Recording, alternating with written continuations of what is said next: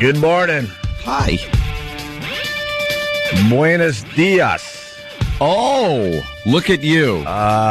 Getting into the whole Cinco de Mayo. Cinco de Mayo, right. This isn't the Opie Anthony show. Today it's Gregorio! Antonio.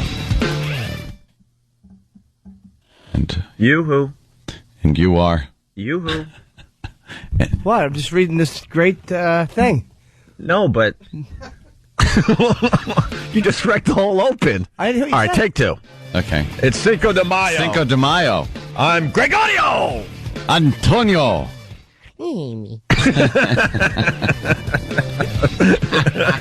I knew he got too quiet for too long. I was Yes. like, what is he doing? Well, this just caught my eye. It's good. Yeah. The retraction in, the New York Post. It's a good one, too. Want to thank the New York Post for doing the right thing and finally admitting that they got horrible, awful information from Chauncey Hayden. From somebody who tends to give horrible, awful information. And my fiance was not in a sex tape like I was trying to tell people. Off and on for the last year and a half, by the way. But especially in the recent week and a half, I had to tell a lot of people. And the Post is admitting they got really bad info. No sex tape. And my fiance, matter of fact, never even met Bam Margera. So Yeah. I want to thank the New York Post for realizing that it was a bunch of ass. Bunch of ass. Vindication. It's in page 6, too, of the New York Post if you want to read it for yourself. Anyway, good morning. Welcome to the Opie and Anthony Show. Phone number 877-212-ONA. I ran into Anthony during his supercar weekend. Supercar weekend. Jimmy, you weren't here on Friday because you were doing your comedy thing in Pittsburgh. I heard it went very, very well. Yeah. Anthony admitted on Friday that he was doing Supercar Weekend. You want to explain to Jimmy what Supercar Weekend was about, just to kind of, get him up to speed there, Ed? Supercar weekend. Go to the car club here in New York City, Manhattan Classic Car Club, and get a couple of cars, Ferrari and a Lamborghini. Oh, who had the Toyota Corolla? Oh, I don't know. Who took that out? It wasn't available. So, Imagine you go there, I'll take the Toyota Corolla. do you have a Corolla in here that I could use? Maybe you got it souped up a little bit for me? Guys in the car club call me the Cruiser. The Cruiser. Should have called him the Dork. So, it was a Ferrari and a Lamborghini. And, of course, one of my close friends had the Lamborghini, and I had the Ferrari. And Supercar weekend, we decide we're going to drive out east, say hello to Mom and Sal out there, because they're way out, like exit 63 on the expressway, pretty far from my house, which is, Nassau County. But we get there pretty quick in these cars. So the first pullover was getting on the on-ramp to the expressway. Wait, you were speeding on the on-ramp? Yeah. Well, That's almost impossible to do. we kind of lined up, and as fate had it, nobody was in front of us, so it was two lanes, the red light, so we're next to each other, a Ferrari and a Lamborghini. It's a good time to see what's the fastest car, what's the faster car of the two. So my friend had the car in neutral. Poor him. I did not. So I took off like a shot and hit the on-ramp at, I think it was 105. You About went 105 on the on-ramp. And apparently I passed a law officer who was waiting on the on-ramp, but I did not even see him because I was kind of looking ahead, well, that's what you got to do when you're, just starting out at 105. Yeah. You're not topping out at 105, knowing you. No, once I got on the expressway, the speed did go up a bit. I need more info. How many guns were in the car? I mean, you're a legal gun owner. Well, I might have been going to the range. All right. So, Calverton's out that way. So, I don't know. It might have been, a night of, or a weekend of sports cars and shooting and Well, that's what you do on booze Supercar and- weekend. I called it, it was like James Bond. Yeah. I was like James Bond, only, getting pulled over every 2 seconds. How come James Bond never gets pulled over? What happens? Yeah. So it's supercar weekend. Yeah. And 105 on the on-ramp, hit the expressway and take off like a shot. Meanwhile, Keith is like left behind. Okay, I'll get rid of that. Are you insane? Well, it happens. Yeah. Like a little slip of the, slip of the tongue. Yeah, your friend was My behind buddy's you. left behind in the dust. Yeah. And it took about, I guess, 8 minutes or so for the officer to catch the car. Because I passed him so quickly, he wasn't going to, he's in some Crown Vic or something, So I was going down the expressway, and it was pretty devoid of vehicles. There were a few. I had to kind of, ease around the right. You go up a little ways, you find an opening, you tear ass. So it took him a while to even catch me. But, when I hit some traffic, I just looked in the rear view and just saw lights and right up on me. And dust as he's going up the side. Yeah, and it was everything. he was really after me. Yeah. And so I pull over. Of course, I'm not going to try to run him. And my buddy pulls up behind him, and he comes up to my window. And he says, "What the hell do you think you're doing?" And the only response I had was, "Driving, sir." There's no way in hell to make an excuse for this. You can't face the officer and say, "I was doing that because of this." How about I was leaving you in the dust, stupid? That wouldn't be wise, Jimmy. So he goes, driving, because you're driving like and then he uses the a-hole word. And I said, "Yes, sir. Yes, I was.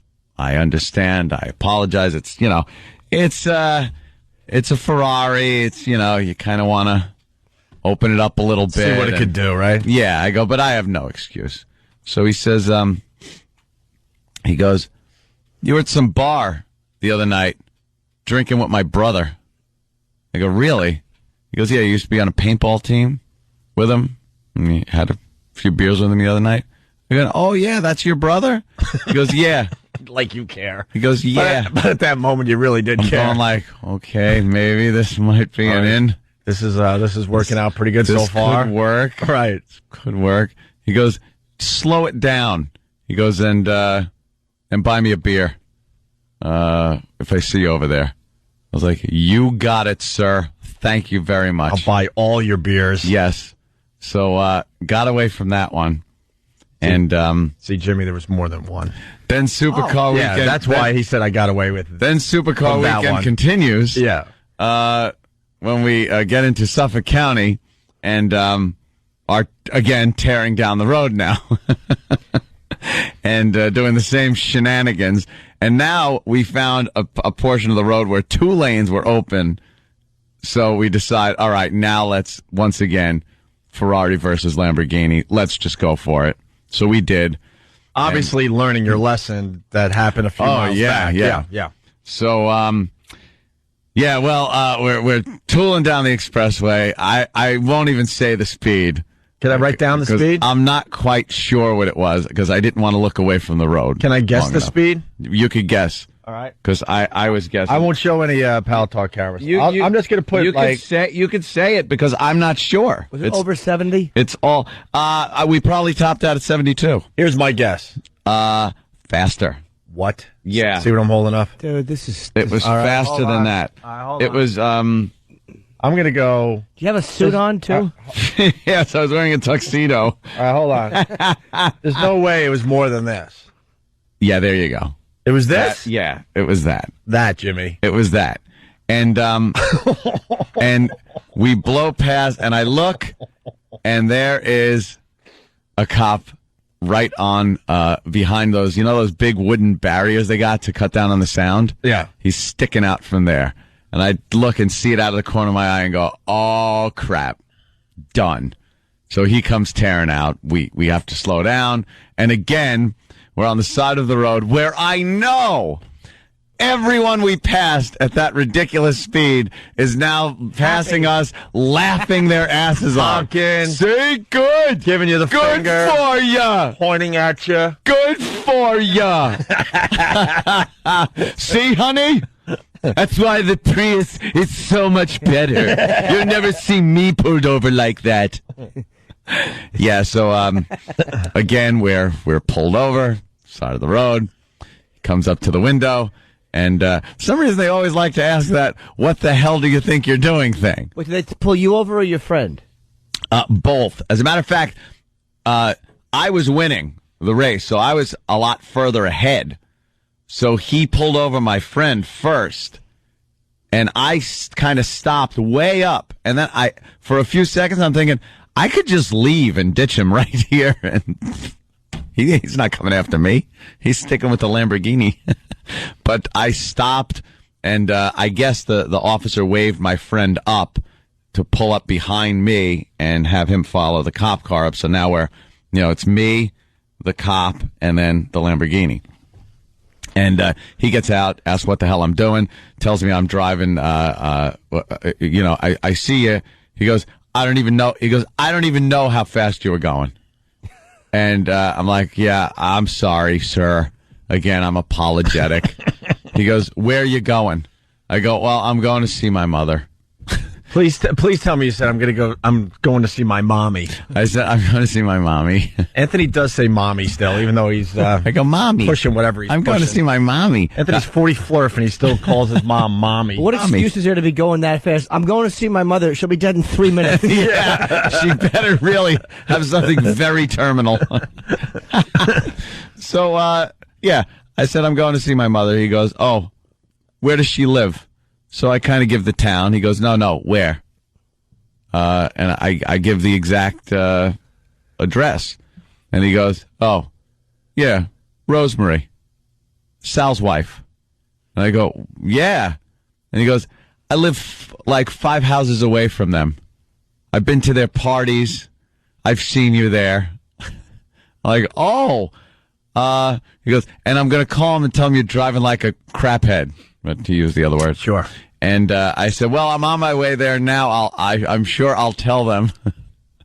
And he goes, all right, well, slow it down. I said, thank you, sir. And he went back. Have a nice day, sir. Talked to the Lamborghini for a little while. Yeah. And then we took off and did the speed limit because I was very close to my mother's exit at that point. And got there and just started discussing how perhaps we ought to slow it down on the drive home because I don't think 3 times is a charm. We did until we hit the Nassau border, and then we took off again because we were getting passed by minivans, and it was very embarrassing. We were going very fast, and then we came up on traffic, so we had to slow down. And the second we slowed down, we looked, and there was a Nassau cop on the side of the road. So we were like, oh, geez. Wow. That was close. Almost the trifecta. But got out of it. No tickets? No, not one ticket on Supercar weekend. Safe to say going over 100. Going, people well are over stupid out there. 100. And it was a fun Supercar weekend. Like I said, James Bond, just shooting and driving fast and booze and broads. Oh, just bang, dang, dang, dang, dang. I should have been in a tuxedo. Yeah, you went to the range too? Yeah.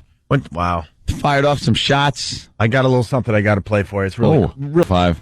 That's a joke, 105. And the final part of Supercar weekend was the fact that I had to drive the Ferrari into the city this morning. Yeah. I think I left at probably 4:45. I was here at 5. Oh my God. It was because there's no one on the road. Yeah. No one on the road at that hour. And the entire trip was over 100 miles an hour until I got to the Midtown Tunnel. Then I was nice. And there was a couple of the brothers hanging out because I had to pay because I don't have my Easy Pass in there. And he's like, damn! Damn! Look at that! Oh, man! And that thing sounds terrific in the tunnel. Holy mother of God. Yeah. So what car goes faster? The Ferrari beats the crap out of the Lamborghini. Really? In every case, off the line, at a running start. It's a huge 12-cylinder monster. So my carbon footprint was very big this weekend. Yeah, I don't. Big carbon footprint. I don't know what you want to admit, but how fast? I'll just ask. How fast did you get it up to? Fastest over the entire weekend was 180 miles an hour, and I backed off. That thing will do 2 bills without a problem. At 180, were you scared S-less? Yeah, it gets a little scary. At 150, it's scary, and then we could crank it up a little more. You don't stay there for long. You just kind of get up to that point and then back off. I'm the biggest wimp because when they gave us Lexus back in the day, I got it up to 105 going out east, and I was scared. I'm not even going to play and make believe here. 100 is now what I feel the speed limit should be. By the way, 100. I was scared. Makes timing out your trips faster. Math wise. I pushed it over 100, 105, and I was like, no way. That's good enough for me. I was scared. Yeah. Had to bring it right back down, and you went 180. It's exhilarating. Ugh. Yeah, was it awkward when you were checked into the hotel and the boy had to stop you from shooting yourself and yell, Colonel, no, after you went and got a prostitute? What's the matter with you, you idiot? Now Jimmy talks. Jimmy's heard enough. I'm just listening to this. Jimmy's had it. This last weekend alive behavior. You don't have a brain tumor. Cut the shit.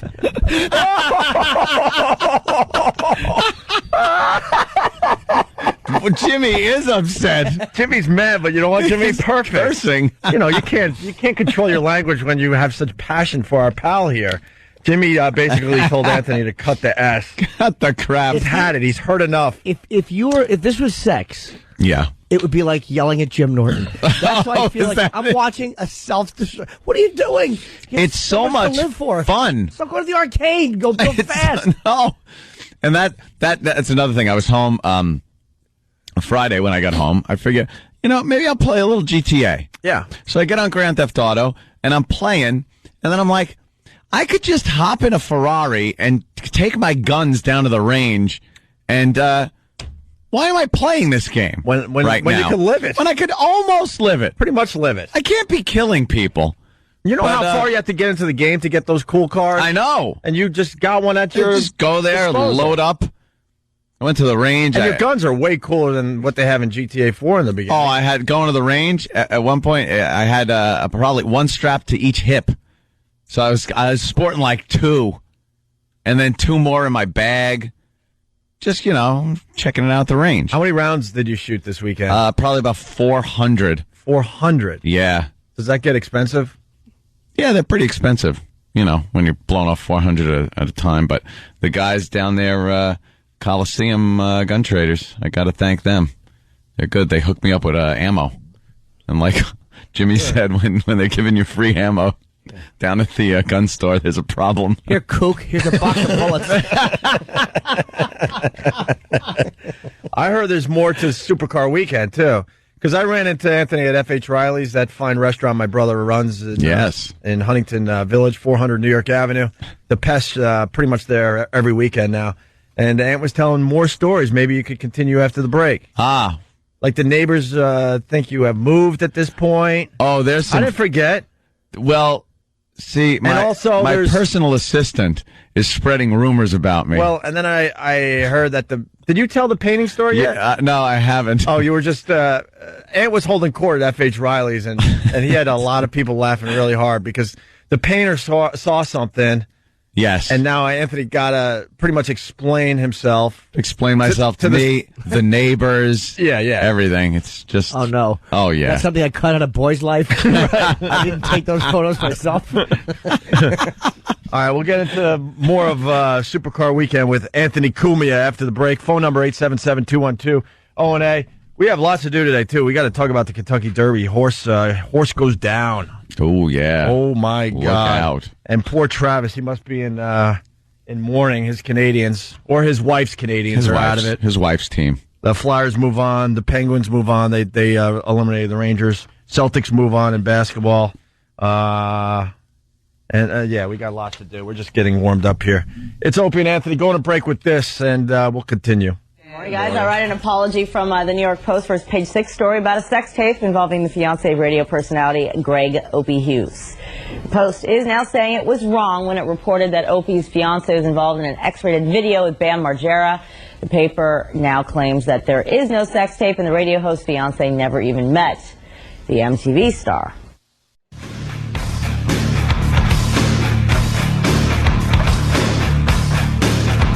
Hi, greetings. Opie and Anthony show. Happy Monday morning. Ugh. Yuck. Everyone despises getting up early. Yeah, but it's Cinco de Mayo Yeah. with Gregorio. Antonio. By the way, when you were doing the live read for the thing, you said, well, I'm sure I'll tell you it's Mother's Day. Whoops. Yes, you did. Oh, really? Yeah. You forgot? Oh, Of course. Jeepers creepers. I remember when I saw Nathaniel pulling out a gun. And Oh, Travis just Yeah, we don't doesn't know what to do. We don't really talk about Mother's Day around here because half the people that work on staff hate their mothers. Yeah. Or their mothers left them. It's just very, very creepy. Send her some matzahs. Yeah. Phone number 877-212-ONA. You know, it's Cinco de Mayo, so, we got to acknowledge that with this. It's Cinco de Mayo! Oh, no! Oh, yeah! Maybe we should have a Corona. I prefer Dos Equis! What about a Tecate? Eat the worm. Eat the worm. Cinco de Mayo! Arriba! Arriba! Opie Antonio. Horrible. I got to tell you, too, I've said it a few times, this bit should have had a very short shelf life. We know that. It's really obnoxious and over the top. But somewhere along the line, I took notice that it really, really bothers Jimmy that I told Tim, keep them coming. Keep them coming. And I think the only reason is just to get under your skin. That's how twisted I am. That shelf life should have been... What's the length of one of those? That should have been the shelf life. It's amazing how that hits. It's like a brick across the teeth. Jimmy actually takes his headphones off when he hears those promos. No, don't forget to eat the worm. All right, supercar weekend. But Anthony, before that, everyone knows by now. Actually, the entire show is getting obsessed with the fact that you're buying a lot of guns and driving fast, and you now carry a gun within your home. Yeah. Well, we got another home invasion. See? And when these pop up, which is pretty much one a day at this point. Oh, they just all the time. They're out there. They're out there. We like to throw them on the air and get your opinion on them, yes. Okay? This one has a nice little twist, though. Listen to this one. Women in this complex better close, secure, and lock those glass doors tonight because one unidentified woman who lives in this condo development on Hannah Road in Edison wished it was a nightmare last night. But she wasn't having a bad dream. The naked man standing in front of her was real. Naked man in front of her. That's what you want. That's what you want. Oh. Well, how did he get in? Well, you're going to lose your mind. Uh-oh. This is how he got in. Our victim was asleep at the time. Apparently he goes near her bed, and at one point he begins to caress her inner thigh area. She immediately awakes. She turns. She sees that this man is a total stranger, and according to our victim, he was unclothed at the time. He was naked. Lieutenant Shannon now knows he has a sicko on his hands. If the woman didn't scream, the next step could have been rape. Luckily, she was not injured. Making it easy, police say, the woman's sliding glass door was unlocked, so the nude intruder was able to slip right in. Why? You dummy. You dummy. She was asking for it. What? I don't mean like the sexual assault. You can't She's say asking that. for some kind of crime to happen. Robbery, murder, possibly rape. You're inviting it. Why would you leave your sliding door? I'm in agreement with you. Why would you take that chance? You got to lock your doors at night. So, that Michael Moore, made us all look like crazy people here in America. Exactly. Remember his what was it, Bowling for Columbine, when he went to Canada and everyone had their doors unlocked? The doors open, and then he looked at America like, we're all just paranoid. That's Canada, fatso. It's not here. You don't leave your doors open here. Oh, because we're so fearful because of the media. Yeah, was it a news guy naked rubbing her inner thigh? Yeah, the media's coming in my house. It was Dan Rather. Yeah. He has nothing better Dan to do. Rather came in nude with a mic. Or Tom Brokaw. Tom Brokaw. Hello. Hello, miss. Tom Brokaw, NBC Nightly News. Well, used to I be was NBC just Nightly. rubbing your inner thighs, hoping you'd enjoy this. I'm with the media. Are you? What an ass. Yeah, I saw your screen, your sliding, you're sliding the big glass door, and the back was left open. I decided I was going to come in nude because I'm Tom Brokaw, NBC Nightly News, and it's the media that you have to be afraid of, Missy. The media. Now talk into my microphone, and I'll talk into the one I'm holding. The media. Yeah. That Michael Moore is a dunce. There are things going on. And whether they're as prevalent as the news likes to say is debatable, of course, but it's not like they don't happen. And when they do happen, and you're in that situation, you're just going, oh, my God, this is happening. You're horrified. I need a gun. I need a gun. Naked guy rubbing your thigh. You need a gun. Need a gun. I'm starting to see it your way, Ant. Might have to. Although this one should have, locked their doors. Yeah. That's Absolutely. just dumb. Doors That's should have been just locked. Stupid. Crazy woman leaving their door open like that. Right. And then we got the media talking to a stupid, someone wrote this down because I know I overused the word stupid. I think it was Sam. The media talks to a stupid woman who lives in the area. Jimmy loves when they, talk to the locals about a horrific thing that's going on in their neighborhood. They always have something to add that you just wouldn't have thought of. It's really Not interesting. even a simple robbery here. Usually so safe. That's why people are relaxed here and often let their guard down. In fact, one whole day I kept the door open and I, went to work. And when I came back, I wasn't really sure whether everything was going to be there, and everything was fine. And best advice, cops say, lock your doors, windows, sliders. Advice Hema Krishnan will take. Most of the times it's open. No one. A cop shouldn't have to tell you that. No. A cop shouldn't have to say, the best advice that I could give you people is to lock everything. It's common sense. Yeah. Did you hear how interesting her commentary was? The one day she went away, the Yeah. show was over. She didn't know what was going to happen. How do we make 13 episodes out of this for a show? Good God. How would you watch that in the newsroom and go, perfect, cut, right there. Yeah. Watch that. Yeah, thank you. Wonderful. This is good gonna add to job. our story. Thank you. And I wasn't sure if the things would be there, but they were. Yeah. Oh, great. Were they? I thought things would be okay, and they were okay. Back to you, Frank. Horrendous. It's horrendous. So there you go. Another home invasion. See, you got to watch out. Absolutely. Home invasions. All right, getting back to Supercar Weekend there. Yeah. Supercar Weekend. F.H. Riley's. I was there, kind of telling people what was going on with Supercar Weekend. Mm-hmm. And, one thing was at my house, the painters. There was that story, but what was the other one that more involves? Well, I don't want to. Here. Yeah.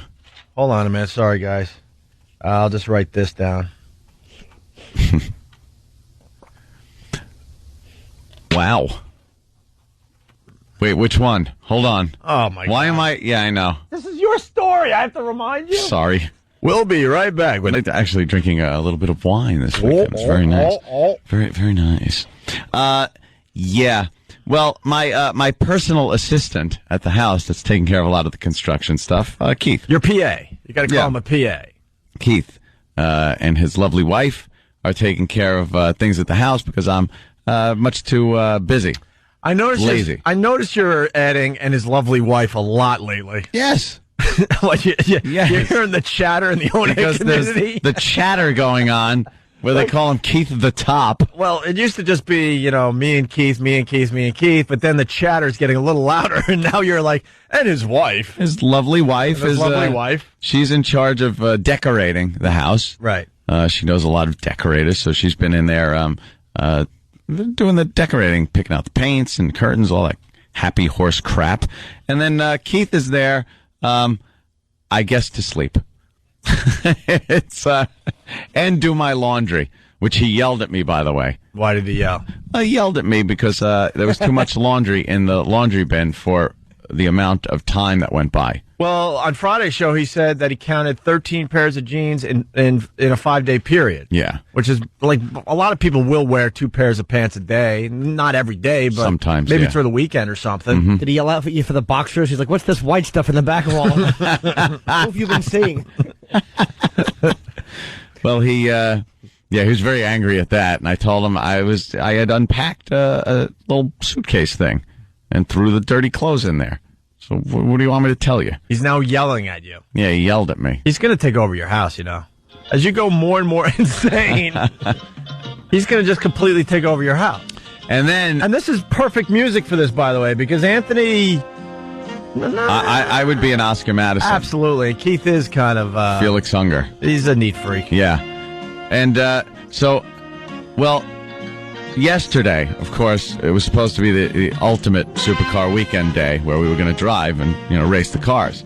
But I got a real late start, let's say. Yesterday? I got a real late start because I was out at F.H. Riley's and stuff and, a little buzz on and stuff, and I wanted to sleep in. Keith comes over, and I tell him to leave. But he starts playing music because he can pick up a remote in the living room and start blasting music into my bedroom. So I just fight back with the remote and blast songs like Go Away and things downstairs. So he left for a little while because I told him, leave. Just leave the house, and I'll be back. You can come back in like a half hour when I'm ready for you. You only need a half hour more sleep? The hell's going on in your house? The hell is going on that you had to mop up something? I had to make a quick trip somewhere. It was just I had things to do. All right, let's just say I had things to do. I don't ask. So I came back like an hour later. Yeah. Instead of a half hour. Yeah. And Keith has a pile of my laundry all clean and folded, and he walks past me, gives me a look, and then just takes the laundry and throws it at me. He goes, "You said a half hour." And all the laundry is now strewn on the floor. He threw it at my head. And his lovely wife was cracking up sitting in one of the chairs.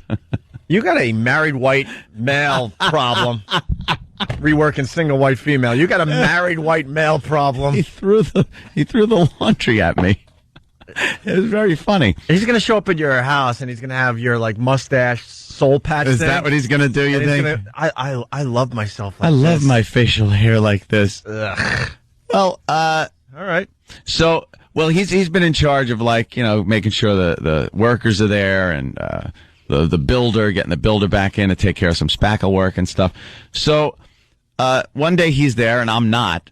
And one of my neighbors, who happens to be an Indian gentleman, came up and said, "What happened to the man that used to live here?" Because he thought Keith was now the owner of the house. So Keith, of course, sees this. I know why he thinks. Sorry, I didn't mean to interrupt. That's all right. Because I've been paying attention. You haven't done anything with your house, and you've been there over a year. All of a sudden, they're seeing a lot of activity. A lot of action. So they're assuming that it has to be a new owner. They're finally moving furniture in. There's painting crews and landscapers coming through. And now they see a new guy in the backyard. They're like, "Oh, this must be the new owner." They got the new owner. That weirdo has left our neighborhood. Yeah, the recluse. So he asked what had happened to the previous owner. And Keith, with a straight face, turns to him and says, "Oh, that guy. He was arrested for child porn and drugs." And the guy was like, "Oh, really? Really?" And Keith goes, "Yeah, I got the house at a foreclosure auction, picked it up for $600,000. And the guy goes, "You got a good deal." And Keith was he wouldn't let off. "Yeah. Oh, that was something. Boy, they nailed him. He was like the head of a big ring." Oh, my God. But then I turn up, so now he's probably told all the neighbors, "Remember him?" And then they see me. They see me there with exotic cars in the driveway. And you got to get out with balloons once in a while and stuffed animals because they're watching. They keep their children away from the house. Tie some balloons to the front mailbox. Free candy. He sees you walking in with girls. He's like, "Wow, they look young, but I didn't realize they're 15, 16. What? What's he doing in there? Yeah, so he's a smartass where that's concerned. And then the painting story. Yeah, well, this is another great Keith thing. Keith works the late shift, so when he's there in the day, he tends to go to his quarters and sleep. And me waking up early for this program, especially if it's gym day, and I don't mean JIM, I mean GYM day.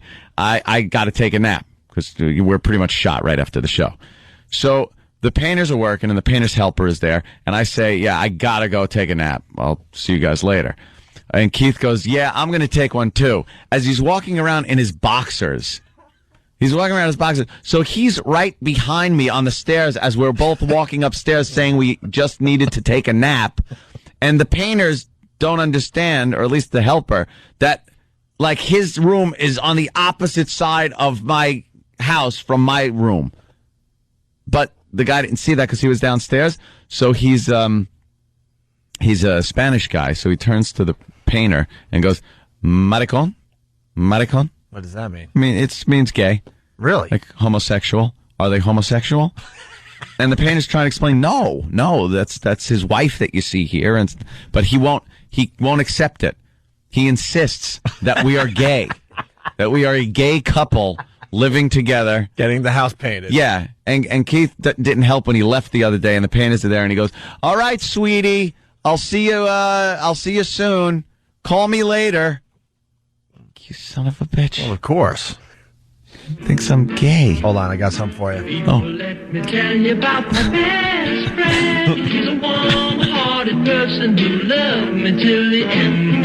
People, let me tell you about my best friend. He's a one-boy cuddly toy, my elf, my down, my pride and joy. People, let me tell you about him. He's so much fun. Whether we're talking whether we're talking sun to sun, 'cause he's my best friend. Yeah, he's my best friend.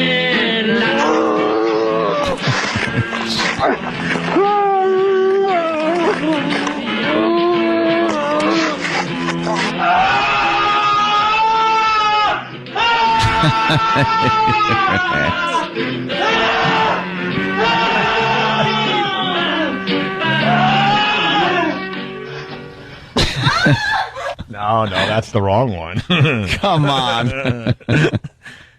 You got a hell of a life. It's got to be weird to have a friend, huh? Well, yeah. You haven't had a friend in many, many years. Oh, no. I mean, you got friends, but not. You haven't had an active friend since the whole time I've known you. He's a personal assistant. / friend. Like a friend. You don't pay a friend to hang out. You have to pay someone to hang out with. No, I throw him some money because he's, he does the laundry. He takes care of the contractors and everything. Takes care of the loneliness. Helps you get the poison out.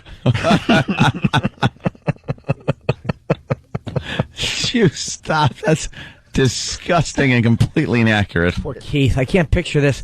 Oh, Jimmy! Well, then, if you can't, don't. Right. There's no reason for that whatsoever. Just that nostrils blowing air on your stomach. The wife is there all the time. She's downstairs minding her business. No. Maricone, by the way, or whatever you said. Yeah. It's a little more than gay. Yeah. It's the C. I don't know. The CS word. Oh, is it? That's according to a few people. Yeah. I don't think so. Yeah, a lot of people are confused. Let's go to Detroit and talk to Robin. Robin, what's up? Yeah, I'm a wee bit confused. Uh-huh. Keith is married, correct? Yeah. And he's sleeping at your house. Where the hell is his wife sleeping at? I guess at home. But it's not like... So, no, he's napping at the house because he's got to be there to supervise the work that's going on. So Well, he has his own quarters. So he's dubbed it his own room. He does have his own room. He said it's his room. Yeah. That's just a little bit sick. Well, how is it sick that he's just taking care of the workers that come in, and then if he's got a nap, before he does the late shift, he's got a nap. Now, I haven't What am I going to do? I haven't seen Keith's new home, but I have to assume that your house is much nicer. So why wouldn't he want to stay there when he could? Why wouldn't his wife want to stay there when she can? And why wouldn't they want to bring their whole family there when you go off on vacation? Well, I think that's what he has planned. They're setting up for the biggie. He actually didn't even try to be coy about that. He said that they're helping out. They're doing all this stuff because when I go away for a couple of weeks, he and his family are going to live there. Right. They'll have a pool. They'll have run of the house. Well, why don't the workers stay there then? Why aren't they napping at your house? Because they're working. Robin, why are you so bothered by this? I could hear it in your voice. Well, because I never knew till this morning that Keith was married, and I'm sorry, that's just downright strange that he has a wife and he's living at Anthony's house. Anthony's a good-looking, sexy guy, and he's got some guy living at his house, for God's sake. He doesn't live there. Well, Practically, he's washing your underwear, for God's sake. That's washing my underwear. I don't know. I'm trying to think what it would take for me to wash another man's underwear. That's a little rough, Ant. Keith, he touches Tippy Tom. Yeah. He brings him into the studio and has no problem, guiding him around. Yeah, good point. So, all right. You know what this reminds me of? No, this reminds me of the casino thing, except the homoerotic way. It's like you have to, like, when Keith comes over there, he's James Woods' character. He's gay, and she's James Woods' character, so he has to call and go, I miss you, and she's like, just stay, it's okay. You understand what I mean? They go away together. Him and his wife go away together while you're home. Ace, you're Ace. Long way to go. I'm Ace? Yeah. Great. All right, Robin, thank you. It's nothing like that. So, okay. I think that wraps up Supercar Weekend for the most part, unless you're leaving out anything else you want to share with us. No, that was pretty much it. It was a great weekend. Great Supercar weekend. Seeing you at F.H. Riley's, I got to tell you, you look like a very happy man. Yes. Because we have a lot of conversations that you're completely losing your mind, but you were holding court, and it seems like you're really enjoying yourself. Yeah. It's, fun, exciting part of my life. Well, it's exciting for the radio show, too, because we have no idea if you're going to be here on Monday. Well, you really pushed it this weekend. You openly admitted you got a car up to 180 miles an hour. Yeah. Shut off many, many guns. Yeah. Blasting off some rounds. That's nice. That gets any aggression out. Yeah. I tell you, it's very therapeutic shooting guns. When are you going to invite me to the range? I got to shoot some guns. Shoot some guns? I want to shoot some guns. Good time. I might be out there I might be out your way this Wednesday. Ooh. Maybe you could pencil me in. Little gun shooting? Little gun shooting, and I want to take a look at Keith's room. I want to make sure you're all right. Oh, yeah. I want to supervise this man crush of his. He's well on the other. He is in the complete opposite wing than I am. There's a lot in between there. A lot of real estate between the two rooms. Yeah. He's got his own bathroom and everything. I don't even go in there. All right. Takes care of it. Hey, when we get back, we're going to start talking about what's going on in the world today. Got to talk about the Kentucky Derby. My God, man. What happened? Just horrific for everybody in attendance. We'll get into that next. Whoopsie. Also, there's a Helen Keller billboard causing controversy. Very, very funny. There's 300 dead cats in a freezer somewhere. We got a weatherman saying the effing word. Really? Oh, yeah. We got lots and lots. Raining. Phone numbers. Really hard. Yeah. Phone number is 877-212-0A. Me first, then down the hall. Hear what everyone else. It's the first annual bee throwing contest. Welcome to the Opie Anthony Show. Stay tuned for details. Good morning. You're checking out the Opie and Anthony Show. I want to say good morning to Buffalo. Got some nice ratings in Buffalo. Yes. I want to say hi to everyone listening on the edge. Of course, the home of Shred and Reagan. And, hey, man, thanks. Seems like people are digging the Opie and Anthony Show in Buffalo, New York. Lived there for, over 3 years.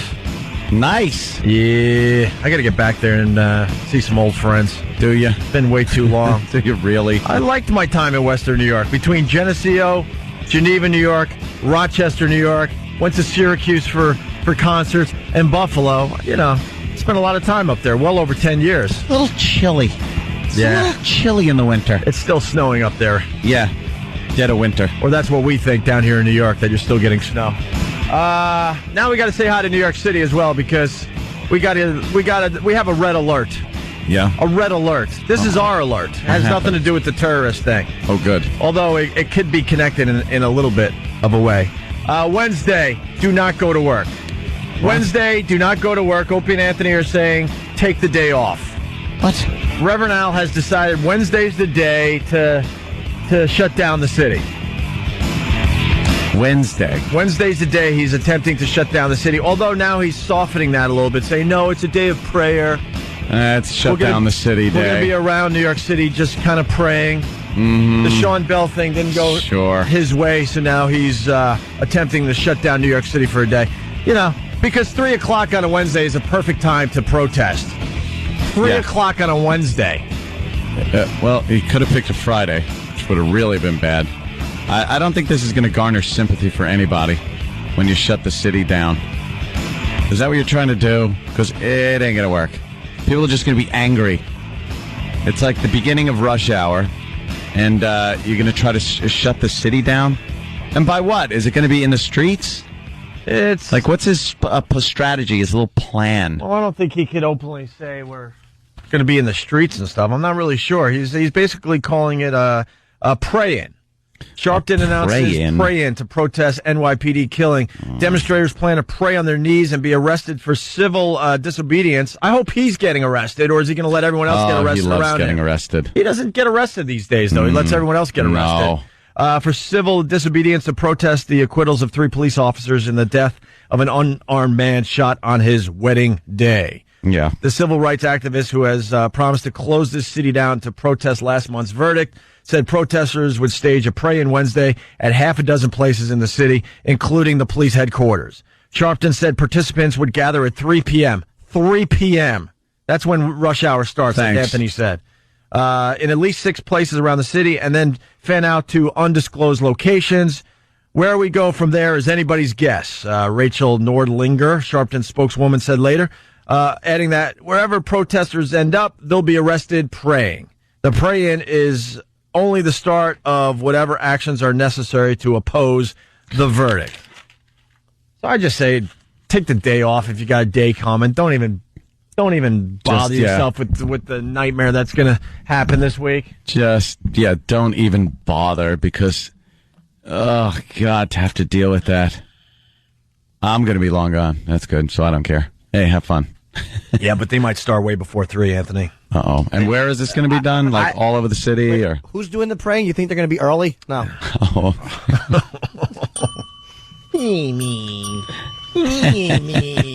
They're actually supposed to start at noon. That's why they're saying 3.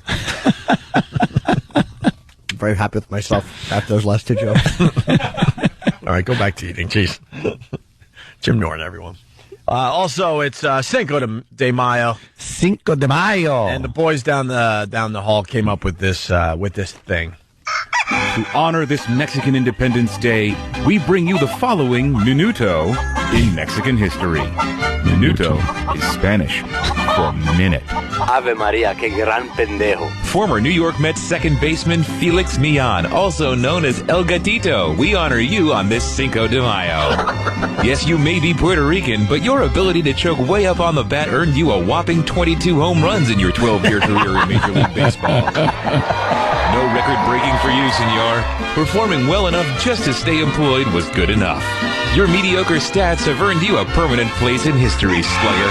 Stay tuned for another Cinco de Mayo Minute on the Opie and Anthony Show.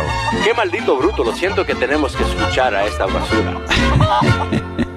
But Felix Millan was, I know he said it in the thing, he's Puerto Rican. I mean, that was funny and all, but Felix was a Puerto Rican. Yeah. And he choked up on the bat more than anybody in Major League history, I do believe. He would just slap at the ball like that dumb Rod Carew. Rod Carew had, 5,000 singles and 28 doubles in his career? Yeah. Bloop single. He's a bloop hitter. It would just clear the infield. Yeah, ridiculous. We'll have more of those as the morning goes on here. Ken in Philly, I did hear about this, Ken. Go ahead. Yeah, if Anthony can ring the bell 3 times, 3 bell rings. 3 bell rings. A Philadelphia cop on Saturday with an SKS assault rifle. Are you guys aware of what's going on in Philly? Cops are being shot. Three cops in a year, man. Yeah, 3 cops in a year. They've lost three cops in the last year alone down in Philly. It is a war zone. 3 white cops at that. And were they shot by black guys, sir? Or were they shot by both? All by black guys. Jimmy, all by black guys. And what was the weapon? Because I stepped on you. SKS assault rifle. Yeah? Similar to an AK-47. I'm sure Anthony knows that. Will that do some damage, Anthony? Yeah. I heard they hunted one of the guys down and killed him. Yeah, I don't know if they killed him, but the SWAT teams are out all weekend, banging on doors, man. Yeah, it is. They're looking for 2 other guys. It's pretty scary in Philly in some of these neighborhoods, man. You guys aren't coming around for the virus this year, or what? I don't think so. We were going to take the year off, but then New Jersey, the PNC, we do so well with ticket sales that they kind of begged us to do the show this summer, and we're very excited now that we're going to do it. You just purchase home Dell tickets then, right? Yes, no, you should. no tweeter? Yeah, no, yeah, we're not going to do Philly, but I mean, you guys, we hope you guys come up to the PNC Arts Center show on Saturday, August 2nd. We're going to be announcing the lineup in the very near future, but tickets are on sale now through Ticketmaster.com. But we were definitely going to... Oh, boy. I just think, man, I'm sorry to interrupt, but I just think, with all this crap going on in New York, where's Reverend Al when this stuff happens, Yeah, well, that's obvious. And what kind of... Nowhere. No, sorry. What, Jimmy? No, I thought he was going to talk. Nah. What kind of dummy? This is why the mafia was very successful, and a lot of these other guys are just dumb thugs. Because from a completely business point of view, the mafia knew you don't go after cops, because then the cops do things like SWAT teams kicking doors and all over the place. It's like you disrupt business. That's one reason they were allowed to function for so long, is because they paid people. They didn't go out and kill innocent children in drive-by shootings. And they knew not to kill cops. Mm-hmm. I mean, it's amazing. People are like, oh, it's racist. They let the mafia. No, the mafia wasn't stupid.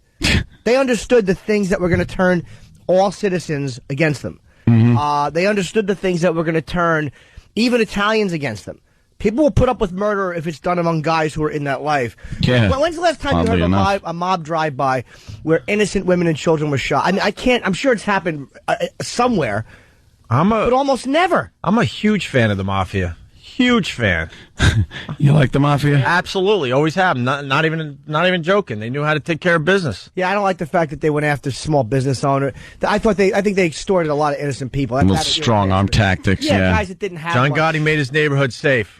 Yes, he did. Got to respect that, true. and had a fine fireworks show for everybody. Yeah, for the community every year. Yeah, I still don't like the way they extorted people. But aside from that, at least they weren't shooting kids. Well, of course not. Drive-by. They weren't spraying machine guns into crowds. But they were pretty precise. 2 guys eating veal, both dead. Yeah, exactly. They knew their targets. Oh boy, they did. They knew how to play the game. And those photos of like the mob murders, boy, they didn't just take one little shot with a 22. No, it's always some guy slumped over in a bowl of linguine with like 40 shots pumped into him. Just gallons of blood everywhere. And no one his else face is gone with a cigar still hanging out of his mouth. Yeah, that's a classic one. 6 guys gunned down. I think it was Castellano and his bodyguard, whose name I don't remember, in front of Sparks, we all know. In broad daylight, rush hour, no one else got shot. Mm-hmm. No. 6 guys killed 2 guys, one of who was armed, and they both are the only ones that got shot. Amazing. All right, Ken. Hey, Ant. Yo. I just want to let you know, they also found a 44 Magnum in the car and some Muslim clothing and $38,000 in cash. Oh, yeah? So what do you want from Anthony? Yeah, what's the matter? I'm just letting you guys know these guys are animals out here in Philly, man. See, because I'm starting to really listen to what Anthony has to say about the guns and stuff. And let's say let's say you make some of those guns illegal. They're gonna get these guns. Yeah, they get them. Yeah, they're gonna get them. That's not gonna stop. That's not gonna stop the crime. I want to know if any of the police officers were killed with illegal weapons that were purchased legally. Were these perpetrators the legal owners of these guns? And no, of course not. One escaped from a halfway house. I doubt he had a gun. So the solution is never to just make more laws against law-abiding citizens. It's ridiculous. Stupid. I own a handgun myself. I have 2 daughters. I mean, come on. All right, Ken. Thank you. To my house, they're getting blown away. That's what I saw too. They're really starting to question Obama on the Second Amendment. He gives different answers depending on who he's talking to. If he's talking to a liberal crowd, he'll say that he's really for gun control and eliminating automatic weapons or semi-automatic weapons. And then he talks to rural areas, and he's Mr. Second Amendment. They all do that. Every politician does that. Lying sack. Every single one of them caters to the crowd they're in front of. Well, and no he's matter trying, what the issue. And Hillary actually jumped on that and said that, Obama isn't for the Second Amendment, and trying to make herself sound like she is. That phony. What is she now, a Republican? Yeah. She's a phony. Either one of them, if they got in and had their way, the Second Amendment would be just trotted upon by both of them. All right, let's say hi to Brian in Philly. He's got a little more info. Brian. Hey, Opie Anthony. The officer was shot with the SKS. He was shot 5 times through the door of the police car. Jesus. And the perpetrator that shot him was gunned down later in the day by 4 Philly cops that came upon him. So they took him out, and they got another guy, and he just spilled his guts. So now they're just looking for one guy. And he escaped from a halfway house in Reading, and he's on the run. But the FBI SWAT teams have been out all over the area and just taking care of business. I'll bet he's going to get in Dutch. Yeah, you think? Unbelievable. All right, Brian, thank you. No problem. Thank you. All right, let's go to Phil, who's listening on the edge in Buffalo. What's up, Phil? I just wanted to say it's getting warmer out here in Buffalo. We need TNA back. Oh, TNA with O&A. Oh, well. I don't think that we were supposed to be fired for that. That was good times. They were getting close to firing us for TNA with O&A, and then we gave him a real good reason. Yeah, then we made it very easy with the Sex for Sam thing. That was the summer of us just being completely out of control. Completely out of control. We're trying to bring the virus show to Buffalo. Now that we're doing one, now we're like, all right, now we got to do a couple at least. So we're thinking we're going to be doing these all summer. I know it. We're thinking Buffalo, and we're thinking Boston. We'll do a nice little 3. Yes, Jimmy. Is it illegal for me to say over the air that I hope somebody gets shot? Why? For stalking Uma Thurman? Is it illegal for me to say that I just wish that would happen to him? What's going on with this Uma Thurman thing? I'm looking at this picture in the paper, and he's just the most... Imagine if that was your girl, and this creep was making her life... I mean, there are times, I think, when the police... I think we as a society have to look at people like that and go, you know what? He can be squashed like a roach. Yeah, and the world will not suffer for it. Yeah, they'll wait, and they'll have these stupid lawyers and judges talk people into letting him go. Oh, he's a fan. He's not dangerous. Right up until he kills her. And then it'll be, well, there's a tragedy. And the lawyer, well, I just had to defend my client. It happens every time. What has this guy done, Jimmy, just to get everyone up to speed? Creepy stuff. Very creepy letters. He just shows up everywhere. He's in love with it. It's called the family, her mother and father, and threatening contact suicide with the brother. Yeah. Drawn some really odd things. He sent her a picture he drew of it was somebody with a razor blade and a coffin. It's some weird... He's just a creep. Creep stalker that the guys like that, there's no... If he's not on this planet, how much worse off are we going to be, really? Mm-hmm. just squash him. Well, the closing arguments in that trial, I think, start today, so we'll see what happens to this guy if they do anything with him. He might go to jail for a little while, but he'll get out, and because they can't force him to take his medication. Hopefully another prisoner, which won't happen, will just do something awful to him. Yeah. That would be nice. It certainly would. Just victimizing her. She's just trying to do her job. Ugh. Yeah. That annoys me. Let's go to Andrew in New Mexico. Andrew. Yes. Hey. Hey, how you doing? How you guys doing? Good, man. Hey, I heard you guys talking about Cinco de Mayo. I don't mean to change the subject here, but happy Cinco de Mayo. You all know what Cinco de Mayo is. It's the 5th of May. That's right. Well, no, not only that. It is the independence of Mexico from France. Oh, I thought it was how many dollops of mayo Iraq likes to put on everything. Well, he's celebrating Cinco de Mayo. Very good. It's also that. I got so excited I wanted to jump right in there with you. He's celebrating Cinco de Mayo. Mayo, yes. But yes. you already had the Mayo joke, so Thank why you. would I say that? Thanks for helping me out. Yeah. Exactly. Well,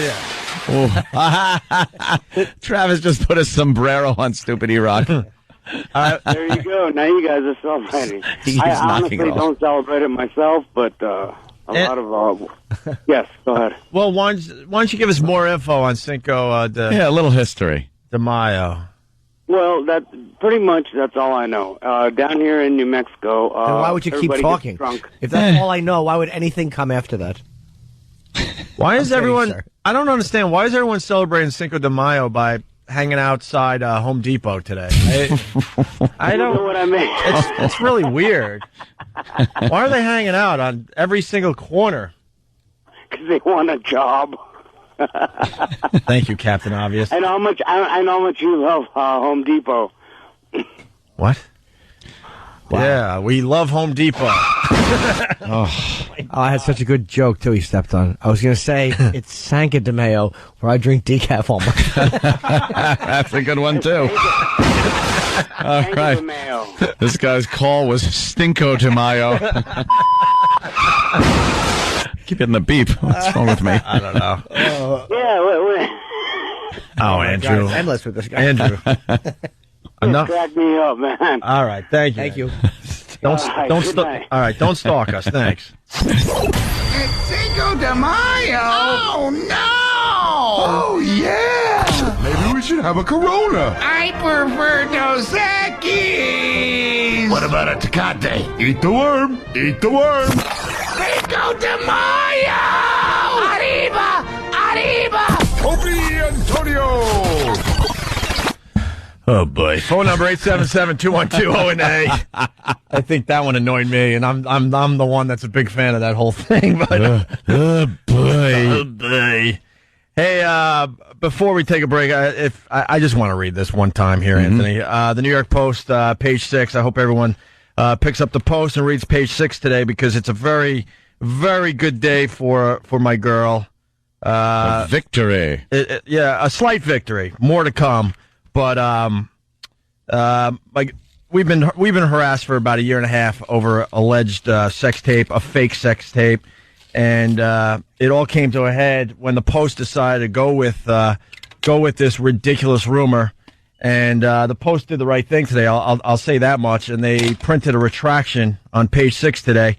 It says, for the record, on April 23rd, we reported that the fiancé of Greg Opie Hughes, one half of the Opie and Anthony radio show, was involved in an X-rated sex video with MTV star Bam Margera.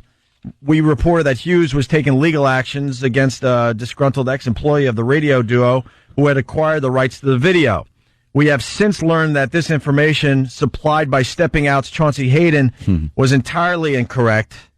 Once again, we have since learned that this information supplied by Stepping Out's Chauncey Hayden was entirely incorrect. We have since learned that this information supplied by Stepping Out's Chauncey Hayden was entirely incorrect. There is no sex tape. Further, Hughes' fiancée has never met the MTV star. The Post sincerely regrets the error.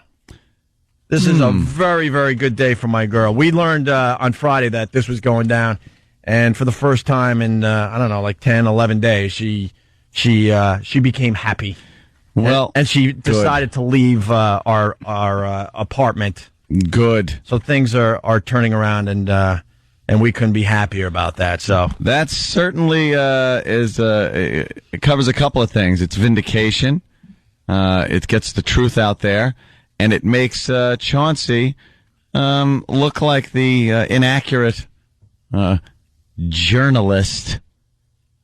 I got to find a different word that he is. Mm-hmm.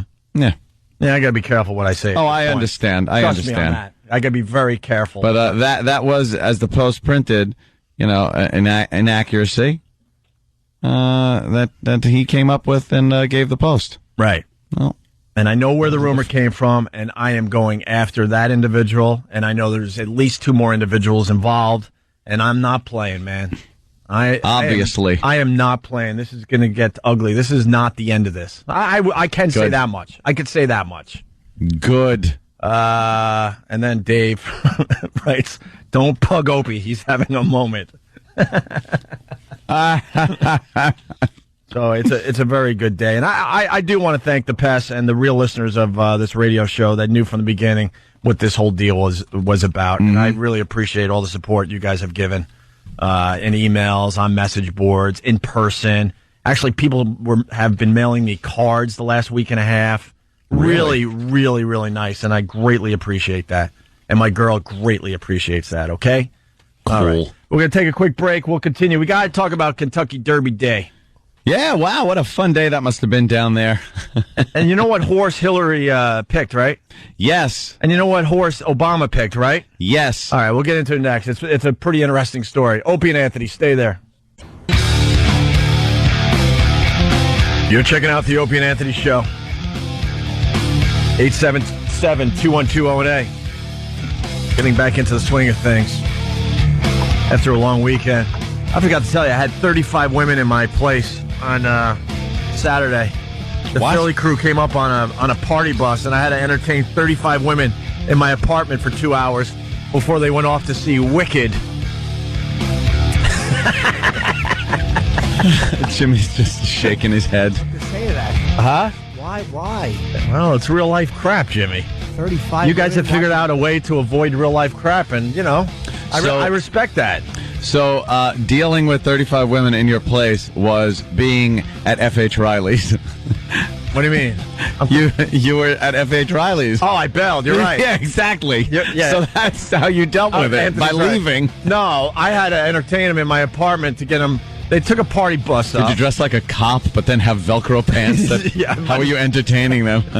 I was making the mimosas, and I was pouring the white wine, and Isaac, you're a bartender. Making sure everyone had food. I was running around like a crazy person. 35 women though? 30. It might have been closer to 40. Why all women? How come then the guys went? It was the guys, the Philly crew. They were watching the Derby. To see Wicked. They came up on the party bus, and all of a sudden the doorbell rings, and all of a sudden there's 10 women at the front door. They come in. Then the elevator takes the next 10 up. Then the next elevator takes another 10 up. It was endless. Wow. Endless. And then they all bailed and went to Wicked, and then Hard Rock Johnny took care of them at the Hard Rock Cafe. They had a fine little weekend in New York City. But wait, 35. How many women are in that family? It doesn't make sense. It was friends and family, and then it was like it was the women on my side. So they're meeting the women on my girl side. Oh, they were discussing recipes and discussing menstruation cramps and all sorts. Whatever this is what women do when we're not around. Horrendous. So it was just like a low hum, a low buzzing in your ears. No, loud. Yip. Like putting your head in a chicken coop. It was very interesting. Yeah, it was quite interesting. I'm trying to listen to my Robert Palmer tape, but my supposed fiance keeps buzzing in my ear. Let's say hi to Jared in Boston. Jared. Hey, Ope. It must have been a little difficult entertaining 35 women all sitting cross-legged on the floor, you no furniture owning bastard. I'm a big boy now. I actually got a brand new couch. I actually rented chairs, so they had other places to sit. You rented chairs? I got a big table for the food that was catered. I did the real thing for once. Wow. Oh, yeah. Wait, hold on. I know. I just got to realize, by I, insert the word Kenny. Bring Kenny in. No way. Bring Kenny in. Kenny didn't rent the chairs for you? Because I forgot that. Tell him. I would have rented the chairs, GH. Look, here comes Kenny. Kenny, are you insulted that I actually did something by Kenny? myself? Here's my PA, by the way. Am I on thin ground, GH? Thin ground? What the hell are you... Thin ground? I'm on thin ground. I got one foot on a banana peel and the other in a grave. Yeah. I'm very surprised he had to get his own chairs. You guys don't even know what you're doing. I will get the email later. Is everything okay? I don't understand why you would actually... do something without Why me. would you do anything? Do you need me to bring him back? Do you need me to call the guy to get him? I actually even called the guy, and they took him away already, too. It was weird. It's kind of weird doing stuff for yourself. Listen to you. It's really bizarre. It's hysterical. Really strange. bizarre. Not having Kenny involved. And honestly, my girl did pretty much everything. Okay, that's also another thing I was kind of thinking. I went to the supermarket with her. She picked up all the stuff. You pushed the cart, right? I pushed the cart around. It's the man's job. And I was there to make sure she didn't go crazy. I'm like, look, 35 women, get enough food for 20. Yeah. I'm serious. But it worked out. There were like 2 sandwiches left at the end. Oh, really? You squeaked it out? Because everyone makes the mistake. 35 people get food for 35 people. No, there's people that are not gonna eat. They probably felt bad to eat. Like, there's not oh enough. my God, what happened? Yeah, I'm really hungry, but there's only 2 left. 2 bologna sandwiches. It's a little worse than a baggie. Oh, man. She wanted to buy 4 or 5 bottles of wine. I said 2. 2 bottles of wine for 35 people. 35 people? And then I broke out all the free champagne we've gotten over the years from all the comedy clubs. The nice the nice Dom. Yeah. So I had that laying around. I'm like, sure. Let's get some orange juice. We'll make some mimosas or mimosas, whatever. Mimosa. However the hell you say it. So They were there for 2 hours? Huh? 2 hours? Yeah. And then they didn't come back, right? No. Then I cleaned up and I took off. I wanted to be a part of like Anthony's Supercar weekend, but it didn't happen. No, sorry. Mark in Jersey, what's up? Why not? You should have hopped in the party bus and raced him down the LA. What do you got, Mark? Hey, didn't you just say that all of a sudden they showed up at your door? Yeah. And then you went on to say you had rented chairs, you had it catered. Oh, no, I didn't mean all of a sudden. I meant we planned this in advance, of course, but then the moment came, I guess is what I was saying, and all of a sudden they just started arriving, and You made it sound like that all of a sudden, they just showed up. A couple women. Yeah, no, I'm sorry. Women showed up. No, this was, you know how women are. Because I was dragged into this. They've been planning this for 6 to 8 months. Oh, if guys are planning something, we'll start planning maybe 2 days in advance, tops. The phone calls that were going back between my girl and Philly were just endless for the last 6 months. Did he collect their money? And they all collected the money in advance. All this. Yeah. Guys aren't like that. For the snatch. Huh? What we put up with for the snatch. Well, you're right. All right. Hey, Kentucky Derby. So what happened? Wow, man. Oh. Wow. Well, Big Brown won the Kentucky Derby. Big Brown won. And that happened to be Obama's pick. Obama's, yeah. I was going to say Obama's horse, but then people would think that he has a Derby horse. He doesn't, but he put his money on Big Brown. Uh-huh. And Big Brown won the Kentucky Derby. And then the horse that came in second place, I think, was the only female horse in the race. Oh. Well, broke both ankles. Terrible. And it was Hillary's horse. That was the horse Hillary picked. Hillary picked, what was the name? 8 Bells or something like that? 8 Bells. Yeah. The story goes like this. Tragedy struck the first filly in the Kentucky Derby since 1999. Fillies, for the most part, don't run in the Derby. As 8 Bells went down on the track after her second-place finish today, broke 2 ankles, and was euthanized.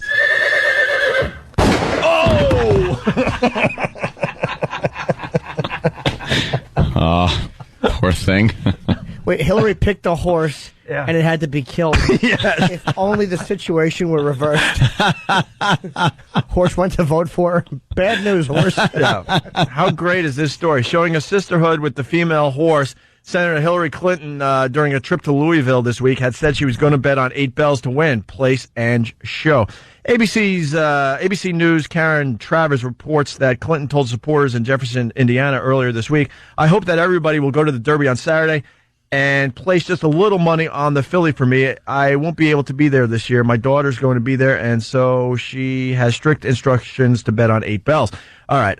Travers also points out that 8 Bells trainer Larry Jones returned the love. "It looks like it could be the year for the girls," he said.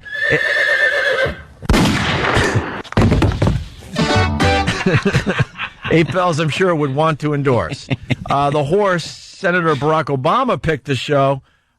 Big Brown won the Derby. Obama had picked Colonel John to win. Oh, okay, so he didn't even pick Big Brown to win. He didn't? Oh, what did he do? I thought he said he picked it. He picked Big Brown to show. Win place or third. Show, right, of course. Obama had picked Colonel John to win. He came in 6th. Of course it's going to show. I mean, what horse just stops running? They don't show. Well. Yeah. That is just horrific when a horse goes down, man. Well, the reason she picked it was because it had thinner ankles and smaller teeth. Hillary stinks. Bad luck. Oh, my God. The horse goes down, breaks 2 ankles, and then they brought out the truck. Yeah. And then I guess they put up a whole tent system. Yeah, they kind of got to put a tent up around the horse. And all those dopes that go down there for the big race with their oversized hats. Yeah. Have to sit there and watch this horrific scene play out in front of them as they're killing the horse on the track. People.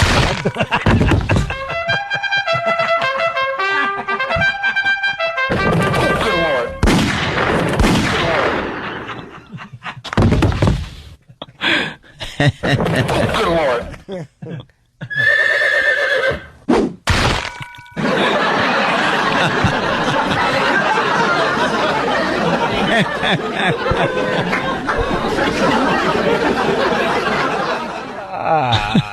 Wow.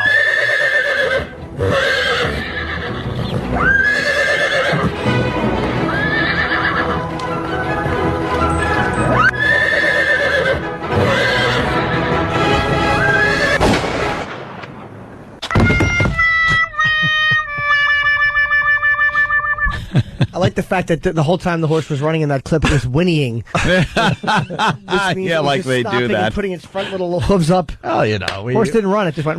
Just whinnied a little bit. We do what we can here, you know. Wow. How depressing. Just trying to enjoy a hot dog. You can watch the tent go up. Yeah. Yeah, exactly. Unbelievable. So, not a good day at the track yesterday. How do they kill it? They use a needle, I'm sure. Probably, yeah. The old days. That gunshot sound coming out of the tent. That would be something. When was the last time they used a gun? I think there was a time when we were growing up. Oh, yeah, where they would just shoot it in the head, I think. Somebody help us out, but I think that's they had to take one horse out that way. Yeah. Back in the day. I'm thinking late 70s, somewhere around there, if someone has info on that. Shoot him in his big, long horse head. Yeah, the guy doesn't know what he's doing, so he shoots him right by where the nose is. No, you got to go higher towards the brain. So, machine guns him from, like, the nose all the way up to the top of the head. Shoots him in the nose. Like Sonny laying there at the toll booth. Gives him that sweep up the nose. The horse is like, you see the horse, the guy's like, all right, done. And the horse eye just blinks like, hey, stupid, you missed. It's a long head. Let's go to Pat. Pat, what's up? Oh, Pat? Yeah. Okay, you're there. What's going on? Hey, guys, what's going on? Hey. I was at the Meadowlands with my kids on a family picnic, and the horse just croaked right in front of us. Really? Right in front of the kids? Yeah, they put the tent around them. That's all. Why, Daddy? Why? What's Why? Oh, it's okay, son. They're giving him a bath. All of a sudden they put up the tent, and the next sound you hear is a chainsaw. That's why they put the tent up, because they don't want you to see how they have to load it. Right. They have to break all 4 of its legs and then put like a big tube through it, like through the mouth, like a spigot. Yeah, there's not a spigot. There's not a truck out there where you could put a stiff horse in its entirety in it. Yeah. You got to cut off something, I'm thinking. Do you think the horse is panicking as he sees the tent going up? Because she's run so many times. And she's like, oh no, the tent is not. Oh, I know what this tent means. Is this a congratulations ceremony? I don't think so. They're all quiet. I don't think I won. She's looking for champagne, flowers around her neck, the anything. big trophy. Yeah. The guy comes in with a surgical mask and a needle. She's like, oh, this is no good. Can't feel my shoes. My shoes. That's so horrible. And all the stupid people that are there with their big, dumb derby hats. Yeah. Like all the women that go there have to have those big, dumb derby hats on. And they're all sitting there like, oh, this is such a great time. Oh, my God, what happened? Is anyone crying? They all have to. Well, at least they got their hats to cry into. Cry into your big, stupid hat. Fill up your dumb hat with tears. Oh. See a forklift come out? Those forklift wheels, the telltale forklift wheel marks across the track. Yeah, they're like rarely ever forklift marks, but when they're there, you know what it's for. Or you see the guy come out with 30 pitchforks over his shoulder and he's going to hand them out to the crew. Oh, no. Poor horse. I like to just see a truck with chains, just like hook up the horse and just drag it across the entire track, because That's where they leave the track. Oh. Is there video of that happening? Yeah, I wonder how they do that. Like, what the whole thing is, the tent, and then they kill it, and then they can't just winch it into a truck in front of everybody. So how do they get it from the tent to the truck? Do they back the truck in the tent? You think they just play really happy music for everybody? Yeah. I mean, because it's yeah. Let's all sing along. You can't yeah. Ladies and gentlemen, don't pay no attention to the tent at the far end of the track. There's been a little problem with one of the horses. It seems to have, an eyelash in its big eye. And the doctors are now working very diligently trying to get it out of its eye. Don't worry about it. Yeah, he'll be just fine. He's going to be fine. Ladies and gentlemen, going to be back at the stable in no time. Just as good as new. Jeez, they should soundproof that tent. For the kids out there, just want to let you know that the horse got a little sleepy. Decided to take a little nap. A nap. We're going to be taking him away in this truck. Yeah. Because he's just sleepy. He's very sleepy. Oh, look at that. No, that's some kind of cherry sundae topping, kids, coming out from under the tent. You can get some ice cream in there. Can the announcer explain why the horse was shot like 40 times with pauses, and why it fell after it had already fallen? Because they gave the honor of shooting the horse to New York's new governor.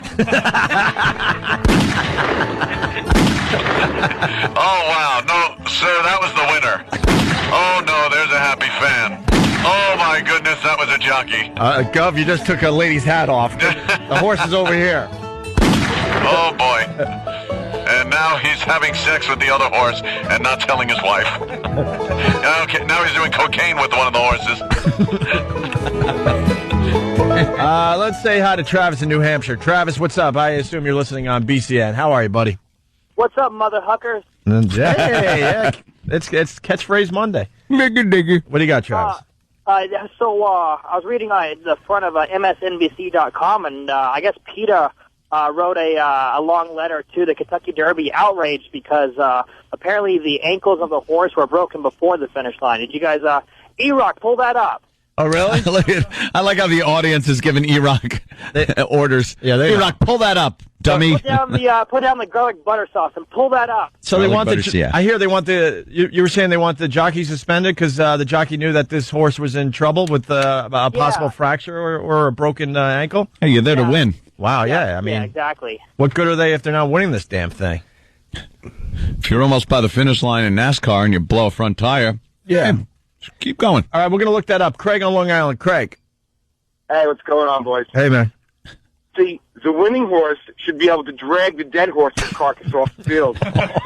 Like a little victory dance thing. They would have done that in Roman times. Yeah, is there a second place ceremony? Like they just leave, like the horse is laying there on the track, and they throw like a little wreath on it. Here you go. There you go. Congrats. Yeah. A wreath and a chain. Unbelievable. Thank you, sir. Let's go to Mick in Jersey, who used to work at the Meadowlands. Mick, what's up? Hey, guys. How are you? Hey. Jimmy, bought your book. I didn't like it. I loved it. Oh, wow. I read your book, you magnificent bastard. Patton. About I Ramos. used to work at the Meadowlands, and that horse ambulance is nothing more than a flatbed pickup truck with a couple of sides and a roof on it. And what they do is, as we're holding the curtain up, they pull out a big noose attached to the cable, and they wrap it around the horse's neck and just drag it right onto the flatbed truck and haul it away to the restaurant. While it's alive? To the restaurant. After they put it down. Oh, to the restaurant. To the restaurant. Good eats. Thank you. We got someone not happy. Lisa, Long Island, what's up? Hey. Yep. Hey, Lisa. I've been a K-Rock fan and a Long Islander for all of my 40 years. Atta girl, Lisa. Thanks for calling. All right. Back again. And what's the matter? Well, what's the matter, Lisa? Why? Maybe we could talk this out. Humor is in the worst taste I have ever heard. Maybe we can talk it out, Why? though. Did you want the shoes and they didn't give them to you? Did you? I'm ashamed to be a Long Islander, and I'll never listen to K-Rock again. But I want to know what you heard that you didn't like. I'm ashamed to be a Long Islander. How can you be ashamed of? There's horrific things that happen in other places of the country. What didn't you like, Lisa? Yeah, what's wrong? Animal. Are you a fan person? of the Opie and Anthony show? Let's start there.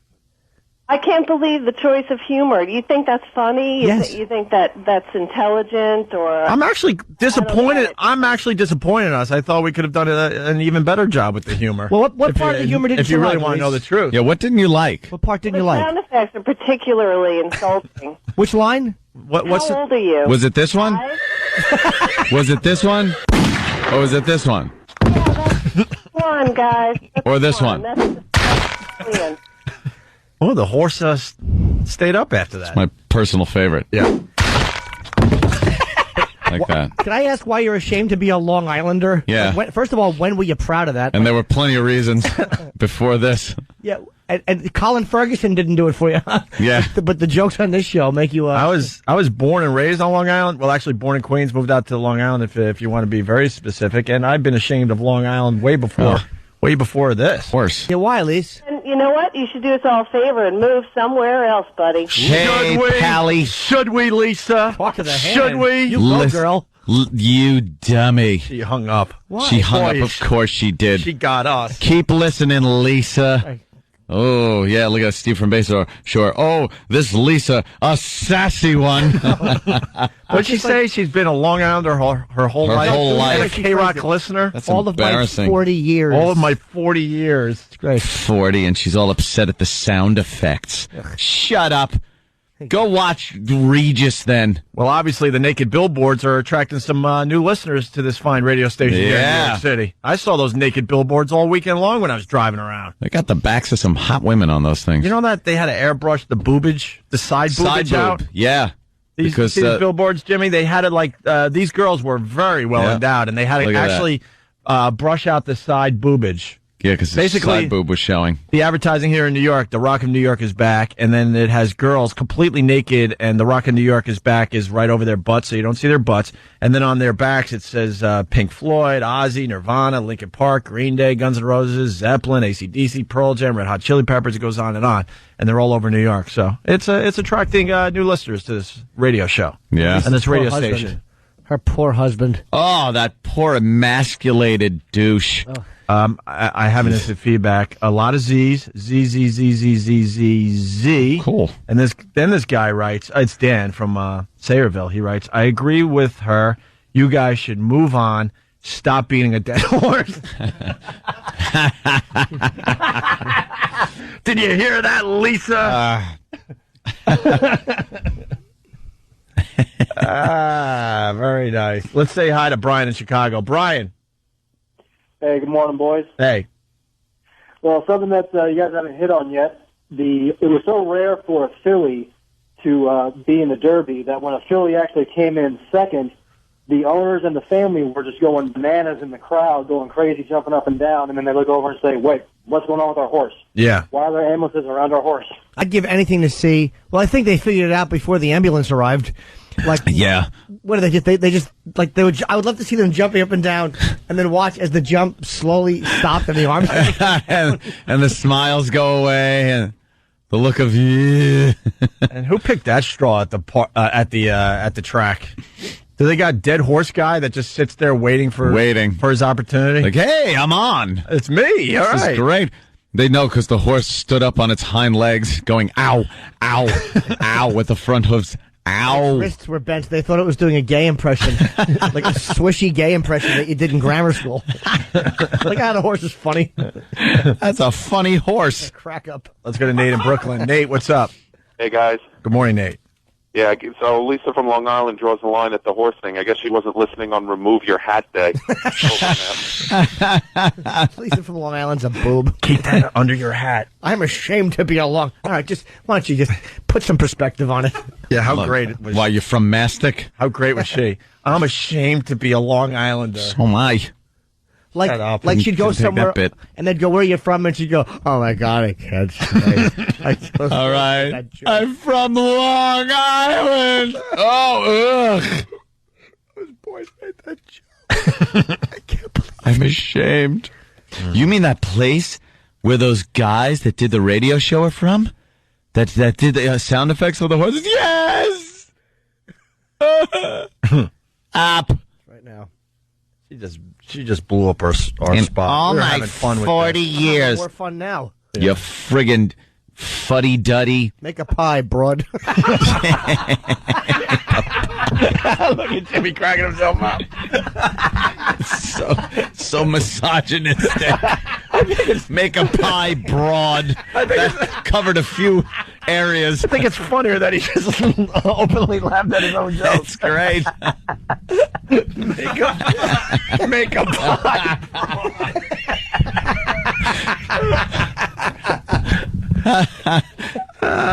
Goddamn, Jimmy. That's funny. Oh my God, that's funny. Of course it makes me very happy. Of course it is. It came from little Jimmy Norton. Let's say hi to Ashley in Jersey. Ashley. Ashley. Hey. Ashley. You're on the air, Ashley.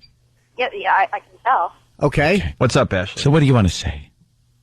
Say it again? What do you want to say, Ashley? You're on the air, Ashley. I want to say that, of course it's morbid humor. Hell, it's so funny, but, some people are not going to like it. But if you don't like it, we don't want to hear you bitch. Just turn off the radio. That's right. And even if you do like Right. Very good. Thank you. Hey, John in Boston, listening on BCN, the home of Toucher and Rich. He's got some. John, what's up? Hey, Lisa, man, really makes you want to vomit, actually. People like that are ruining this country. You've got people getting gunned down and fit. Uh-oh.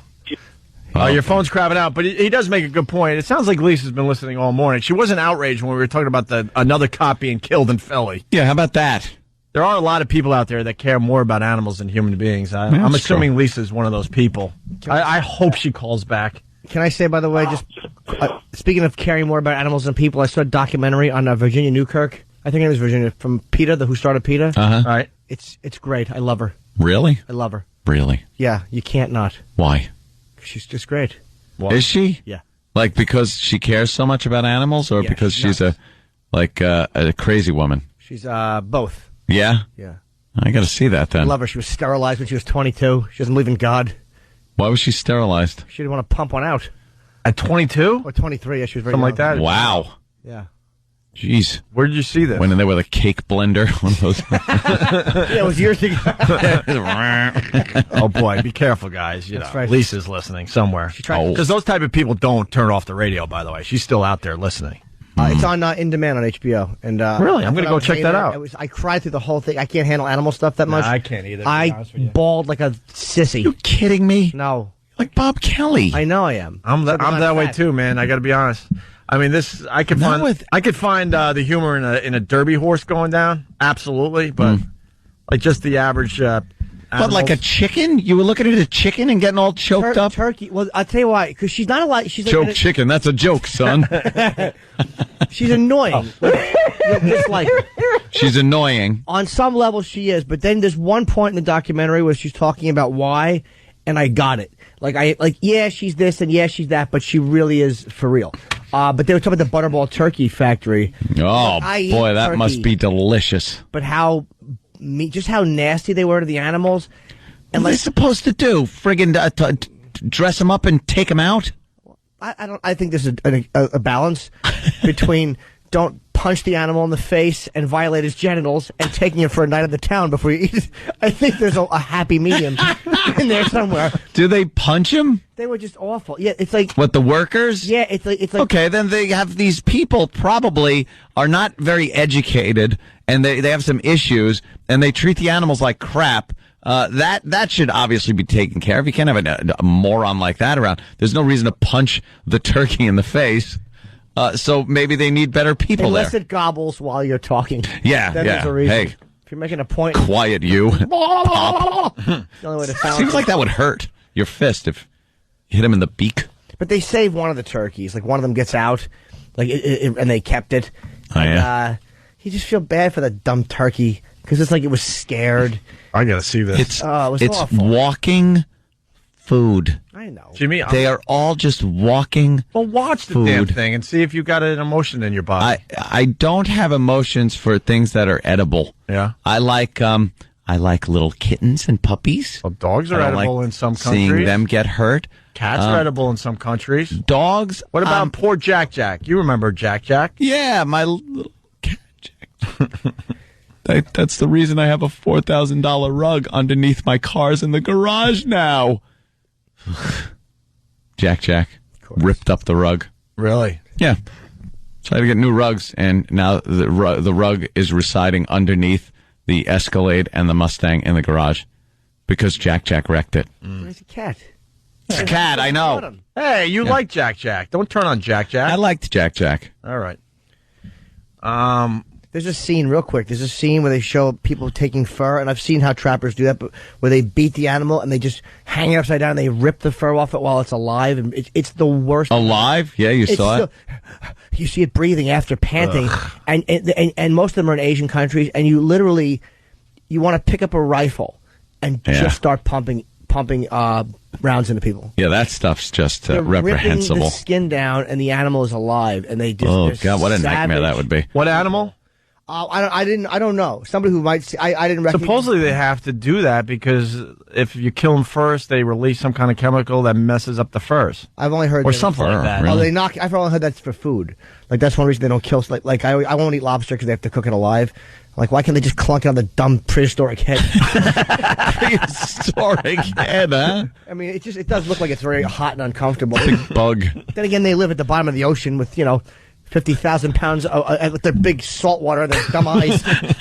Life isn't exactly grand. They get sand in their eyes all the time. You know what? Not only am I going to start eating lobster, but I'm going to cook them alive and then stop halfway. Speaking of the big lobster eyes, it just proves God has a sense of humor because all that salt, like you just said, is above them, and they can't blink the salt. It's like ow, ow, their whole lives are ow, just ow, ow, ow, ow, ow. Like being in a pool all the time. Right. And it's like, what can you see? Ow. You're at the bottom of the ocean. You can't see anything. What do you see? A mollusk? A mollusk. Oh, look, my big eyes work, and there's a jellyfish. Now there's nothing.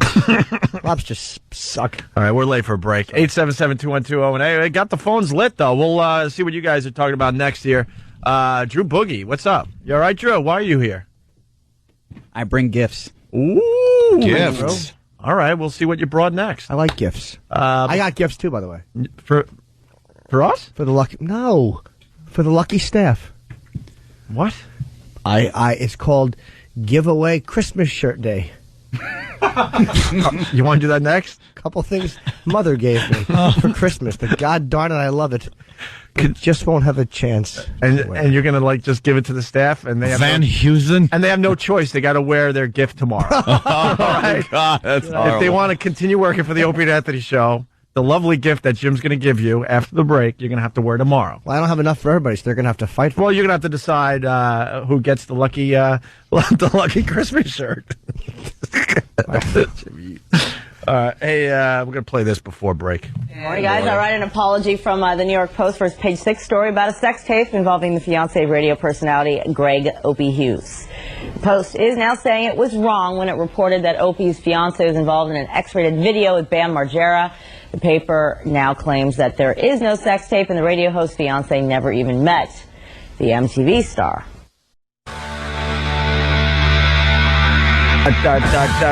Opie and Anthony on your radio dial.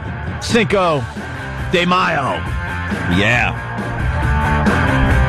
Whatever that's worth for, Well, we changed our names today. Non-Mexican people. I'm Gregorio. Antonio.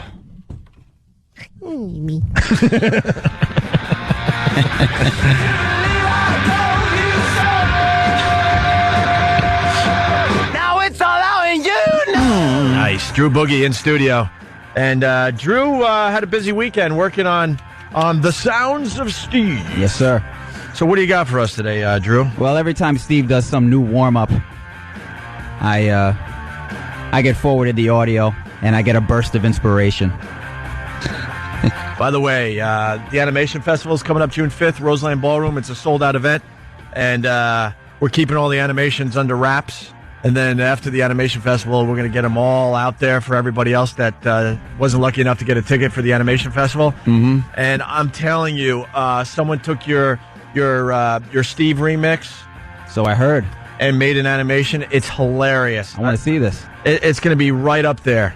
when it's all said and done. That's what I was thinking of when I made this, was the animation festival. Oh, really? Yeah, maybe hopefully someone will take this and do something with it. Yeah, they just animated that. There's no audio from us. It's just what you did with Steve. And it's basically Steve getting ready for work, and it's hilarious. Have you seen it yet? I haven't seen it. I got to see it. You know what? After this break, you got to go into the office and see it, and then tell us what you think. Oh, because the animation festival is going to be huge, man. We can't wait. June 5th, Roseland Ballroom, and we're hoping that that you guys are hard at work with your animations. You got to get a hold of Steve and let us know that you are definitely working on something. So far, we got 4 or 5 really, really good ones, but we definitely want, obviously, a few more, and I'm assuming people are still working on them, so they'll let us know when they're done. Okay, so here's the raw audio that Steve did last week. Oh,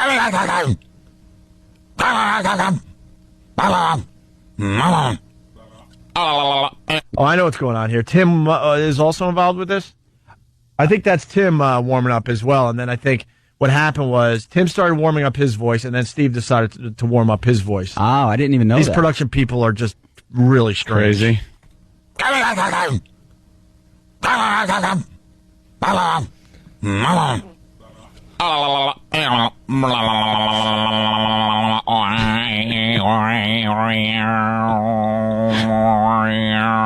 Doing Indian music. Okay. Yeah, Love this stuff. All right. Wow. I'm on so many meds right now.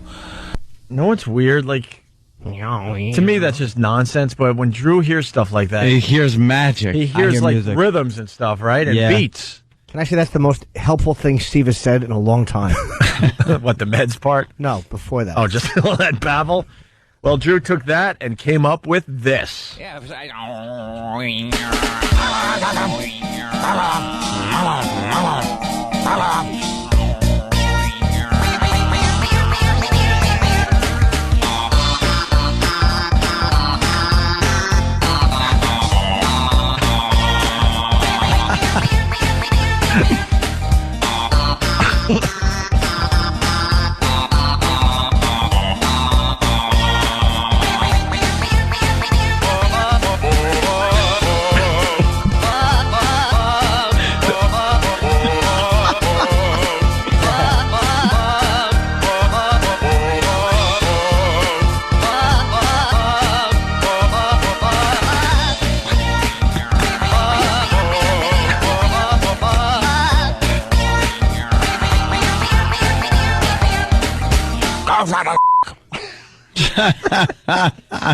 Oh, my God, Drew. Steve can sing anything. Exactly. Very, very nice. Drew Boogie. Are you promoting anything? Not yet. We'll have something soon. What's wrong with you? At the very least, you should put all this stuff on a CD. The listeners will buy this. Oh, yeah. All the remixes and stuff, they'll buy a remix CD from Drew Boogie. I'm telling you. You have to work on that. Because they'll throw it on their phones and all. They'll love that. It's an easy sale for you, man. Yeah, an easy $5 million. Or 5,000. Perhaps a little more than that. 100. All right. Moving on, Cinco de Mayo. We got to honor another person here today. Ooh. We honored Felix Millan earlier today, even though he's Puerto Rican. Puerto Rican, and that doesn't really. That's the best the boys could do. Down the hall, here is another nominee or honoree. Honoree, sure. For Cinco de Mayo. To honor this Mexican Independence Day, we bring you the following minuto in Mexican history. Minuto is Spanish for minute.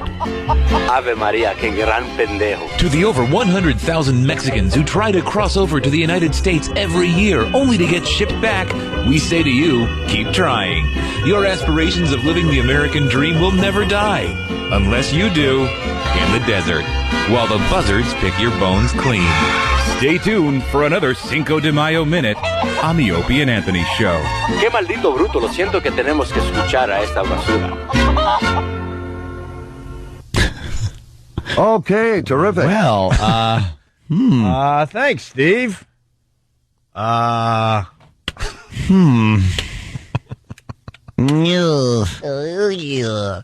Stephen S. from Bayshore wants the Drew remix for the show rundown. We'll do that.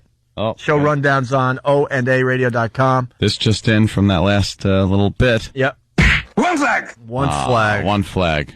Oh, boy. The funometer not liking that last one. One flag. One flag for Steve and the gang. You didn't like that? Huh? I kind of enjoyed it. Did you like it, Jimmy? I think the funometer might be off. It was a little insensitive, I think. Yeah, a little bit. Yeah. You can't be insensitive in this day and age. No. People don't like that. Yeah. When you're insensitive. All right. We got, we're doing a little speed round here. It's going to end with list of the sexiest film duos. Hold on to your hat, people. Okay, let me get a couple jotted down. Why don't you get to work there, Jimmy? List of sexiest film duos. Jimmy is making a list as we'll do a little stall here, Jimmy. He's just laughing as he's writing. I know. See? Is this Sleepy Jimmy again today? Insomniac Jimmy? I'm slightly tired, but I'm okay. Okay, because you laughed really hard at your own joke, which is unlike you. But it was a doozy. We got another guy getting tased. We love we love when people get tased. Danny found this. Guy was a really, really tough guy, and boy, did he change his tune. Yeah, they instantly, it doesn't matter how tough they are. Yeah. They'll be yelling, hey, get your hands off me, I'll smack you. You got the uniform on, yeah, you come here, I'll punch the hell out of you. Okay, I give up. Yeah. Stop it. Yeah. In a second. Well, here it is. Get on up, Mr. Fred. I will press charges. Get on up, Mr. Fred. I will press. Get on up, Mr. Fred. I will. Get on up, Mr. Fred. I will.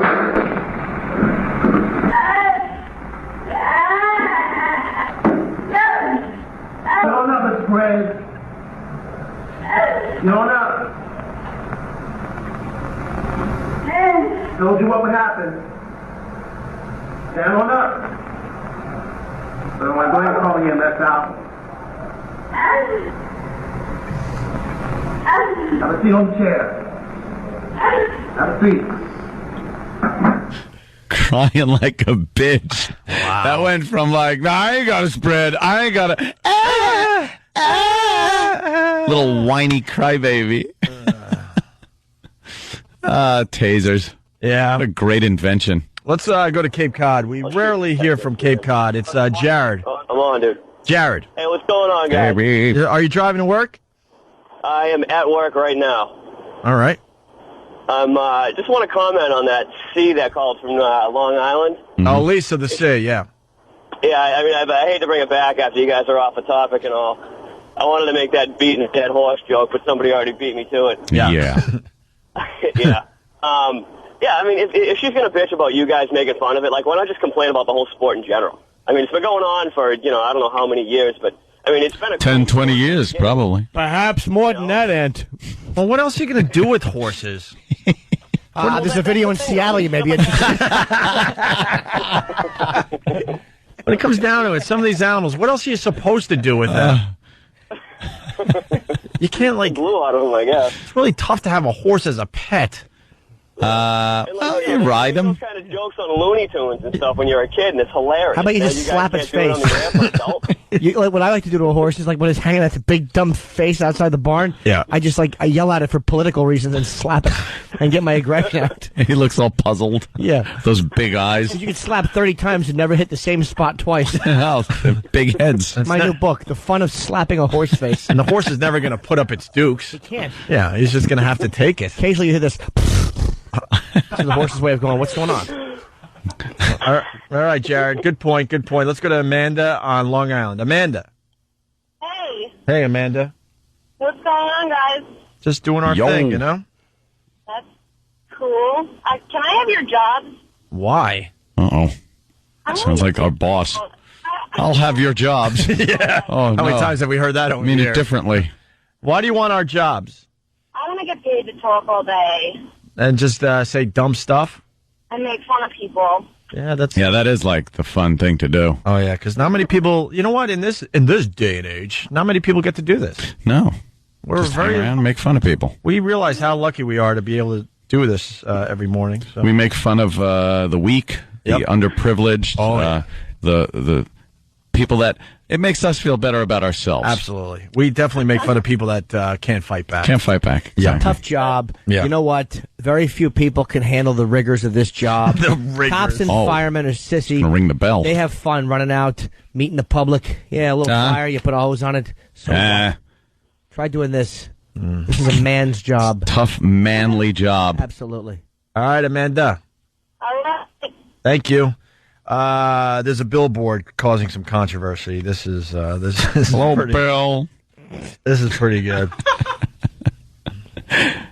Uh-oh. What's the problem? Whoa. Enjoy the mic, Nick Carter. Sneezy Mike. Oopsie. Billboard controversy. Well, some people say it's fine, while others say it's making fun of a blind person. You'll have to draw your own conclusions about the billboards on Interstate 65. They've only been up a few weeks and are already causing a buzz. I thought it was very offensive. Barbara Auk of Athens was visiting the birthplace of Helen Keller today. I can kind of see it because she was blind, come see what she couldn't, but I don't think there was any ill intent. Others in Tuscumbia could see how the sign could be misinterpreted. They might not know the full history of Shoals area. You know, it could come off as a joke to them. I was really upset about it because Helen Keller is one of our, heroes. Hero? What'd she do? Nothing but bump into walls and knock dishes over. Yeah, real hero. You know how I grab from other people's plates on the dinner table? What did she do but bruise her shins a lot? She did nothing. She stubbed more toes than anyone else in the history of man. The person who was training her impatient, that's a hero. Yeah, absolutely. You know how expensive it was to have her around? Breaking everything in sight? Billboard to tour her birthplace reads, come see what she couldn't. That's fine. Makes sense. She couldn't. See what she couldn't.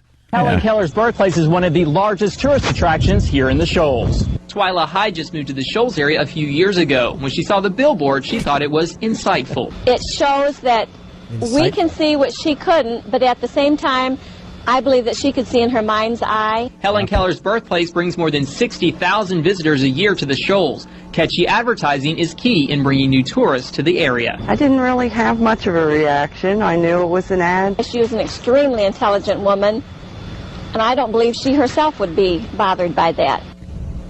Colbert County Tourism and the Helen Keller home teamed up to create the ad. They tell us they meant no disrespect by the billboard, and they just hope more people will come and visit. Where was she born? It's probably a nuclear reactor. Old bad eyes. It would have been offensive if it mentioned how she answered the waffle iron instead of the phone. Well, you call ahead and it's an iron. It's an iron. Let's go to Daryl in Louisiana. Daryl. Or see what Helen couldn't. It's to telling you to avoid potholes in the area. Hey, guys. Hey, Daryl. Or if it had just a picture. Hold on. If it's at Helen Keller's house and it had like a photo of two eyes with a circle with a line through them. Oh, my God. That would be offensive. Daryl, what do you have? Hey, and this is 511 rep again, Daryl. I'm at y'all were just talking about tasers. I'm at a SWAT conference, and I can probably get one of these guys to get volunteered to get tased and call y'all and so y'all can hear him getting zapped. Oh, live on the air like that? That'd be great. Can we get that done right after the break or what? It'll probably have to be on XM because the show doesn't get started for another 30 minutes, and then but I'll check with the taser. Boy, that's a hell of a commercial for XM right there, huh? That's pretty cool. Coming up. You're not making the bosses too happy by saying that. Well, I'm sorry, but I'm sure there's going to be some cussing involved, so it might be better than. Yeah, that's true. All right. Hey, Daryl, I got your email, and boy, could I use one of those little undershirt things that kind of, you could pack. Wait, is this Daryl from 511? Yeah. The 511 wait, dealer? The holster shirt? Yeah, the tight T-shirt one. What color? Black. What size? Medium. You want a V-neck or a crew neck? V-neck. Jesus Christ. All right, where you want me to send it? We're broadcasting to 1 million people right now. I'm making an order. Hold on, he'd like for the size. Do you have a large extra psychopath? Yeah. I got your email, so I'll email you the details there. All right. All right, I'll call y'all back with a guy getting zapped. Thank you, sir. Very nice. All right, bye-bye. All right, after the break, we got two more things to do. We got... have enough places for your guns. What? We got a list of sexiest film duos. It's a terrific list, and Jimmy, I'm I sure see, it's is going to making his own infuriate list. me. Yep, I do have It looks like you gave up, though. You only got 2 down. Oh, yeah, 2. Try 4, bub. 4? All right. And also, I didn't forget, Jimmy, you brought in some Christmas presents. I think I only have a couple. I'm not gonna take them out yet, but ooh, a couple of shirts. So what? You've had these shirts laying around? No, I've worn them many times. I folded them and put them right back in with the plastic and the collar and everything. Sure did. And Mommy gave you this for Christmas? Oh, these are terrific. And you want to now hand them out to the staff? I do. I think the staff would love such good shirts. From just the quick glimpse I got inside that box, it doesn't seem like you. Of course not, especially the colors. It's appropriate to give away on Cinco de Mayo. Good job, Mom. Wow, okay. We're going to do that after the break. And I know I have to move on, but I just want to do this one more time. Bear with me. But it's a very good day for me personally and for my girl personally. There's a nice retraction in the Post today on page 6. And it reads, I want to read this for the rest of the country because they don't get the paper, but or the Post anyway. It reads, for the record, on April 23rd, we reported that the fiancé of Greg Opie Hughes, one half of the Opie and Anthony radio show, was involved in an X-rated sex video with MTV star Bam Margera. When this came out, I was yelling and screaming and say it's a vicious rumor started by a disgruntled employee, but no one really wanted to listen, in the media anyway, to what I had to say. Even Channel 11, they did their little retraction this morning, but they had to wait for the Post to say that it wasn't real, which is like, come on, why don't you just take our word for it? Yeah. We had a little info on this. I've been harassed by an ex-employee for at least 18 months at this point. Anyway, the Post continues on page 6. Involved in an X-rated sex video with MTV star Bam Margera. We reported that Hughes was taking legal action against a disgruntled ex-employee of the radio duo who had acquired the rights to the video. We have since learned that this information supplied by Stepping Out's Chauncey Hayden was entirely incorrect. We have since learned that this information supplied by Stepping Out's Chauncey Hayden was entirely incorrect. There's no sex tape. Further, Hughes' fiancée has never met the MTV star. The Post sincerely regrets the error.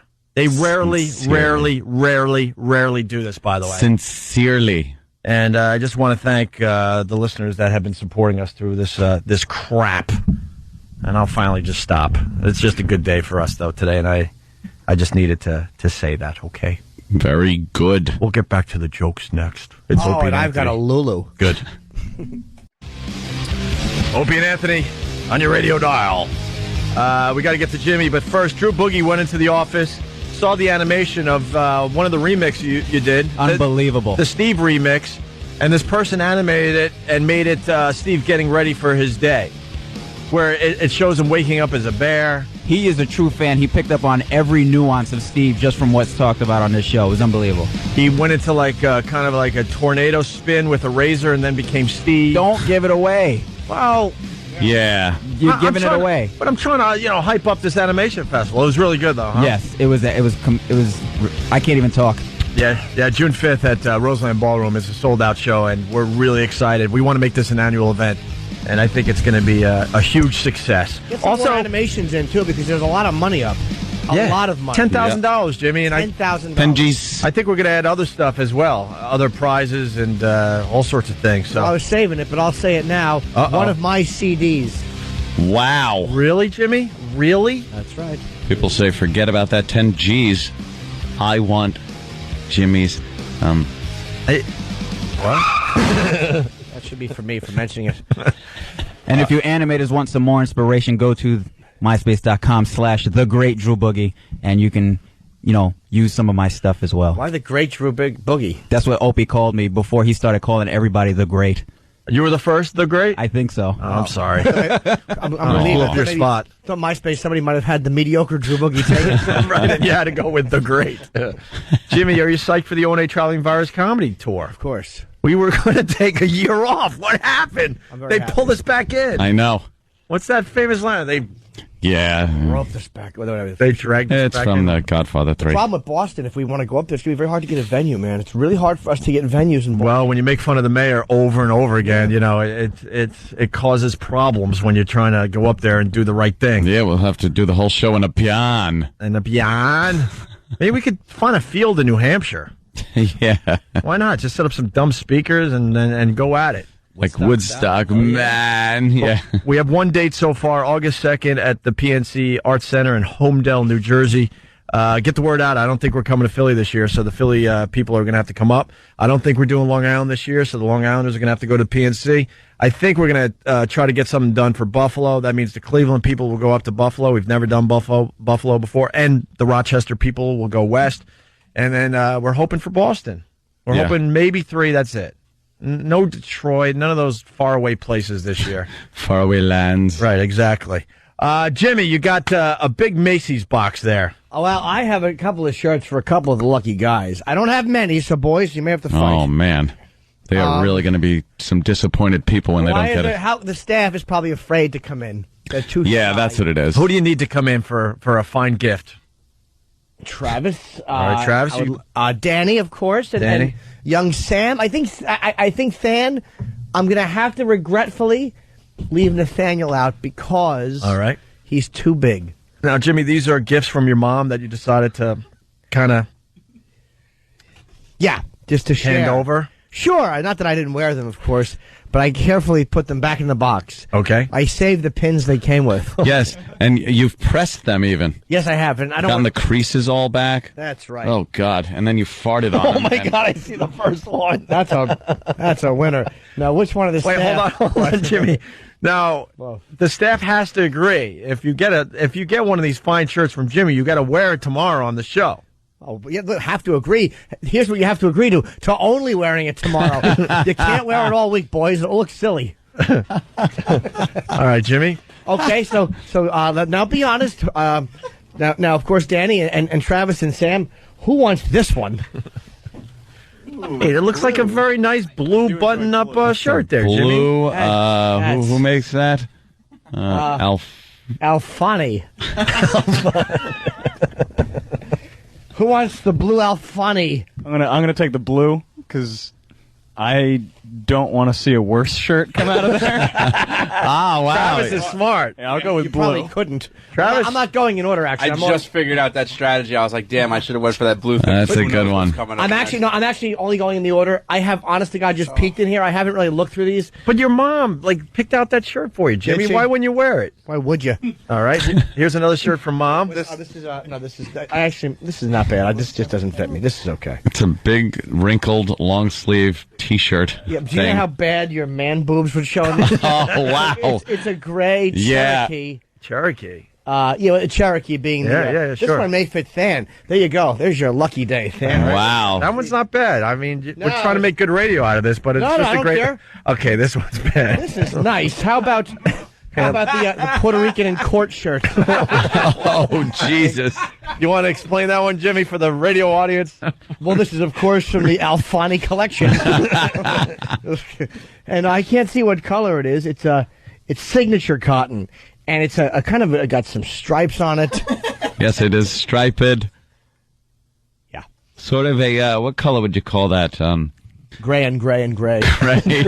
This is called a medley of grays. Why don't you, Iraq? This is not going to be. Give this to one of the boys. All right. Well, they have to decide. Well, it's Danny or Sam. Danny or Sam. All right. Danny's going for the gray on gray button-up collared shirt. Now Danny went for it, but now he's trying to pawn it off on Sam. He's like, this will look good on you. You were nice enough to re-stick the size stickers on them. Yes, I always very nice. As any good son will do. I saved the size stickers in case Mom ever wants to look at them. And don't you dare take those off. You're going to make your mom sad, Jimmy. Why? Mother's Day is Sunday, and you're giving out her presents God from over damn the it, years. I would have thought I would have just reshipped her these. Here you go. You wear them. And one more shirt, I think. Well, this one. Oh my God! Who didn't pick a shirt yet? Danny. Look at this. Burgundy.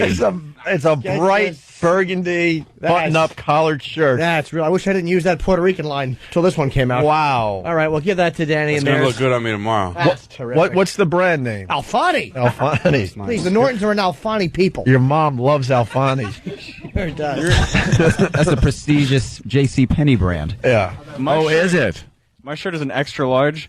The neck is 3.5 inches wider than the neck that I usually wear on a collar. Oh, really? Oh, no. These shirts will look terrible. ridiculous. Oh, wow, you're really going to look silly. And when are you going to start bringing your clothes in for the boys? I've been bringing in my clothes for a while. Jimmy obviously starting to bring his clothes in. I don't really have any clothes I don't wear. No. I have a closet full of clothes, but at some point I wear them all.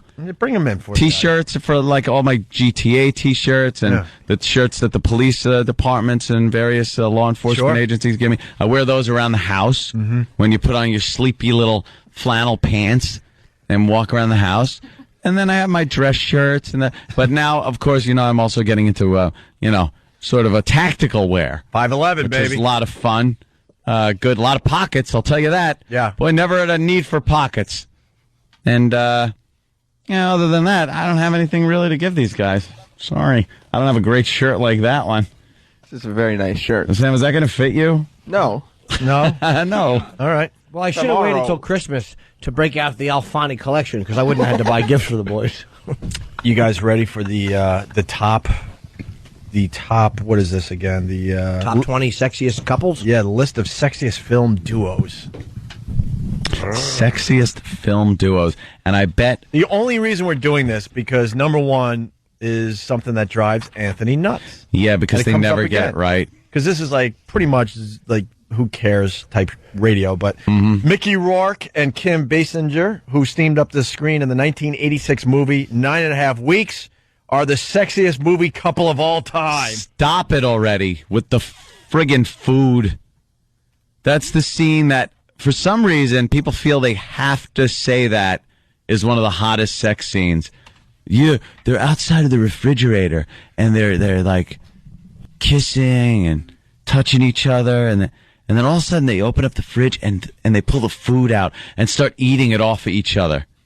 How disgusting is food and sex put together? I'm trying to think if I've ever used food in a sex thing. No. Why would you? I think like edible panties. You try that once and then you realize those are goofy. So stupid. It's like fruit roll up.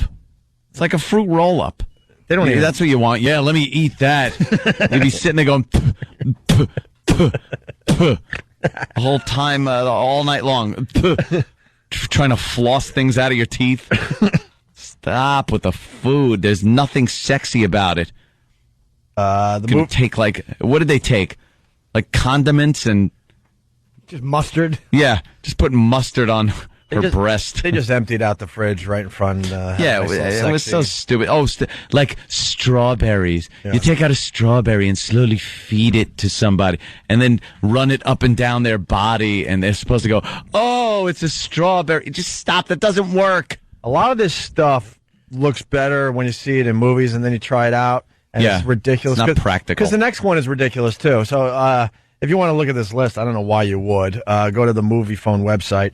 25 hottest big screen couples. And number 5 on the list is a twosome that many critics would place at number 1, Anthony. So there's a little controversy with this list.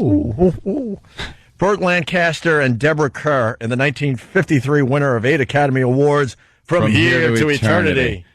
Yeah, the big beach scene. Trying to have sex in water in general sucks. They're laying on the shoreline, right where the water comes up. Right. And they're rolling around in the sand, right, making out, and the waves are kind of crashing over them and then going back. Sand everywhere. They don't want to acknowledge what the sand can do. Yeah. You put your tootsies in the ocean and you get a big wave, and next thing you know, you got sand going all the way up into sand your business. Everywhere. Do you honestly think? Yeah, look at them. There they are. Yeah. You know where there's sand right now? Right. It would be like using a rasp. It would. That would be some hardcore abrasion going on. No, not sexy. Yeah, there's salt water going up your nose. You'd be swallowing it. You think the dopey crabs go, "Oh, I think I found a new home. Hey, this is good. Hey, get home. I'm going to get all my stuff." A fiddler crab tries to make it its home. A fiddler crab goes, "I think I found a new home. It's a little cave for myself." Wow, this is a nice shell. Yeah, I like this. Fiddler crab. It just fiddles with other people's shells. And it smells like the one I've been living in. And then making out in salt water. Tastes all salty. What's up with here? What's up with crabs on the beach too, like fiddler crabs? What's up with crabs on the beach? Who are these fiddler crabs? What's with the crabs? Are they on the roof? I think I'm setting up Jimmy though, but You want to talk about nervous. They're nervous Nellies, these crabs. They want to poke out of their hole and do something. They go, oh, can't. Someone's coming. Oh, wait, now? No, can't. Got to go back in my hole. Because everything considers them food. Everything scares the crap out of them. Everything. They spend half their day just trying to figure out when they can pop out of their hole for a split second. So they won't get eaten. And then they walk sideways. What's that about? How nervous would you be if, like, people pop their doors open to go out and leave to go to work to play, and, like, you got eaten? Everything eats you. Everything eats you. You'd be a little nervous looking out your door, poking around. Poking one of those ridiculous tall eyes out. And you can only run sideways to get away from what's trying to catch you. Can't really make turns that easily. No. And you can only bang your woman by poking out of your house. Basically, you got to keep the whole house on and bang her real quick, and then duck back in because you're delicious.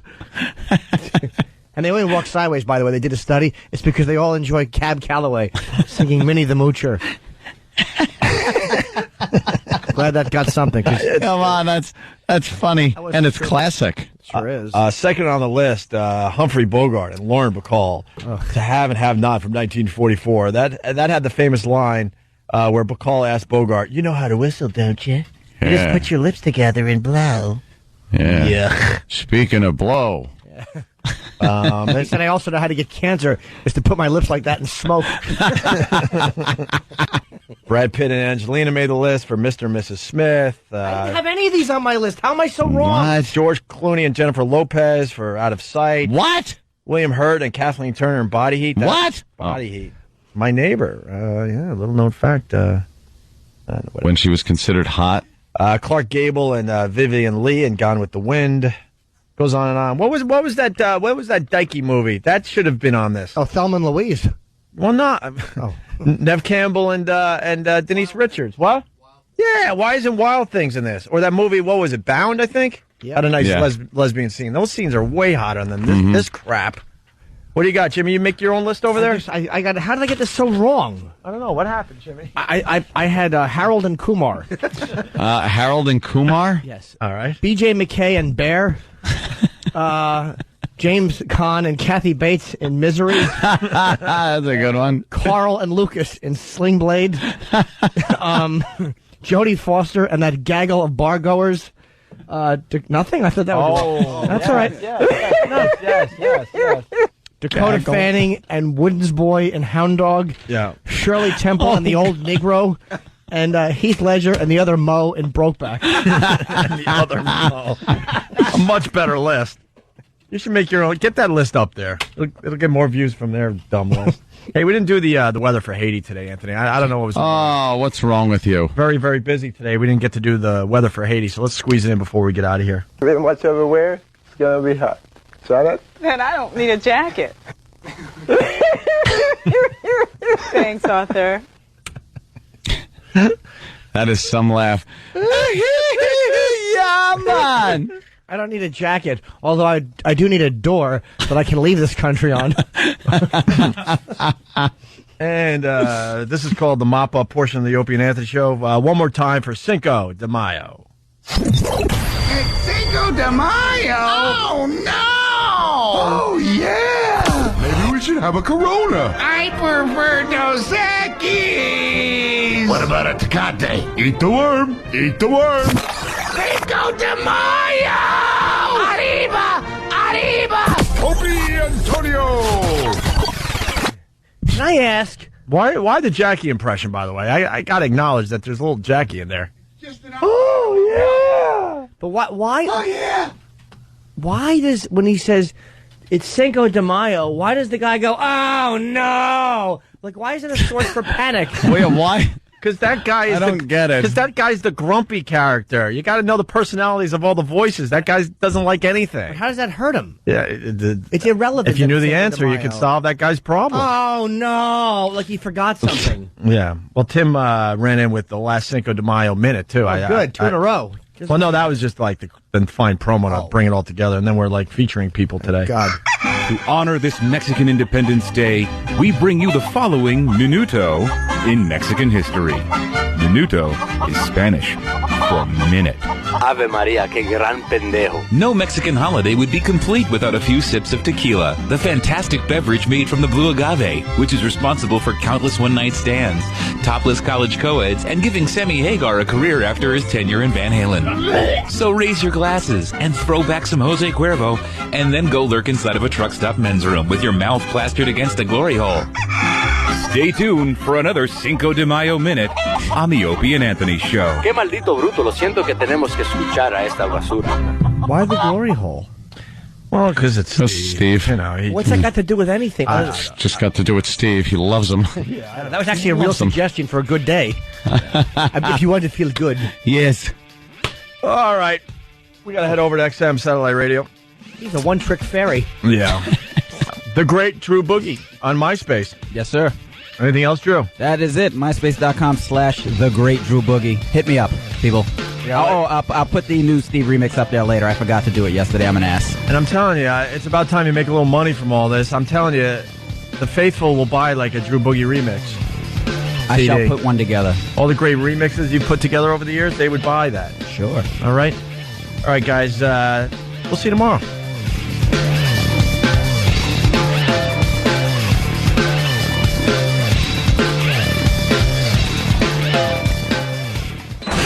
Opie and Anthony Show. XM 202. Before you get pissed off at us, man, we have nothing to do with this. What? What is this? Garbage! You know what? I can't take this anymore. It's an awful, awful radio show. We're really, really mean-spirited, evil people who can't see the good in anything. Off the air, let's say racist things to each other. Hold on. Excellence in broadcasting. Our anus. What? Again? Oh. Our anus. What? Stop. Enough about the anus. This is hurtful. This is hurtful. No one wants to hear this on their radio show. Come collapse on our floor. It's just potty mouth day. You may feel shame, but all the same, you are never to pain. Opie. Anthony. Shush. Jim Norton. You guys ready to laugh? It's got to be the greatest thing ever. I'd sooner have a water drinking contest. But enough of this palaver. Let's get the show on the road. Let's get this show on the road. Welcome to XM Satellite Radio. We got a full house today. We got Drew Boogie, the great Drew Boogie. Yes, sir. On MySpace. Go to myspace.com. You don't really have to do that / the great. HTTP. I know. Just the great Drew Boogie on MySpace. And we got Dove in studio as well. Dove Davidoff. Yes, sir. I always have a tough time saying your name. Yeah, I know. It get a little tricky. And then Dove's in here, but he's got his luggage. I'm like, what are you doing? Like, you have to go right to the airport from here? Yeah. Where are you off to? Yeah. I just got back. I just got in from Jersey. I was up 6 this morning to get here on a train. But I'm going to Indiana. Today? Like in an hour today. or so? Yeah. For a gig? Yeah, there's a gig. Then I'm going to do Bob and Tom. I'm promoting this CD and then go back to L.A. The day after. You kind of got an L.A. look going on. What's up? I do? What's up? Yeah, the last time you were here, you had like I hair. apologize for that, man. You shaved your hair shaved my down head. to like a Jim Norton? I had a part. I was doing a thing. Right on, man. That's the difference. I shaved because of cowlicks. He shaved for Hollywood because he has Exactly. parts. Oh, yeah, Barry Levinson asked me if I'd shave. Why did you? Oh, because girls don't fuck me when my hair McDonald M's. McDonald M's. Guys, thanks for having me. I appreciate it. Thank you. No problem. No worries. It's been a while. Yeah. The CD's called The Point Is. Yes, sir. And what give us a minute on the CD. What is it all about? What are you trying to accomplish here? I'm trying to accomplish I'm trying to not be unfunny, combined with very good. Yeah. No, I'm just define a voice, figure it out, and keep pushing. And inside the CD, I got to say, it's done by Comedy Central Records, I think, right? Yeah, Roxanne designed it. Yeah, it looks good. I Yeah, mean, absolutely. It's fun seeing the stages, all these pictures of Dove. It should be called the the birth of Sha-Na-Na. Dove's hair. That is awful hair. Dove isn't is it? a very awful. 50s vibe. And there's one picture of Dove with his brother who I know, and that's your dad, right? Yeah, yeah. And his dad's wearing a white suit, looks very gentlemanly, and Dove and his brother just like two fucking creepy little thugs. Too Yeah, what creepy. the Not hell? really thugs. And there's one great picture of Dove with a mullet. Where's that fucking mullet you have? Oh, it's fantastic. This one. It's awful. I was thrown out of high school, and that was my graduation Which picture. one? I had to head back. The one where I'm accepting a diploma from a guy in a golf Oh, shirt. I see that. Okay, yeah. That was the vice principal. They allowed me to come back in and pick I'm it gonna up. go back to the picture with you and your Sure. brother with your dad. It looks like he was scared of you guys. I just don't think I think he didn't want to. He didn't want us around. I don't know if it was fear as much as it Juvenile was delinquent. I think just sort of disappointment in general. I think Menendez. When I see this picture, I'm like, one wrong move and Dad's gonna get it. How would you feel if you shot 2 loads and that's what showed up? Because I know Dove's brother. He turned out to be a very good-looking guy, and Dove's a handsome dude. But these pictures. Well, my brother's actually. I was going to say my brother's actually. He's a psychologist, but he went to Nepal, learned to speak Nepalese, and he's also went to Brazilian jiu-jitsu submission tournaments, and he was a big swinger. Really? Which individually those components wouldn't necessarily make for much of a human being, but if you put them together in the same person, it's a fucking superhero. Sure, you go to a swing party, you talk to a chick, you try to wear her down psychologically. If that doesn't work, you rape her with jujitsu. Works out nicely. I think we need to book his brother for the show. He's perfect. Yeah. No, he's a piece of work. He seems like he could be a problem.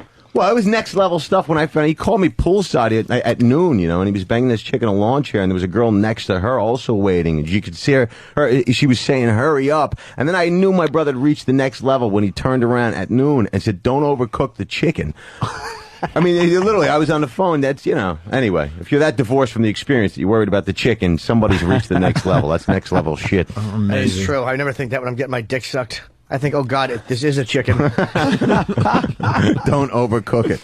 Don't overcook it. It defeats its own purpose. Defeats its own purpose. Did he flip the table over? Can you buy me out a steak?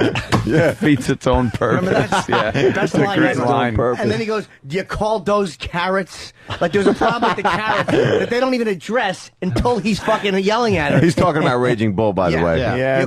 He's shaking his hand and just, you called those carrots? Those carrots. Raging Bull is one of those movies you should see at minimum once a year. It's just never seen it. What? I just saw Deer Hunter again. Great Patrice has never seen it? Never seen Raging Patrice, Bull. why? I don't know. He seems like did you see the picture of Patrice in the paper today? Not to change gears. No. Him with a cute pet. A cute dog. Why is he in the paper? Yeah, He's what doing some context? kind of like benefit for pets at Stand Up New York. Yeah. And to promote the show, they got Big Patrice with a puppy or something in the paper yesterday. I forgot to bring it in. Yesterday? I forgot to bring it in, but the picture is like douche chilly. Oh, is to say it the cute? least. He's holding. I would like to Yes, hold a he's puppy. holding a cute little puppy, Patrice.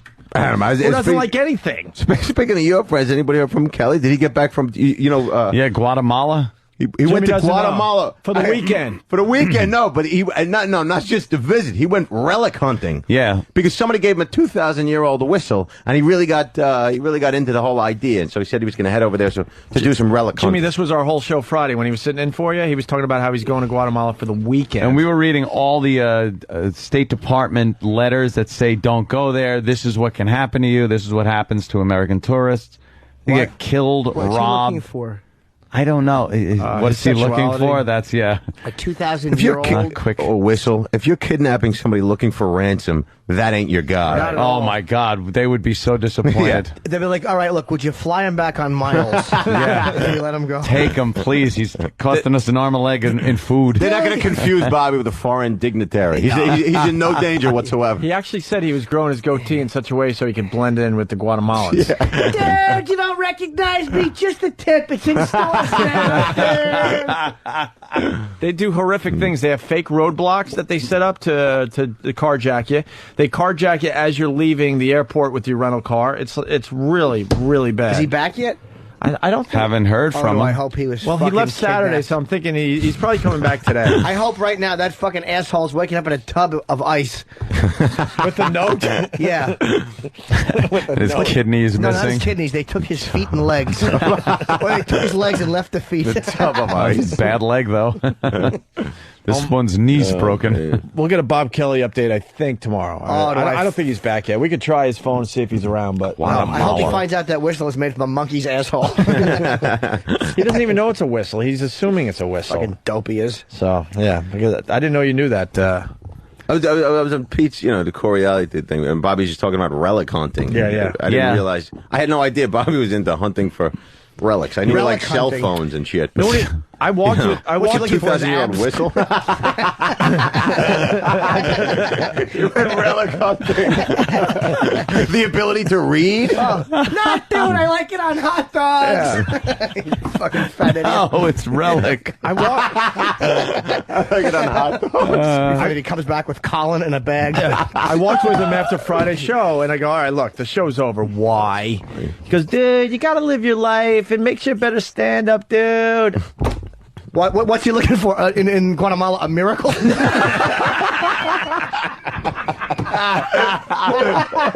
Oh, he's going to fucking witch doctors.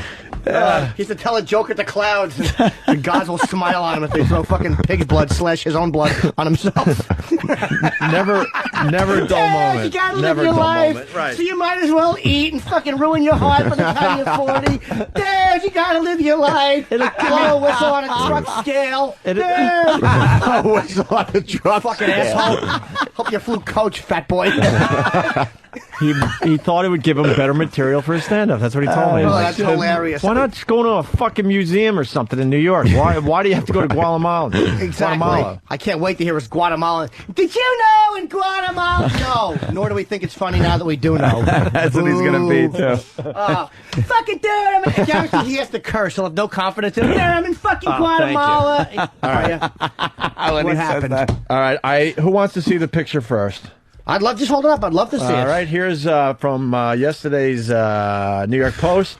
Patrice O'Neill holding a cute little dog. Oh, what's he doing? Fuck. First of all, the three-piece suit makes me want to fucking stab him in the stomach like fucking like De Niro when he got revenge. Antonio Andolini. He's got his pimp gear on, and they're promoting some kind of benefit at Stand Up New York, I guess. On Thursday, this coming Thursday, a new generation of comics convene at Stand Up New York to address a serious issue that plagues our city: pet homelessness.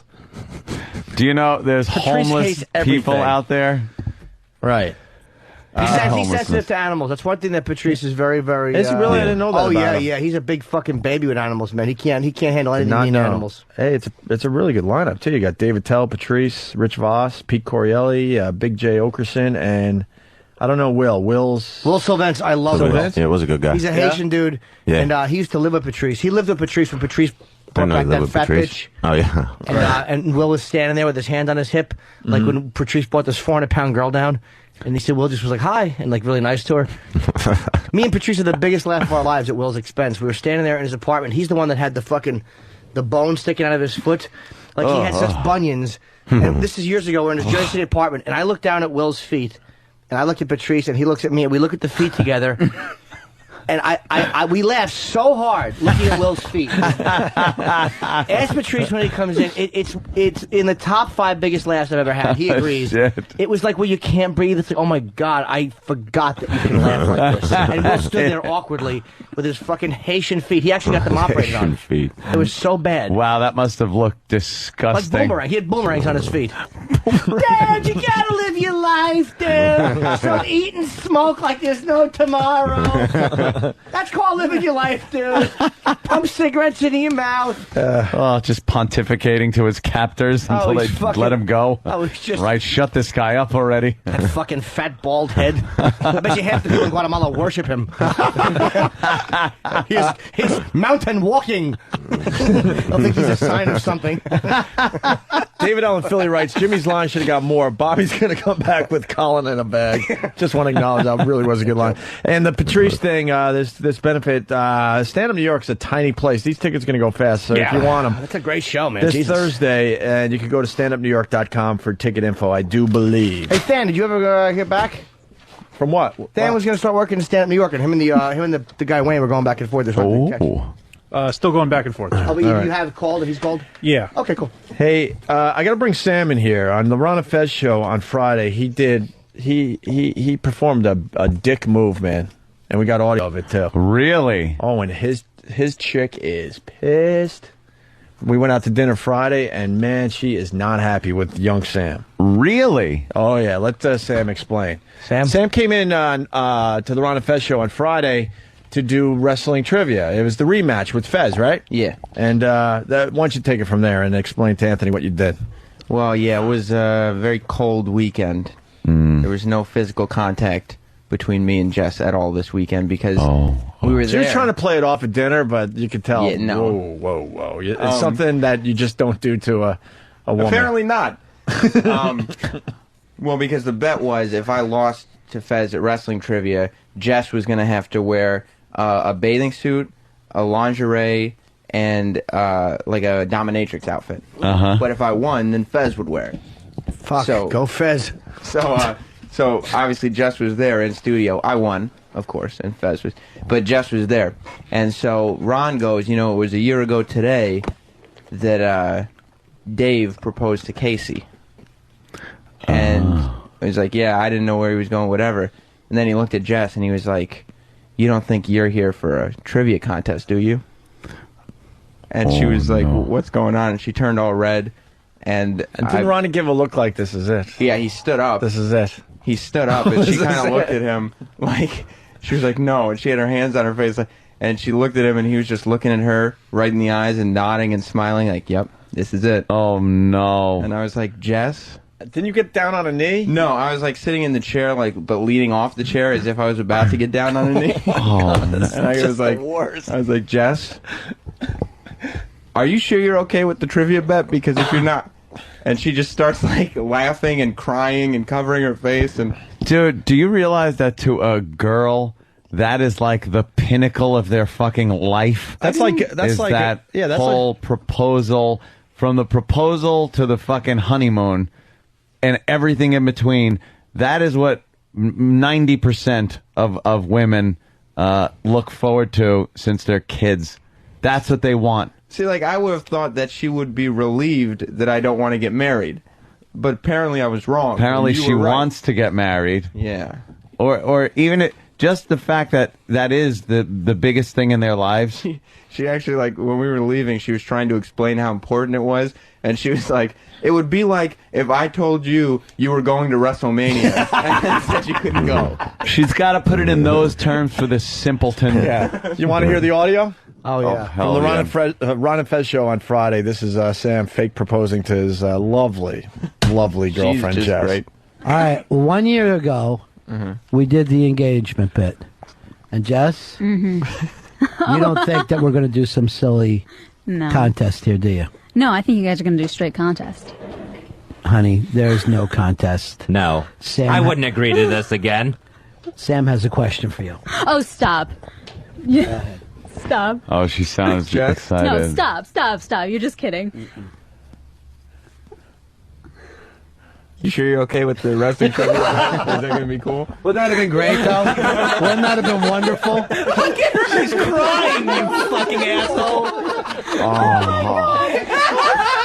Oh, my God. Oh, my God. I was like, how the hell am I supposed to do this?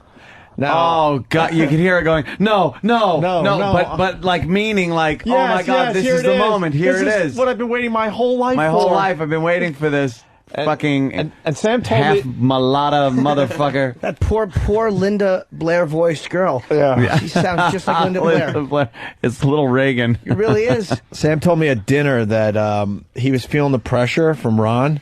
That he almost did it. Like he just was like, wow. he wasn't planning on it. Ronnie is like the Lord. Right, He all can of a sudden do things like that. he felt the pressure like, I better just do this. Where am I going to go with this? Because, Ron does this thing, and it's like you can't just fail the bit. And so I was like, what, no. Do I actually have to propose to go along with it? And then I was like, no, just break it hard. Well, let's say hi to Sam's soon-to-be ex-girlfriend, Jess. Jess, Hey, guys. are you over this thing yet or what?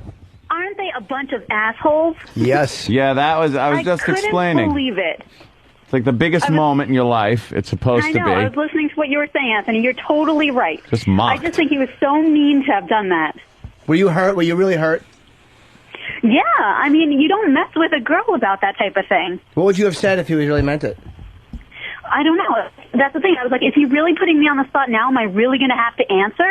This is ridiculous. And especially because, he could have winked. He could have done something to be like, hey, this is just a joke. But no, he was totally straight with me, looking at me in the eye, kind of getting on his knee. I wanted to throttle him. I was so pissed off.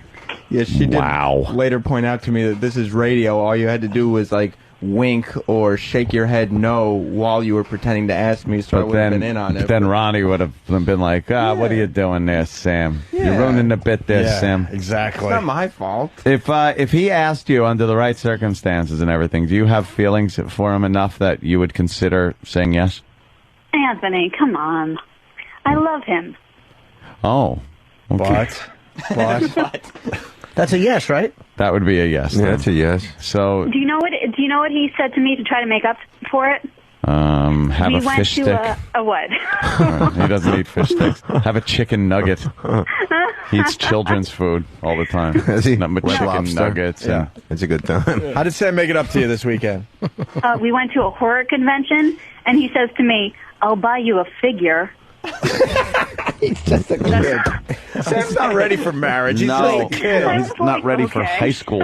He doesn't even know what big boy food is yet. You got to get him to eat big boy food and get out of the mentality that he needs to buy toys still. This wasn't I some know. toy I know. store I was thing. so What was it? What were we going to get her? Well, I'm saying we were at Chiller Theater, so you could find like a rare collectible or something there, something she couldn't find. Oh, I'm sure that's just what she wants. Like what? A boyfriend who doesn't humiliate her? No. Thank you. Like a rare collectible. No, it's weird that you say humiliate. I was trying all weekend to tell her she wasn't humiliated. It wasn't. That's the word she used too. Oh wow, good. I would say it's just embarrassing because she sounded so hopeful and cute. Like, I know. Oh no, don't. She's like, no. But inside she's like, oh my goodness, this is the moment. She's fast forwarding like through her whole. Who am I going to tell? The wedding, the life together. Oh yeah. I didn't want it done this way, but what the hell? I love them. The whole planning started right in her head. You're right, Jim. It's awful. How'd they get you to agree to this again? Sam, who got you to agree to this? Well, Ron just did it. Ron. From Ron and Fez. He just started doing it. Right. So Yeah, he blindsided. You just played along Sam. with it. Oh, gotcha. It's hard not to. I mean, you got to give Sam a break. Most people don't realize, but Ron Bennington is the devil. They just don't know that yet. He's evil. I really also, didn't believe it was going to happen until Ron looked at me. Yeah. Yeah, she With said. those blue eyes. So getting back to the marriage thing. Oh, come on, quit it. You'd marry him, but I don't know. He's got to. you want your grow up kids a to go little to bit. private school. What's the but? You want to know what box to check under race? Right. But all of you guys know, I think that's the worst thing you could possibly do to a girl. One of them, One of them. Yeah, believe me, I made a few phone calls after that said, look, you know those test results I told you about? Yeah. I fibbed. I learned it is the worst thing you could do to a girl when you really mean it and she says yes. That tends to be even worse. Wind up costing you a lot of money. That's good for her, though. There's a lot of things that are worse there, Jess. You could get the old slipperoo. Oh, Jesus. The old oopsie. That's just, what he did was not the worst thing. It's just like the most publicly humiliating. Yeah. Thank you. And he really owes me, don't you think? Yes. Yeah, a diamond ring. What? Yeah. A big diamond ring. Yeah. What do they say the rule of thumb is there? 3 months salary? 3 months salary. Yeah. You look forward to a 0.3 carat spec. It's not even a Double carrot. odd 6. Yeah, it's not even a carrot. It's the little green stuff that grows on the end of it. I told her. Vegetable joke. I told her I'd buy her a new bathing suit because Fez stretched out her old one. Yeah, Fezzy had to put her stuff on. That had to be creepy, huh, Jess? My actual bathing suit. Sam didn't tell me that Fez would actually be wearing my clothes. Was it a one piece or a bikini? It was a bikini. Wow. And you know how, well, you guys don't know, but it's really hard for a girl to find a bikini that she likes. Yeah. So I brought one in case I had to do this that I liked. And, now it's Fez's. Yeah, it's either not cut right on the bottom or the top doesn't fit the titties right. Mm-hmm. I've been shopping with girls for bikinis. Yeah. Yeah, they always have some kind of a fucking issue. Where is the stretched out bikini? You should have saved it for our show. Sam has it. Is it around here somewhere? No, it's at home. We're trying to shrink it up, but we haven't shrunk it yet, so we'll bring it Why would tomorrow. you not just You got to just get Throw her it a new out. bathing suit. And She the Fez's can't wear balls that were in now. it? Yeah, Fez's, No. Fez's Sam ball is trying to sack was shrink in it. there. You can wash ball smell off. No, but No. all the meds that Fez is on, you know how much sweating that guy's doing lately? Yeah, exactly. The inside of your fucking bikini smells like Vicodin and fucking Haldol. It's just that his balls were in He's there. got Klonopin sweats. You know? That's exactly what I said. I said I get a new one because Fez's balls were in my bikini. You know, no matter how much you wash it out of the little liner in the front of the bikini or something, or the material, a little pube will be there Oh, clinging on. Or his ass crack was probably sweating. The medication probably gives you a swamp ass. Yeah. Swamp ass. Ugh. What about like Throw dry that away. cleaning? No, you got to get her a new one. Bikini, you fucking hillbilly. Go away. Just throw it away. Jed Get her a Clampett. new one. All right, Jess, I don't know what to tell you. You know, was there any hanky-panky over the weekend, or is he? No. He's been shut out. Yeah. I mean, be serious. When are you going to get over this? When am I going to get over this, or how? Yeah. When? It's going to take it. I don't know. I don't know. You can't do this to a girl. You can't mess with her like that. So it's going to take a little while. that's maybe bad. a pet, maybe a new purse, something like that. I asked her to wake me up like on Saturday morning because we were going to this convention. Yeah. And instead of the usual like rub your back, wake up, it's time to get up. It was more like when your dad woke you up for school. Oh, great. A dick in the ass. But I left him home on Sunday. I bought him detergent to wash all of the clothes and a broom. And I said, bye, I'll see you later. Yeah. Wait, so you don't set your alarm to wake up? No, he's a kid still. He No, I doesn't mean, know how to do stuff. I set my alarm during the week, but on the weekend, more casual, you know? You don't need a specific time, just whenever somebody wakes you up. But it was the old What kind of convention were you going to? horror movie convention. All right. Yeah. Perfect sense. Is it far Doesn't from it? your house? It was like an hour away. Enjoy it. It was great. Any celebrities there? Yep. Who? I got William Forsythe. Well, don't And, start with the biggest names. William Forsythe? Who is Yeah. that? Wasn't he in that submarine show? Well, he's been in movies like Dick Tracy. He played Flat Top. Yeah. And he was in The Devil's Rejects and in the new Halloween. Oh, right. He's okay. Yeah. Then That's He's in not that Steven Seagal movie, too, not right? him. Yeah. I got Bridget Nielsen, too. Wow. Wow. That was a good one. What was she there Was for? it? Her cunt was used as the bat cave.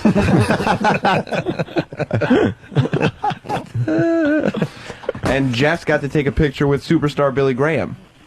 Yeah. Oh, the wrestler. Yeah. Is he on crutches from his bad knees? No, but he ain't walking well. No. All right. Yeah.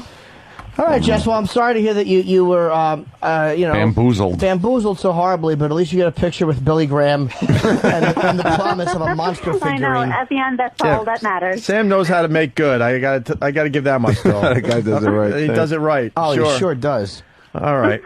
The wedding would have been a bust anyway. He'd not liked any of the food. It would have been an ice cream cake and potato chips. Yeah. It's like a 5-year-old's party. Yeah. Yeah, I have to. I have to have a special meal for Sam at my wedding because if he chooses to attend and I choose to invite him because it's a steak or fish thing and he doesn't eat either of those things.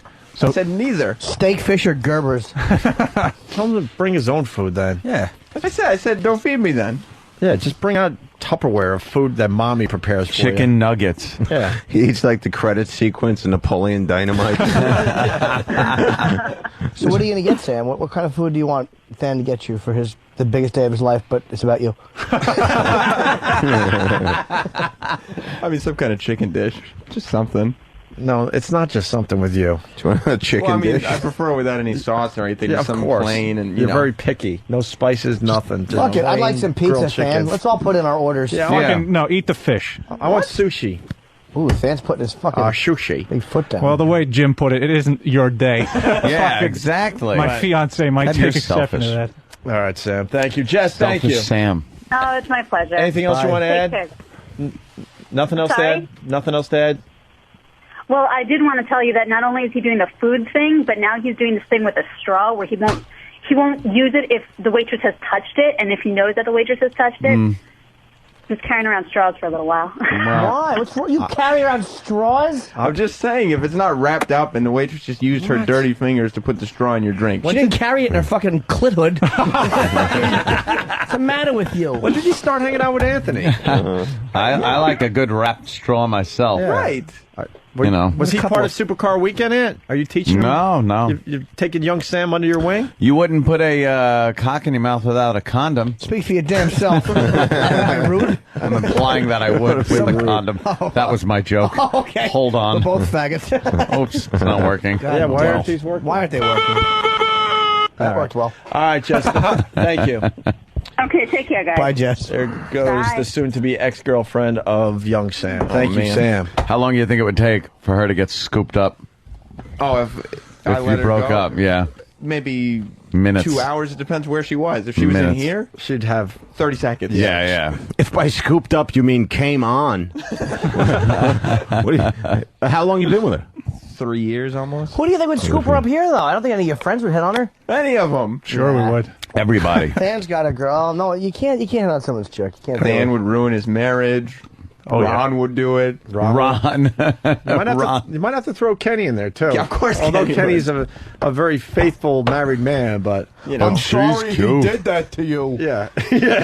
I think he creeps out just I a little can make bit. you feel better. How's your feet? Do they need to be rubbed or painted? Fucking, I want to put Kenny in a maid outfit and make him paint a girl's toes. Fucking Big Mary. All right. We got Dove Davidoff in studio. A lot of people are asking, who's the foreign voice? What's up? Hi, everybody. No. Go ahead. Dove Davidoff, he's got a new CD out called The Point Is. He's spending some time with us, then he's flying to Indiana. And I want to play a track from your CD. What do you suggest? The two up from the bottom. The one that starts with Lindsay. Oh, my God. I got to count. One, No, just go to the bottom and then go two up. All right, that's It a good says idea. Lindsay on it. And there's 13, a good picture of Dove on the 12, cover. 11. I think it's track 11. Lindsay, the president, the army. Yeah, Wait, sure. but how come That'll work. there's like a halo around you and wings? You're no angel. Hey, wait a second. Wow, Jim. And it says Dove in like white letters, but it looks like Dodd. Is the way the V is. Yeah, well, they did some lie. I don't know. Who's Dodd? Dodd? That's the other guy. And what roof are you on?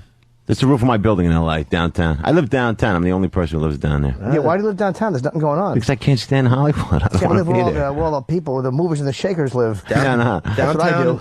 I hear. That's what you do. That's right. I go right. You, Colin, and Bobby in Midtown. That's right. Right at the Santa Monica Boulevard. Yeah. Hello, lady. I think. Yeah. Might maybe.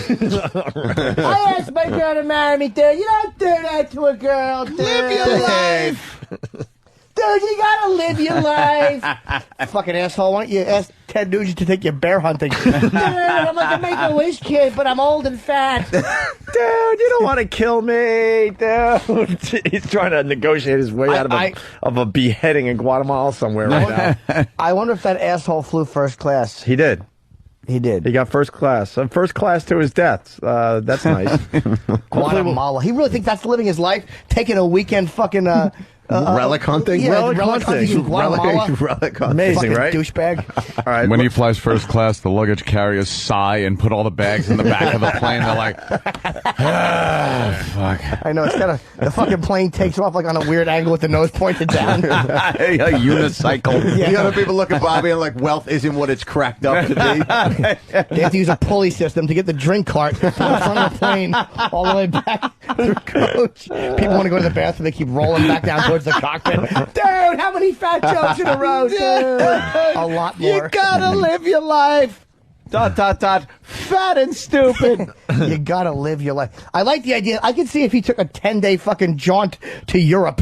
You know, dude, all expenses paid, but this is a weekend in fucking Guatemala, you dopey scumbag. Treasure hunting. I can't wait for the stories. Hopefully tomorrow. Let's go to break with Dove Davidoff from The Point Is. Let's check out a track and we'll continue. It's Opie and Anthony. Where am I going? Over here. I was watching the news and being around that Hollywood nonsense. I'm watching that, they have all this tabloid stuff, but on the regular news, you know? And I felt like shooting the TV like Elvis. They're talking about that Lindsay Lohan. I was like, you know, Lindsay Lohan, what the fuck is the story? It's a 20-year-old girl that drinks too much and acts like an idiot. What's the story? You know, it'd be a better story if you could find me a 20-year-old girl that drinks too much and doesn't act like an idiot. I want to see that on Nightline, you know? Next up, Brianna does 15 Jell-O shots, decides to go back to school and not get a lower back tattoo. That's a story. Yeah. Lisa polishes off a bottle of tequila and doesn't throw up in her own hair while crying about her ex-boyfriend while being fingered by Bob in a bathroom around the corner. That's a story. You just feel like, and then, you know, you do, I don't know. I just feel like it's infuriating. Then I'm watching the president on the news, and they're talking about Iraq, and his response to Iraq, and this is not even political. This is a matter of observation of just behavior. He literally, to Iraq, he goes, well, Iraq, he goes, it's good and it's bad. I was like, everything's good and bad. What kind of perspective is that? If things are going that bad, you can't just go, it's good and it's bad. If my friend gets raped in a prison shower, I'm not going to be like, you were clean.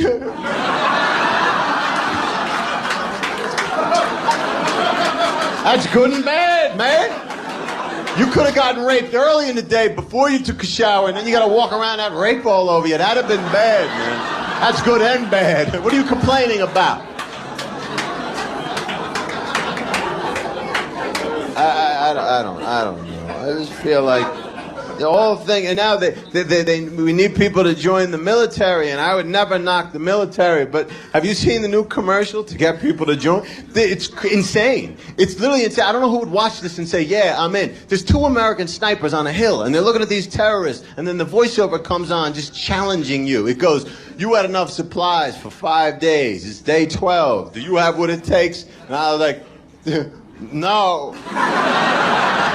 Do I have what it takes? That's like saying you're terribly uncomfortable, you got to run, there's no toilet paper, you're being shot at. Back home, your girl, she's fucking 2, 3 other guys. You want in?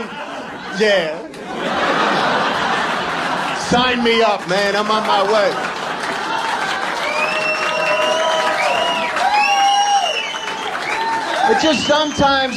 It just seems sometimes like priorities are all, I don't know, man. I just feel like people are crazy, you know? I always wanted, the comedy is hard. I always wanted to be a rapper.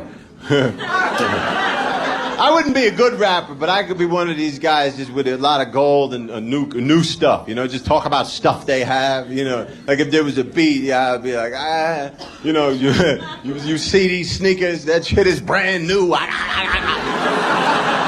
MC Walrus coming on. The Opie and Anthony Show Award for Most Disturbing Phone Call goes to Donkey Sausage. What the? Do me one favor. What, Cuddles? Why don't you get some whore into your studio and have her shit on a plate and put it in the microwave, and then have her roll around in it screaming donkey sausage, donkey sausage. Raquel? That would be me. You want to shit on a plate for us? Okay. And then run around saying what? Donkey sausage? Donkey sausage. Dude, Jimmy Dean's donkey sausage. I can do that. Donkey sausage! Donkey sausage! Donkey sausage! I like it. There's something oddly attractive about that. That's got to be a promo. The Opie and Anthony Show. Nice.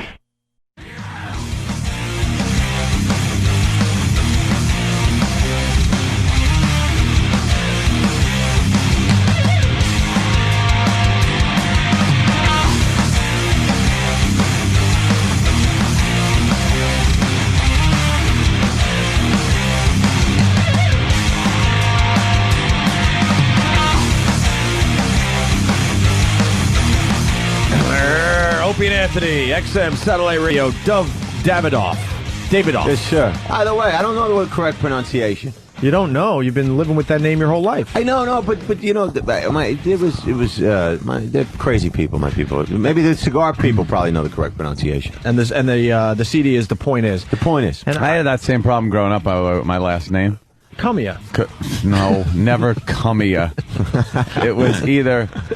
Growing up, but you got to think that's what they said in school. Well, they did. Okay, but growing up, hence the when I was with my mother. Obsession. No, it was Cumia. Say Cumia. Cumia. Yeah, and then my father, whose name it was his whole life, would say Cumia. Well, then your dad's right. Yeah, that's what I assumed. Or Crimea. No, that's kind of silly. I know. That's probably was like, hey, Cumia. But we went Cumia. like by Cumia for many years. That's probably it wasn't even your last name. It was just what your father would say whenever you were acting like a little faggot. Hey, come here. Come here. Come here. But I never heard that, though, with my name. Come here. That's kind of...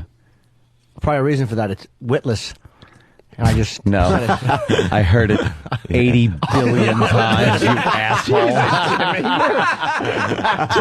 You didn't get enough sleep last night? Dude, he's being sarcastic, dude. I didn't get that. Kumia. I thought it was so It was my awful. acting. I believe it. No, you knew what to do with your hands. I didn't think anyone would have said that. After I said it, I'm like, wow, there's nothing remotely funny about that. Exactly. Kumia. Both of us went with the joke he's heard 1,000 times. I didn't know. The Cumia and the Cumia. That was it. I know. Yeah. Part of that, and then put the Anthony Prince Spaghetti Day thing. It was like, if you're named Anthony, you heard that shit constantly. Hey, what's your name? Anthony. Hey, Prince Spaghetti Day. See, because the mother would yell Anthony out the window. I don't get that. Fucking asshole. Remember that commercial? No. Anthony, and the kid would be running because it's Spaghetti Day, and it was Spaghetti so Day. He runs home a little faster because he and loves he ran Spaghetti home, Day. Yeah, and the little fucking Dago kid with the wife beater sitting there at the door going, like all out of breath but smiling because it's fucking Spaghetti Day. Every Anthony's heard that 1,000 fucking times. Kids are up. awful. Why? Yeah. What makes kids so? They're also not that bright. Everybody says That's what it they're is. I smart. think they're stupid. That's why they make vegetables in the stupid. shape of animals. The kids wouldn't eat them otherwise. Yeah. Do you want this broccoli? No. What if it's in the shape of a dinosaur? Yeah, idiot. New dinosaur vegetable. Yeah. They are. They're stupid. They're cruel. Yeah. You want to eat this carrot/rocket ship? I think it's just a part of life, like animals when they're younger, bite the shit out of each other's faces and stuff, and sit on the other one just to show who's boss. I think that's what they do. Like, we're just fucking It's animals. proof that there is no benevolent sort of entity watching over us, isn't it? I mean, No. if the very way that these things, are able to sustain life is by clawing to death another animal and consuming it. It's sort of fucking, it fights the idea of somebody up there with a smile being like, I created this. Did you really? That's my work Is right that there. Watch. intelligent design? An intelligent design would be a big purple Pez dispenser in a field. How do you think flies feel when God tells them their role? You see the shit coming out of those things? Dinner is served. Oh, come on. You gotta be kidding. It's the circle of life. And the dead things, you get to eat the dead things. Oh, gee whiz. Doesn't that beat it? I love the, come on, you gotta be kidding. Come on, you gotta be kidding. Like the flies are looking at here's what happened. The flies were all talking in a room. They're looking at the shit. And God overheard them going, how stupid is he to make that stuff coming out of their asses? What are you going to do? Just let it sit there? And God went, oh, I have a solution. Got a job for you guys. You'll eat it, flies. You'll eat it. And then he pointed at me and said, you'll take a concept and run it into the ground. Pretzel bite, boy. You're not big into God, they're dumb. I'm trying to figure something out. My mother was on a cult, They brought me to India when I was a kid, and he's sleeping on concrete slabs in this commune for 25 cents a night. It was a pretty wild scene, You went to India. Everybody's searching for it in their own way, but obviously, I don't know. Every denial of death. I have a problem with organized religion. We got our cardinal here in New York displaying his gold robe that the Pope gave him after visiting New York City. Yeah, but I don't know. Not to mention, it seems like the people that are doing the craziest shit are always so closely connected with God. The priest won't stop fucking the kids. You know what? It's been going on for 1,000 years. Maybe we should stop pointing the finger at the adults and start looking at these sexy-ass boys. Sorry to do a bit. All right. Good point. Bit/good point. Good point. I can resist. Sorry, good point. Bit/sexy. Exactly. I can't look at a Rockwell panty without my dick getting hard. He's running away. Leave him alone, officer. Speaking of what's going on with the Obama and Wright? Did they with the Reverend? They had a real falling out, right? Well, apparently because so. Obama wants to be president, so of course there was a falling out. Do you think he can do? Yeah. I think the one thing holding him back from really capturing the swing states is I think that white people subconsciously believe that he's maybe not who he says he is. As if he's going to get elected, walk up to the podium, the whole world is watching. He's going to smile, and you're going to see a row of gold teeth. And a joint is going to materialize out of thin air, and he's going to be like, "Psych, you're stuck with me now, motherfucker." And he'll sound a little less intelligent and that less Harvard veneer articulate. will just drift away. Yeah, let's be all gangsta and shit. Is that DMX? Yeah, hold out that Bible. Hold out the Bible, motherfucker. Or even worse than that is he'll come out with a bow tie and he'll say alaikum salam. God, this is not good. Bean pie, my brother. Bean pie, my And brother. Flavor Flav as his vice president. Yeah, boy. Or he'll say, oh, shit. He'll say, where's my jewelry? And they'll bring a bone out. God. It's everybody's fear. What? That's everybody's I'll just eat a fear. pretzel. You guys go ahead, have fun. Sorry, Drew. I'll mind my business. Yeah, I think you just insulted Drew. I didn't. Why? Doesn't have a bone for jewelry. What? Jesus. What? Said he doesn't have a bone for jewelry. Exactly. Upset. It's not offending him. No. No offense taken. None. Thanks, Drew. Hey, we got a quickie just for the XMers today. A weatherman saying fucking. We had one of these the other day, and now we got another one. I said shit the other day. Shitstorm or something like that, or the shit is flying. I don't know, something, but we got a new one. Right now, in fact, let's go outside and take a look. Live look. Sun is starting to set across the area, and fucking beautiful condition. Although, holy shit! Wow. Fucking beautiful conditions. We do that over there at K-Rock sometimes. Yeah, but we're not like a weatherman. And we like blurt out a curse and just go, oh, damn, hit the dump button. Yeah, absolutely. But that guy, fucking beautiful day. He's just hanging out with his friends. Yeah. It's a fucking beautiful day out. You want to go driving? That's great. What do you want to do? And another story, this was just a terrific human interest story. The local news had a lot of fun with this one. Paralyzed old lady has her 90th birthday. Oh, God, yeah. Oh, I hope she got new shoes. But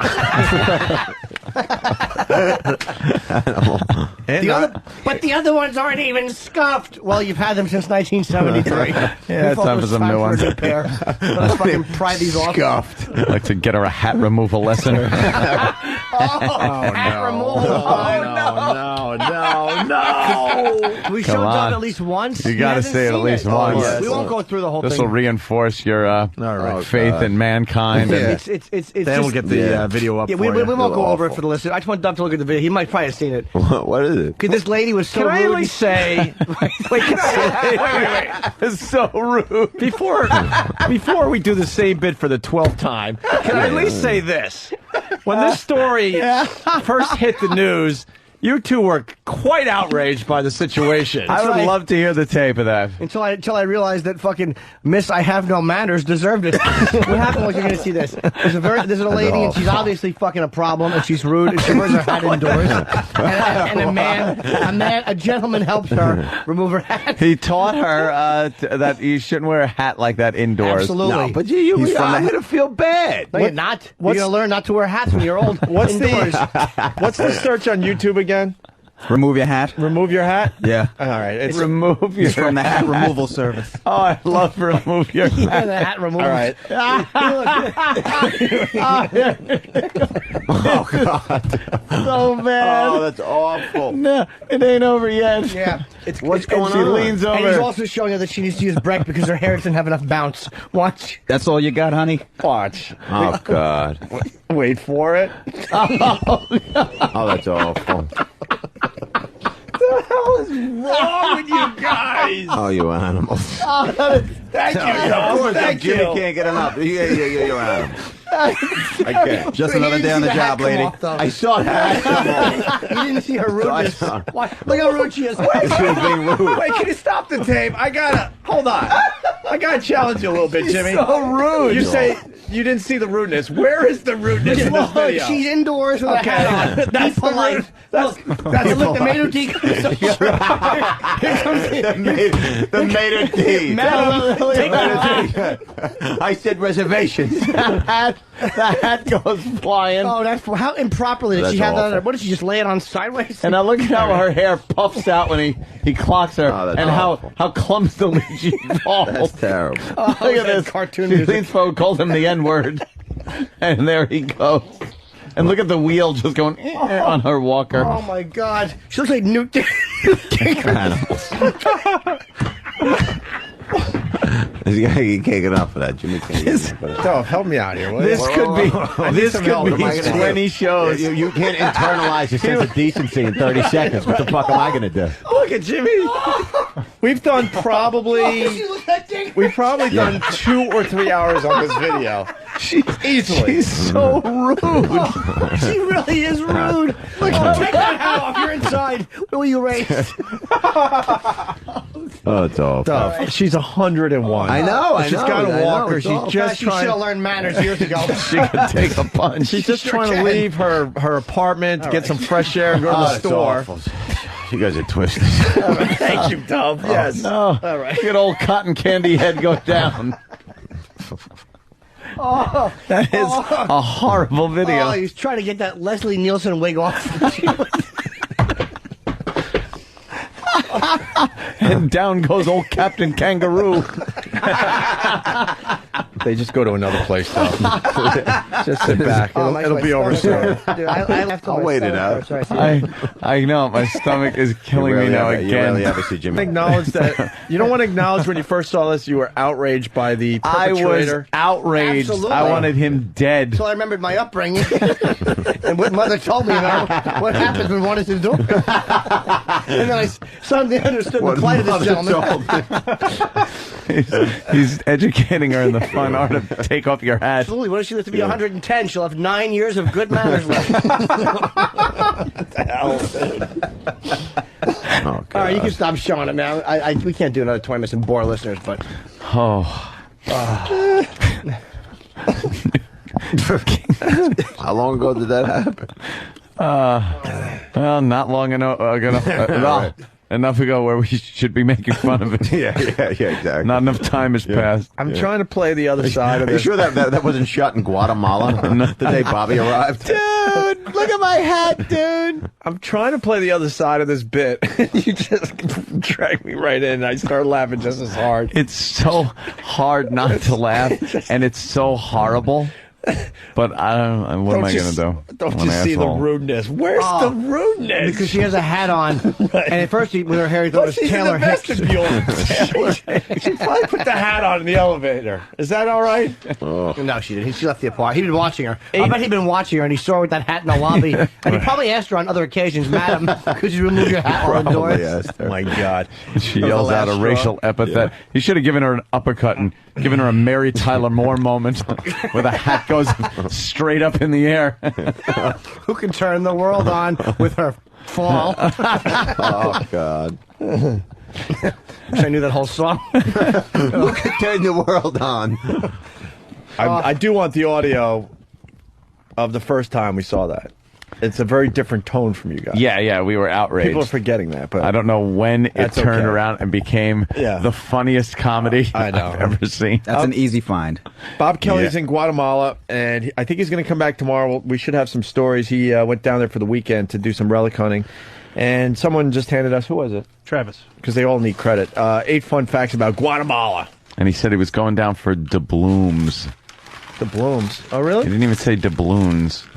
He go like he's going to hunt for some fucking things. He doesn't even know what they're called. They're called books. And you're not going to find them in Guatemala. What do we got? What are some of the fun facts, Ann, of Guatemala? Here? Well, never ever take photos of children without permission. Some Guatemalans are extremely paranoid about this and assume you're a kidnapper. Right. So we told them not to do that. And I've heard that people have taken pictures of kids and mobs form around them and they beat the crap out of assume them. you're a kidnapper as opposed to a harmless pedophile? Why would you be out there taking pictures taking of kids pictures in the of first children. place? Yeah. Creep. It's dangerous to travel between cities after dark. Doing so significantly increases your risk of being in a car accident or being the victim of an armed robbery. It's kind of like banditos walking around there. Why a car accident? Yeah. By the way, all these fun facts go for anything above 96th Street as well. Fun fact. It ain't Guatemala that this sheet necessarily pertains to. This is my favorite. Avoid gatherings of agitated people. Frustration over crime and lack of appropriate judicial remedies has led to violent incidents of vigilantism, including lynchings, especially in more isolated rural areas. Attempting to intervene may put you at risk of attacks from the mob. Jesus Christ, people were just going up to angry mobs and saying, hey, what's happening? Hey, calm down. Things are great where I'm from. What are you doing, guys? Come on. Dude, we all get let me tell you about when me and Dane got in a little tiff once on the bus. You gotta live your lives. Oh. Well, thank God somebody's communicating these fun facts to they people. fucking stab him and a luau falls out of his belly. Or they try to lynch him and tree comes over. A luau falls out of his belly. Is that a whole pig inside of that? They have to find a redwood to string him up. They think he's a mythical figure. Since December 99, 24 American citizens, residents, and 6 American citizen tourists have been murdered, and suspects have been convicted in only 2 cases. Jesus.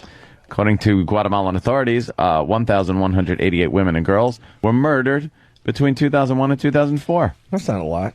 No. It depends on the population. Yeah. You're kidding, right? Exactly. The United Nations recently listed Guatemala. There's 1,000 women murdered here, but it's probably, 30 million people in Well, doing some Guatemala? quick math, a woman a day is getting murdered for the most part, give or take a few. That happens here, but there's 300 million people. That's right. Yeah.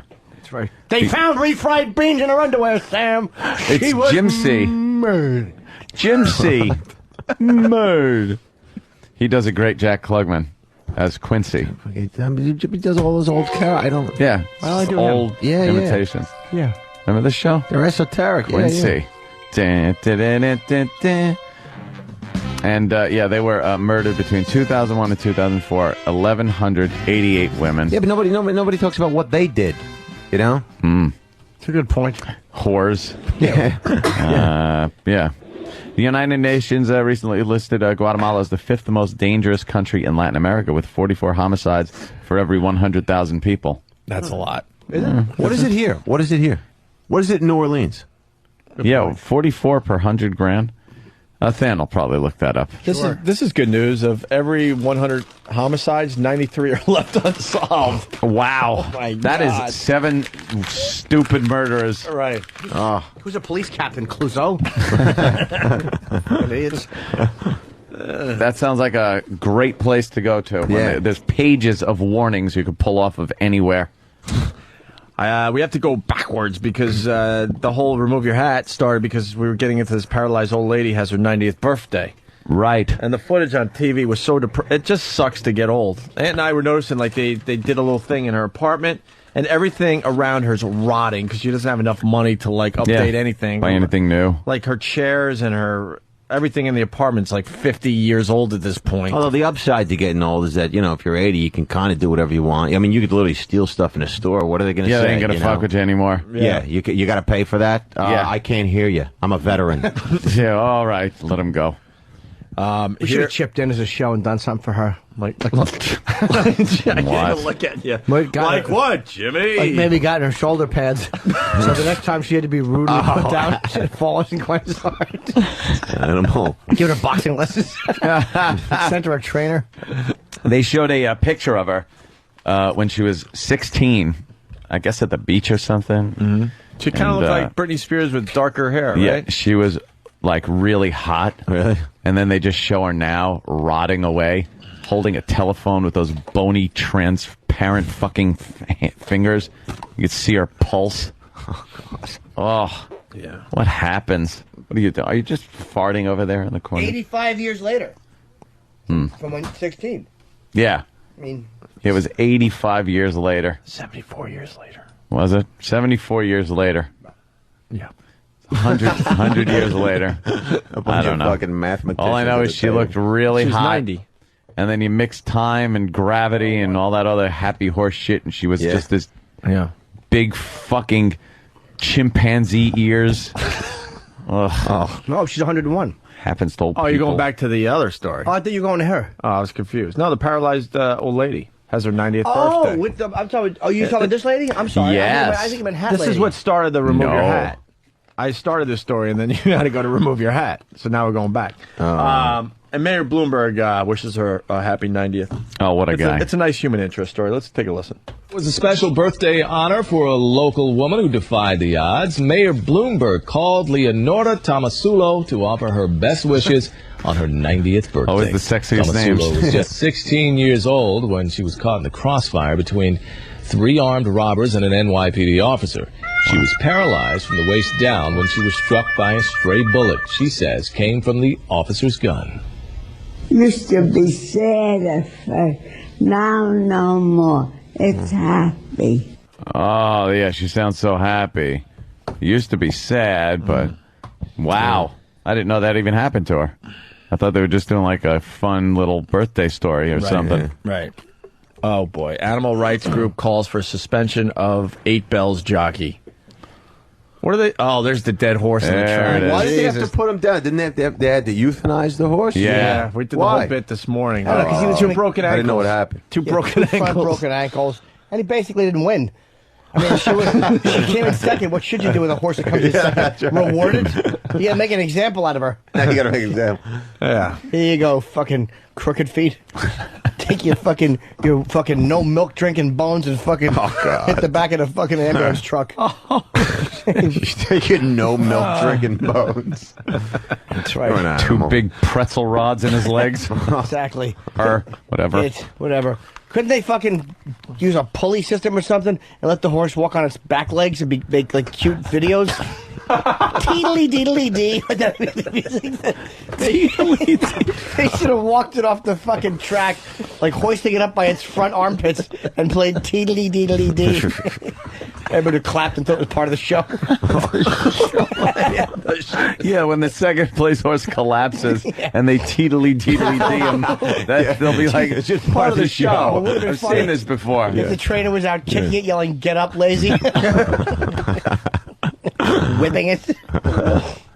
Yeah, take the whip to him. Get up. Yeah. Here's the second half of the paralyzed old lady story. Great. Tomasulo says the city never recognized that it was the officer's bullet that left her paralyzed. While the mayor didn't apologize for the shooting, Tomasulo says she's glad that a city official finally acknowledged all that she's gone through. Why should he apologize for something that was done 20 years 85 ago. fucking years ago? Right. 74 years. 74 years, yeah. 85. No, I was wrong. Oh, I don't care. 74. Is that her? Virginia Newkirk. I don't know if that's her or not. No, it's not her. No, that's somebody else. You know she is. She's not 90. No. Oh, yeah. She's Peter, right? Where's She's out Danny? of Peter. Danny wants us to play this clip from Off the Charts documentary. I really don't know what this is. I'm a little confused. Dan, you know? Off the No, charts. but Danny's coming right in. He's been very excited about this. You have, right, Danny? Yeah, he'll find a mic.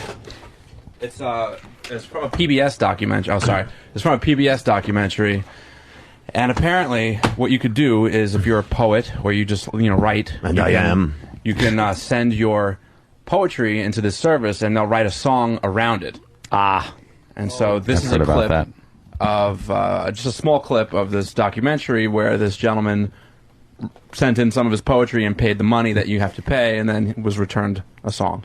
Or multiple songs, rather. The service is called Magic Keys? Yeah, Magic Keys. And like you said, it'll take your poetry and compose music around it. This is, we meet Kagler, Juan Singletary, with his big hit, Nonviolent Taekwondo Troopers. Yeah. Oh, boy. I'm trying to find more of this documentary. Hopefully there's more stuff like Is this. this a joke in or is it real? No, this is 100% real deal. When I first saw the ad, talking about money making, and it said songs. Get your poetry made into songs. Oh, this is interesting. It was $299 altogether. He has a nice I speaking spent voice. $100 in the first month, $100 in the second month, and $99 the third month. Did he bite his tongue? Yes, I think it was worth it. Within Queen City of Southern Tears, I am sitting on my super bicycle and Jewelria, and I'm dressed like Captain Bicycle. When I first heard the song, I was surprised. Because I was like thinking, I wrote that. I was surprised but real happy. Oh, God. This guy's just At out of the his same mind. time. Yeah, he's retarded. Yeah. What's the deal, Danny? He's retarded or something. He's not. I don't think he's retarded. He might be a little like learning disabled or just Yeah. like slow, but he's Yeah. not retarded. Like retarded. I think he lives with his mom. Like his mom is in a later clip, but he's a little creepy.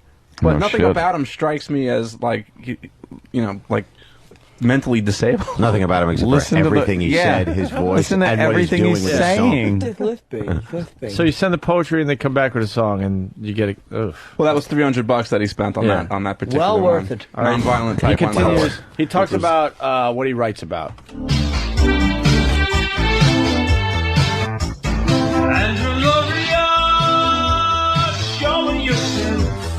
Come and live the spirit of Jesus Christ. Thank Jehovah for Kung Fu bicycles and Priscilla Presley. And Julia, show me yourself. Come and live the spirit of Jesus. Who sings this song? The Service? The Service. For Kung Fu bicycles and Priscilla Presley. The subjects I write about are martial arts, ladies, Why and don't you just religion. write about stuff you know, like not getting tail and being a And fucking science lunatic? fiction, too. And science fiction, too. Or losing to Buster Douglas in 1990. Fucking lisping idiot. What a goon. And I guess he got a lot of his poetry sung by this service because he's got a song about Annie Oakley. Yeah, this is the second and only song, and only other song that was, I guess, in this documentary that he did. But I have a feeling he's done more than just these two songs. Let's hope. What the fuck is this documentary? It's PBS. Ugh. Annie Oakley was a lady and a markswoman. Annie Oakley is deceased but not forgotten. From what I heard, Annie was not rotten. With the help of Christ, Annie was right. The song was about what I thought about Annie Oakley. We know. And how great I thought she was. Annie and the Oakley. romantic interest I have in her. Sure. It's got romantic. This guy's jerking off to a chick with a pistol. Annie Oakley. You can't even get a picture. He's got a romantic interest. Veronica and Betty. I got cock-blocked by Big Ethel. Fucking idiot. He's fucking jacking off to paintings. And the romantic interest What did Annie I Oakley look have like? in her. Spirit. Probably a big dyke. I guess that's all over her spirit. Should have mullet. What are the odds that a hot chick would be that good of a shot in the first place? Yeah. Really? Can you shoot a quarter from 100 yards? And Yeah, you look sure. like that? However, if Annie tempted me to a carriage, I might lose to Miss Oakley. It's not funny. Holy shit, Jim. Annie is one of my funny. Wait, what was the line after? Is Jimmy farting? I couldn't. It snuck out. I'm scared. He gets nervous when good music people plays. sing about it. Annie God Oakley. damn it. Yeah. Annie Oakley. That's a really bad song. Oh. Yes. Just getting some fear out. Oh, dude. Can we send that service like lyrics of Mr. Hands or Remove Your Hat? Yeah. I was Remove your gonna hat. suggest If after this bit was played, we should probably try to come up with $300 and some terrible lyrics to send And in. we'll do something like, remove your hat. That's a great idea. I can't have we need sex to with remove, Annie Oakley, so we need I'll to have remove. sex with Charles Oakley. We need a remove your hat song. That would be Yes. would be funny, man. Mm-hmm. All right, we'll work on some. He perseverates, you know, he pursues certain subjects that fascinate him long after it's appropriate for him to be talking about them or pursuing them, you know, and so he has this focus, this concentration. And one of the areas is firearms. He's not a violent person, but there was a fascination, and I think a lot of young men go through that. It needs to be channeled in a non-violent way.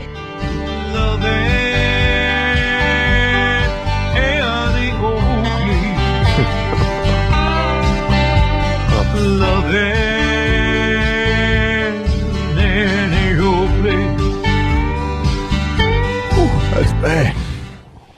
In the service, there was like different genres of music that you could pick. Merle like, Haggard just shot himself.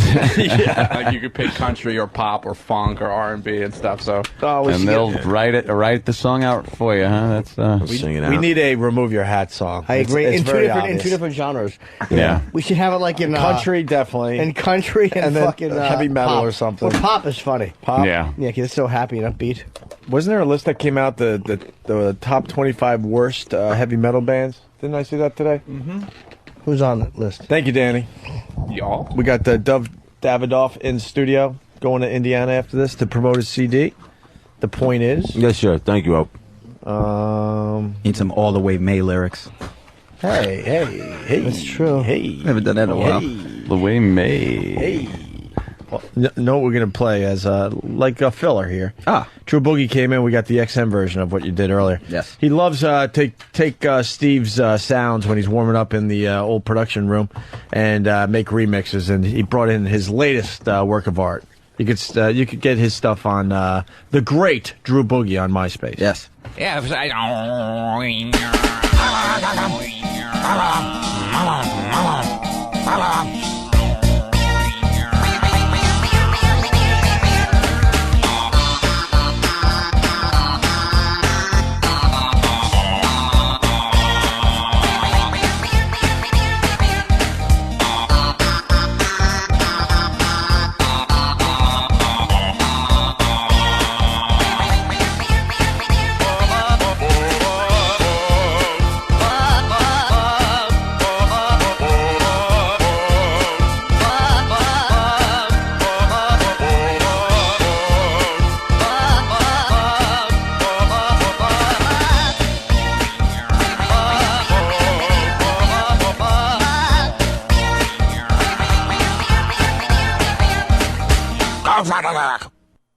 The Opie and Anthony Show. Gut busting, ab crunching. Boy, how bad can it get? Have you seen a man eat his own head? Yes. Now you'll get used to it. Anthony spent $300 on fags. Ass clown. Anthony. This is the freakiest show I've ever been party to. It should be illegal. The Opie and Anthony Show. You guys suck! All that talk is crazy.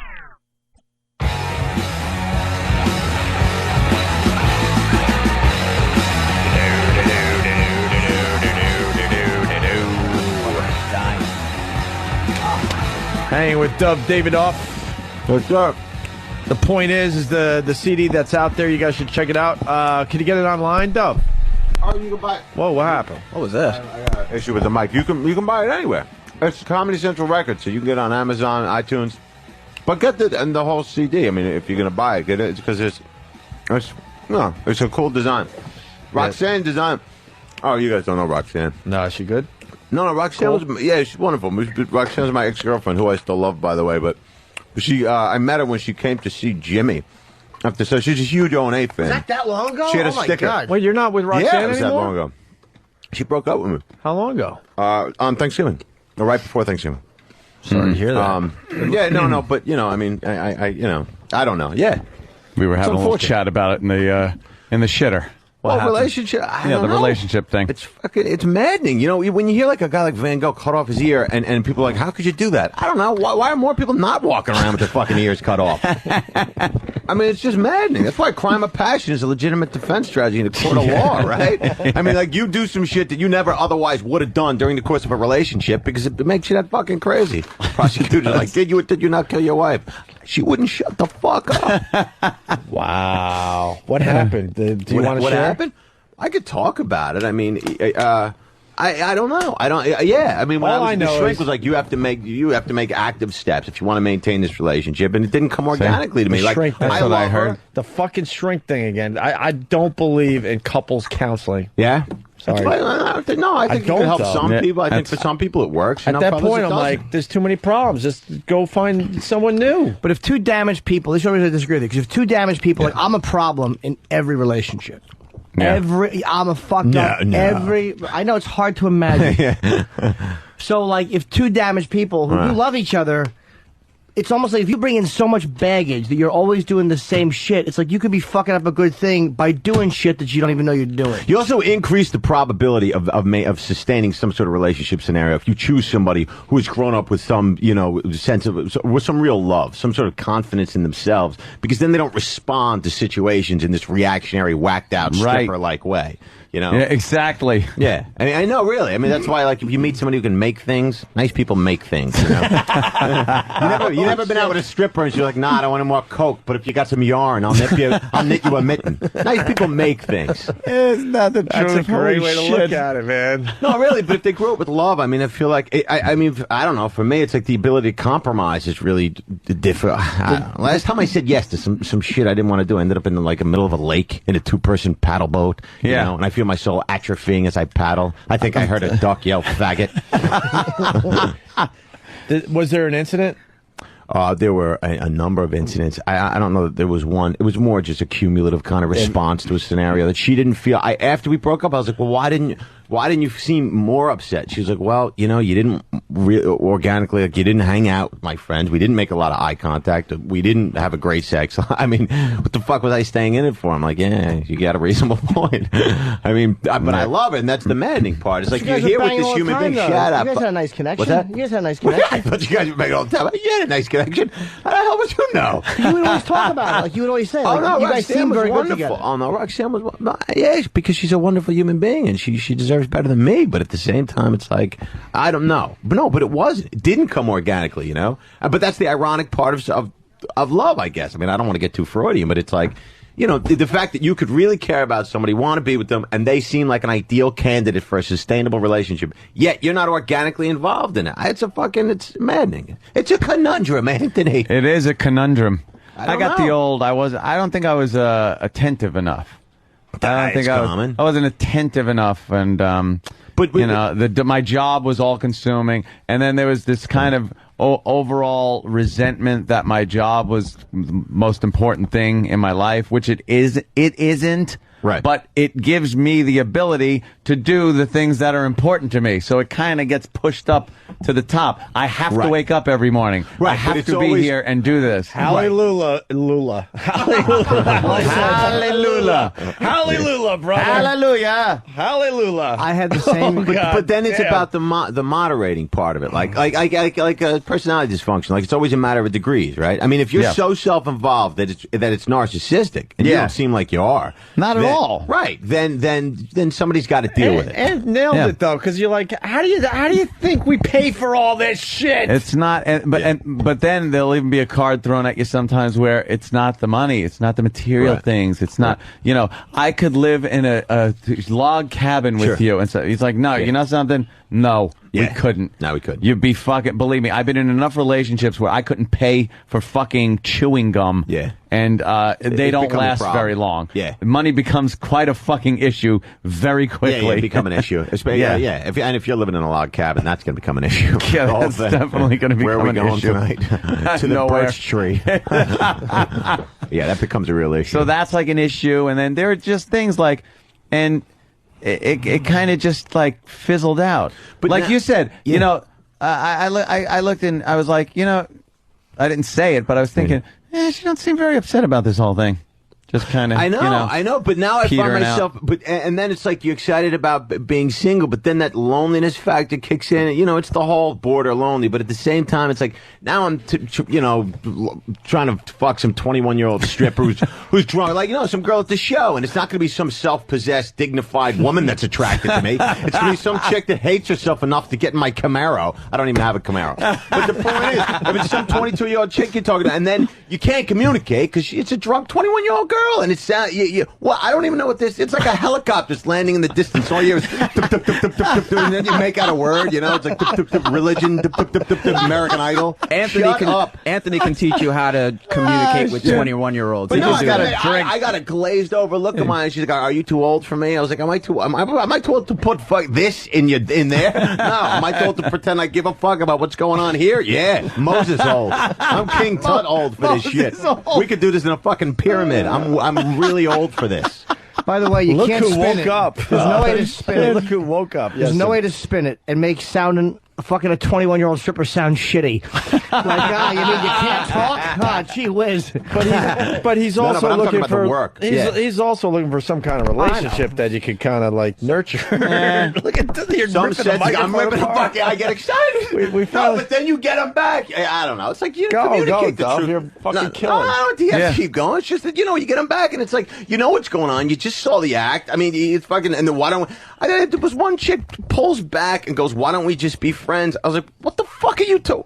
Well, first of all, you're wearing glitter. What do you mean? Why don't we just be friends? We see the world so dramatically differently. There is no point at which we can meet and be friends. That's like pulling into a gas station. Like, could you fill it up? Guys, like, we don't have any gas. I'm like, why don't we be friends, man? Tell your mom I said hi. And then really, I got my finger in her. She pulls back. She goes, "Did you just assume we were going to do something?" I was like, "We're halfway into a bottle of vodka. Oh my I had my hand on your ass for an hour and a half at the club. Did I assume? Yeah, I assume. You can assume things. If a guy's wearing a pointy white hood and a sheet, you can assume he ain't ain't voting for Barack. You can assume things about people. Look, I can do radio, but every now and then I get Jimmy is anyway. Wow, that's Very too good. fucking real. That is too real. Yeah, Holy shit. I thought I was unique for a minute. Yeah. I thought I was a unique and special individual. As a very dear friend of mine once said, Jim, they're all cunts, including my mother and the Virgin Mary.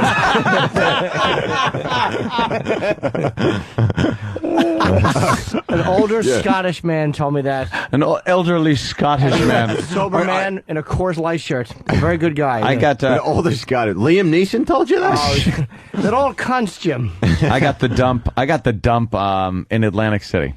Really? In Atlantic City. Saw it coming, beforehand. Yeah. But didn't know the exact date. But you don't didn't seem know like the you date. were really motivated to make it work. Like to put No, the at the work beginning in. I was trying, but it didn't seem like, and to be fair, I guess, maybe that was the case, but I really thought I was giving it a whirl. You went through I the was make it work stage. But I mean, the make it work definitely stage with, going to see her therapist to see if we could, figure out what the problem is. Yeah. But then it was just like, I don't know. All right, they say that I have like this where I'm not really so involved in what she wants to do in her life. So I'm like, all right, I'll try to be more so. And I made a concerted effort to try to, but then we'd end up back in the office, and again, it was like, well, you're not being attentive. It's like, no, now I'm getting pissed because no, I am. I tried. It's madness. I really fucking did give it an effort. And he did, because for Christmas he flew out to Colorado, and he stayed in that hotel very close to her family's house. All right, look, I can't take kids. I can't fucking take kids running around being all yelling and shit. I'm on vacation. I wake up at 4:15 every day. I don't need kids like waking me up at 4:15. Can I be honest? On vacation. When that whole story went down on our show, I'm like, it's just a matter of time at this point. Was that like a clincher? But Dub, listen to this. Yeah. I'm like, how do you get my that? mother's an analyst, and my brother's so you get. I'm like, how did he get this done? He was able to talk his girl into saying, look, I'm going to go spend Christmas with your family in Colorado. Absolutely. But he was able to work it where he could stay in a hotel while she stayed with the family. I thought that was brilliant. Because to stay at the house, that is brilliant. You have to stay at the house because it's Christmas and the kids are there and they want to see you and you haven't been there in a while. So, there's a guest room, so stay in the house. But I'm like, I can't fucking do this. I know there's a hotel down the road. Perfect sense. I go, I'll I'm just stay at the surprised you were hotel. able to convince her. I wasn't able to do it. I wasn't able to. Okay. The therapist was. Because I told the therapist, because I go, that's one thing good. I go, I said, I'm going to be miserable going to Colorado because it's my vacation and I need sleep. Right. I need sleep. It has nothing to do with the people or anything. I just need fucking sleep.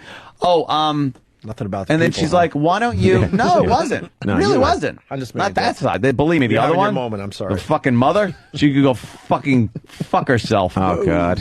Yeah, but you didn't enjoy being around the kids, right?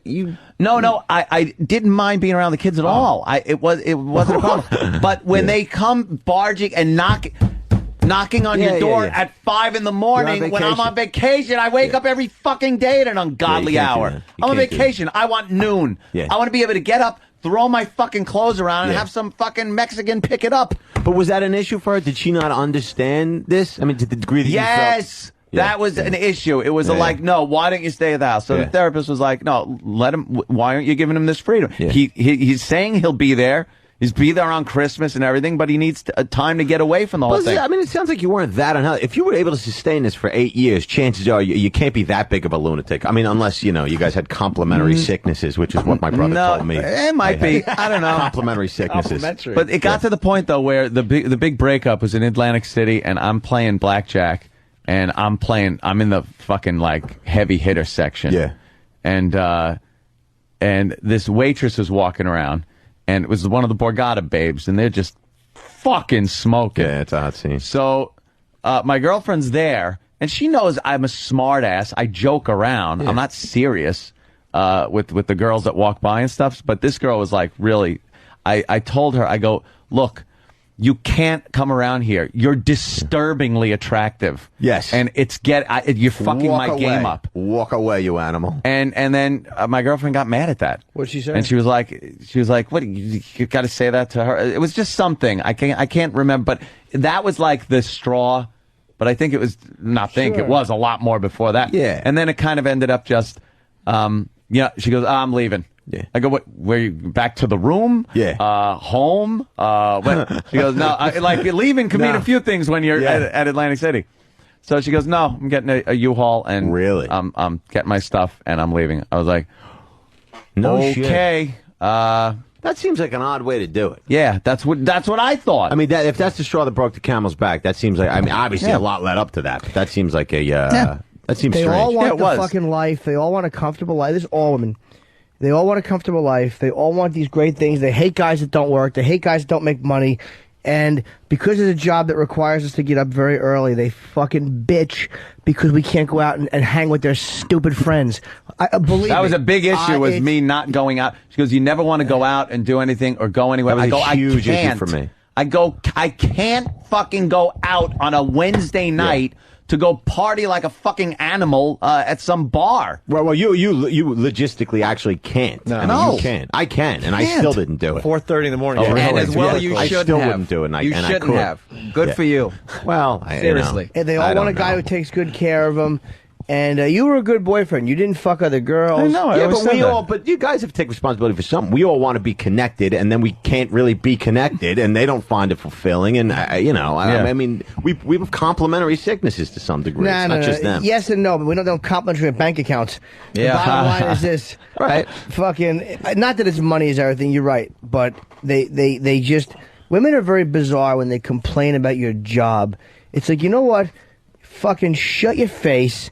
You understand that I have to Sounds fucking like you're going do into this thing with an open mind and open heart. I mean, why wouldn't you get along? I don't want to hear it with any woman. Yeah. I don't want to hear it when it comes to work. I don't want to fucking hear it. Yeah, there shouldn't be a fucking argument. This is my career. This is what happened. Right. It's not the money and materialistic thing. The money is the fuel that runs the other shit. Right. Like to make you happy. Right. Like, it's not, wow, you got money. I'm happy because you got money. Because there are a lot of scumbag guys out there with money that'll treat you like fucking shit. That's right. Case money, in point. money is the fucking, look at Jimmy Norton. Money is the fucking fuel that drives the happy boat to fucking places Into like harbor. Burberry and fucking Tiffany and things like that. That's what allows that lifestyle. That's right. Asante. Asante. J.C. Penney's line of Italian wear. Yes. Dove, he didn't mention, but he's a lot happier since that all went down. Though. I think Anthony would have stayed. He would have stayed in that relationship probably for. I'm one of those guys. He would have stayed another year or two, no problem. I'm the same way. She made the move, and I think secretly, I can't speak for him, but I think secretly he wanted that type of situation to happen. It manifested itself in him not being able to take it. It was one of those things where this guy's got his hands all over some blackjack waitress's ass at the Borgata. Yeah, all over around. Do you think she regrets it, Aunt? What? The blackjack waitress? Yes. I don't know. I can't really tell. I don't communicate much with exes ever. I'm sure I've communicated more with her than I think any other ex. I mean, it's but I don't. You know something? I don't fucking know. And like you were saying before, I'm happy, but there are those days where you're like, I'm fucking in bed. I'm gonna watch any movie I want. I could do this. But that's what's so maddening. And then sometimes you're just sitting there going like, right. Boy, this house is big and empty. Right. Right. 20-year-old. Yeah, but how long does that last? Fucking 3 minutes if it's my house. Exactly. No, but even if you last a long time, if you do an hour and a half, it's like now you're sitting there with you're trying to have a conversation with somebody you can't possibly talk to. And then you dump your load. You're like, oh God, thank God, no one's here to bother me. That's right. I don't have to be nice to you. Fucking beat it, Craigslist. Take your fucking pittance of cash and hit the bricks. Cram out. Oh, that's funny. It's a good time, but then you're back to feeling alone in the world. Did you want out of your relationship before it went down? No, but I didn't want it in it badly enough for her to feel as though she was in a fulfilling, connected scenario. Bingo. And she felt, and she didn't feel like it wasn't fulfilling. Did you cry when she left? Shut up. Did you? That's a yes. No. I know. Listen, I did. I didn't cry initially. It was a manifestation of some emotion. There was a light liquid. You get I wasn't bawling. You just get your nostalgic moments every so often, especially if you've been in a relationship for a while. Yeah. And then you just fucking like, what are you, an asshole? Yeah. You just get sick of yourself. Up. Yeah. Stop it. Yeah. But if anything, fucking, if there's anything around the house that makes me for a second feel nostalgic, it goes right into the fucking paper shredder. I swear to you. Wait, I had to turn over pictures. I'm a witness to that because I called Anthony early on. How do you shred a bed, by the way? I called Anthony early on in this whole breakup thing, and I just heard the shred. I'm like, "What are you doing?" He's like, "I'm shredding everything." Oh, you shred pictures? He went through a night of shredding. I won't shred pictures just because they're kind of historic documents. That's almost like book burning How about to me. letters? You know? It's like, letters go. I save everything. No, shit like Not that. pictures, letters Fuck that. go. Letters go. You're the opposite of John Adams. Cards. Fucking cards. Your cards have to go. Sweetheart, you're the shred that Anything fucking with thing. a rainbow on it. Yeah, fuck that. It's gone. But pictures, certain pictures, I think I did shred or deleted off a computer, things like that. Like unnecessary, not these fucking, you know, the world-changing photos or anything. It's just, it's this goofy picture. But it's fucking frightening, man, because when you're with somebody that you love, I'm just worried I'm going to turn into that guy. Like, you know what I mean? Like I'm worried 10 years from now, I'm going to see her on the other side of the street, and she's smiling. Like, had I been able to make it work, I could have been that like, she's going to be on that side, smiling, the sun is shining with a husband and kids, they're eating ice cream, and I'm on this side of the street, you know, and it's raining and dark, you know, and I got an open silk shirt with a gold medallion, and I'm trying to convince some stripper that Jimmy just turned down to get in my car because I got good blow. You know what I mean? I don't want to be that fucking guy. Terrible life. You have to fuck the stripper. You don't get to smell the lactose farts in the ice cream or hear the little dog shit kids fucking waking you up. That's terrible. That's true, too. How terrible is that? The ice cream must be so fun on a Sunday. Oh, a lot of guys want to blow a load and sleep, but you get to get up and take the tots out for Haagen-Dazs. That's true. Fucking stinks. You know what? The guy that she's with? Yeah. That ain't sun shining on his head. He's looking at you in the sunny fucking day. It's pouring on his head. They're well lit because a nuclear bomb has gone all over his head, mercifully for him. While you got a fucking load on the front of your awful slacks. It's such a weird situation, though, because you do go through those moments. Man. It's these moments where you're like, was it good? Did I want to be in a relationship? Do I want to be? You know, you walk around the lonely gave house. Me a speech about joy and happiness. You know, like he was giving me these speaks about religious. You know, Palmenter. I know. Oh. And, of course, just want to hear him say it. But it was about joy, and you know, but just about making those choices that inevitably, whatever choice you make, there's going to be downside. You do an overall cost-benefit analysis to find out what works. Did he tell you to do the door lock test? What? Which means door lock test. If there's a carjacking, and they open her door, hit the gas, and let them take her. That's the door lock test. They grab her by the hair. Door. Unbuckle your belt, bitch. Beat it. And there's something odd about being in relationships where when you're in them, especially for a longer period of time, you just become complacent, I guess, and you don't. It becomes. I don't want to say rut. But it's very rut-ish. And it seems like I maybe the one thing that helps sustain. Yeah, no, it's definitely Way to rut-ish. not say rut. Yeah, it's rut-ish. Yeah. Way to avoid rut. Yes. Put ish. Gutter with different letters. Probably kids though add to the ability to sustain it only because it's the emphasis is no longer on yourself. It's a mutual responsibility. I think that sucks because then you are no longer the important people in each other's lives. That's right. You're there for these fucking You're there to kids. facilitate the raising of I've children. heard whoever told me this though, but your replacements. Yeah. You're fucking there to care for your replacements on the planet. Yeah. And I don't know. I've never been into fucking kids. I've never wanted to have them. Nope. I feel it ruins the life I kind of want to have until I can't do it anymore. That was a point of contention with us as well. It wasn't with her? Was that part of it as well? No, she didn't want to have kids either. Really? Where'd you find her? Yeah, I know. That was a good that was a good feature, believe me. Yeah. But it's one of those things where you can just pick up and fucking go somewhere and not did you get the pack and play? Oh, you got to pack like you're going to the top of K2 every time you leave the house when you want to take a fucking kid to Starbucks. Did you get the bottle? Did you get the bag? Did you get shut up? There's nothing worse. You get him a job. You pull into a fucking parking lot and there's no spots. You see a woman with 2 kids in her hands gets to her car and you're like, all right, You think for a second, maybe I'll get lucky and this won't take 8 hours for her to back out. Bags. This, she's strapping him in car seats. She's fucking bags. And for what? For what? So that, 5 years from that point, you get to you work and you'll get a call from your wife and she says, honey, he just took his first step. Yeah? Hopefully if it was into a fucking taxi. Get him out. Especially if it's 5 years later. How dumb is this fucking kid? All atrophied legs. What is he, part boy, part turnip? When did I speak there first, too? Never wanted that. Never wanted the kid thing or anything. I was never big into the kids. And then, but I do agree with you that I think that does hold people together. Yeah. I mean, obviously, people said, "Oh, we stay together because of the kids." Just like almost genetically, I would imagine it would kick in. That who was the guy? Two different evolutionary theories. Dr. Philip Rushton of the University of Western Ontario. But anyway, what did Dr. Rushton say? No. This was something that Nataman was saying. I don't know if it was some sort of racial theory. I walked in with my female friend the other night, and he goes, "Who's your friend?" To her. Oh, Jesus. shit. Hold on, rapist. Who's your friend? Way to ask.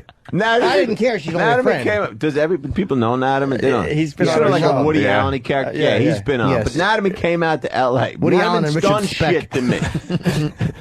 These guys never heard the Nataman. No. They don't Nataman Wait, keeps tell going. the story, the one we haven't heard. Well, no, Nataman keeps going. This was a few years ago. He goes, I need a piece of tail. I want some tail, like that, And so finally, I get these two chicks. One of them is crazy enough to I got opposing couches. I get him up to my apartment with Nataman. He comes up, and I see him, and he keeps telling me he's going to bang. He wants some tail. I'm on the opposing couch, and Nataman looks at me.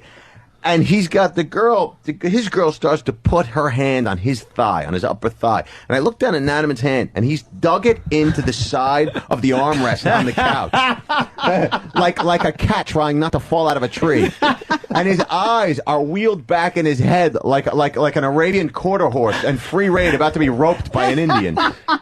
And and I get up and I got my piece out. I pull it out, because I'm about to go bang. And I get up and I go, Dan, are you okay? And Dan just looks at me, goes, this is not my scene, man. Gets up, walks into the fucking bathroom. He's a funny guy. That's fucked up. It's fucked up. No, but he's so like. I don't know if he necessarily sees himself as the world sees him. He was horrified. He showed up. I was doing that show in L.A. Shows up at the trail. He's awkward. Shows up, knocks on the door. I haven't seen him in 2 years. Didn't even say hi. He just goes, where's craft service? And he's wearing volleyball shades and a shirt with the rings around Saturn on it and a slim jean and a side-buckled pilgrim shoe. And he says to me, he goes, I come out to filthy L.A. pilot season. I get one audition. One audition. He goes, I walk in a room. Bunch of nerds. He was shocked that it wasn't Brad Pitt, Benicio del Toro. He was horrified that they were sending him out on parts that weren't the romantic lead, Bunch of nerds. Bunch of nerds in this room. That is really funny. That is funny. Natterman. We Who's don't your know. friend? He's a classic. We love Natterman. We just don't know what to do with him on the radio yet. I say he have him hasn't come into his own yet. Everybody. He hasn't come into his own on the show yet. He's very funny. He just doesn't He's talk really enough. funny. When me and sometimes we wheel back and forth. Dan's a close friend of mine. Yeah. And sometimes these guys are good together. Yeah, no, But Dan is, I know, but we don't know what his button is. We're trying to find that area where, like you today, I'm sure it's a we went trigger finger. relationship and you went bam for the last half hour. We haven't found that button with him yet. Mention rape or dismemberment. Button. One word, shovel. Sawing techniques to get through the tendon. You gotta. Let's get to the tendon. No, Nataman, relationships are interesting for him. And he talks about this, so I don't think I'm speaking out of school, but he's never been in a relationship ever. Not for a day, his whole life. He used to creep my girl out at the Comedy Cellar. He just has a way of looking at women. You're like, dude, man, what the hell? Same way fucking that guy looks at Uma Thurman. Fucking ghoul. In a bush. Speaking of which, there's the creep on TV right now. I just said that. This What's big his name? backpack. Uma Thurman's stalker trial may go to jury today. All right, should we do line of the day or what? Sure. Is it that time? Gas, guys. Oh boy. We got to hang out with like salespeople today, Ant and I. Yuck. Exactly. I hate that shit. Bob took. They talked Bob into getting us to do this dumb thing today. That's because there's going to be a big wig there. Who? A couple of big wigs. Yeah. The biggest of the big wigs. Yep. And then radio got big wig. Yep. and we have to, shake hands with advertisers. Yep. And go up on stage and something and say something. And riff. We got to riff about. They're like, open it. They could just riff for 2 to 4 minutes, and then they want you to just talk about how CBS and technology has kind of joined together to make this like very interactive kind of thing. What kind of And make it presumption funny. is it that you could use? You're supposed to, just fucking make it funny. Riff on it. That's great. Not too much pressure. Have you seen the CBS websites? They're fantastic. I had a corporate. They asked me to do 30 minutes on hair care products. Oh, great. Fuck you. They're like, can you just come in and do like 30 on hair? The nerve. Yeah. They just done cancer wig jokes. They think this is easy. Yeah. We have pressure every day to try to make this shit sound like something entertaining, and they're like, they'll just go up there and riff. They're okay. That's what we pay them for. Just send them up. And we're in the mindset, why don't we, instead of wasting 3 hours with these salespeople, that would be 3 hours maybe we could relax, get some sleep. Do nothing. For the next Watch show. TV. Get out of a relationship. Fucking dynamite a connection with a woman. We're heading toward line of the day. This AshleyMadison.com might be your thing, Dove.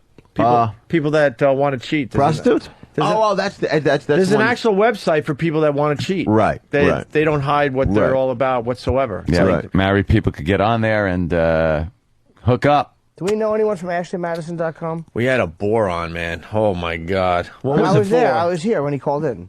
I'm sure his website's great, but he was a bore. What were we talking about? We were talking about Ashley Dupree, I guess. I don't remember. Spitzer's chick. Oh yeah. And we need like an expert opinion. And oh my God, I want a connection. That's what I'm saying. Like a swing scene. A swing scene would just be the way to go. I mean, if you're gonna, I guess then you would have to I have. don't want to just take my dick out in the middle of a room. Well, no, you don't have to do it like that. There's some teaching. You've done some of that swinging. Oh yeah, no, I know a little bit about the swing scene, and they have Patrice is off-premise into places. it, too. Mm-hmm. Yeah, well, I don't go to those places. Wait, Drew, you're into it too? No. I'm just acknowledging Patrice's tryst and the whole swinger market. He's nuts with that shit. Yeah, but you gotta bring somebody to switch. I mean, you gotta have something to trade. You can't just go barging in. Yeah, because every fucking guy I know is like, can I go alone? I was like, oh, you can't go alone. There'd be one fucking chick that spent her life in a closet, just got out standing there, and 1,000 guys from Seaside Heights jerking off. You can't just go alone. No, it's like showing up at a card game with no money. Like, just deal me in. Yeah, no, you got to put some money in. Play. I just want a shot at the winnings. Ann's house is a I want to swinger fuck house your right wife. now. I don't want to trade nothing off. You could, but can't you just like get some chick that you don't really know to go with you? Well, you can if you can convince her. Well, certainly you can pay her, or you can try and find somebody. It's probably not hard. You do some work on the internet. You could find a like-minded scenario. You like going to those clubs?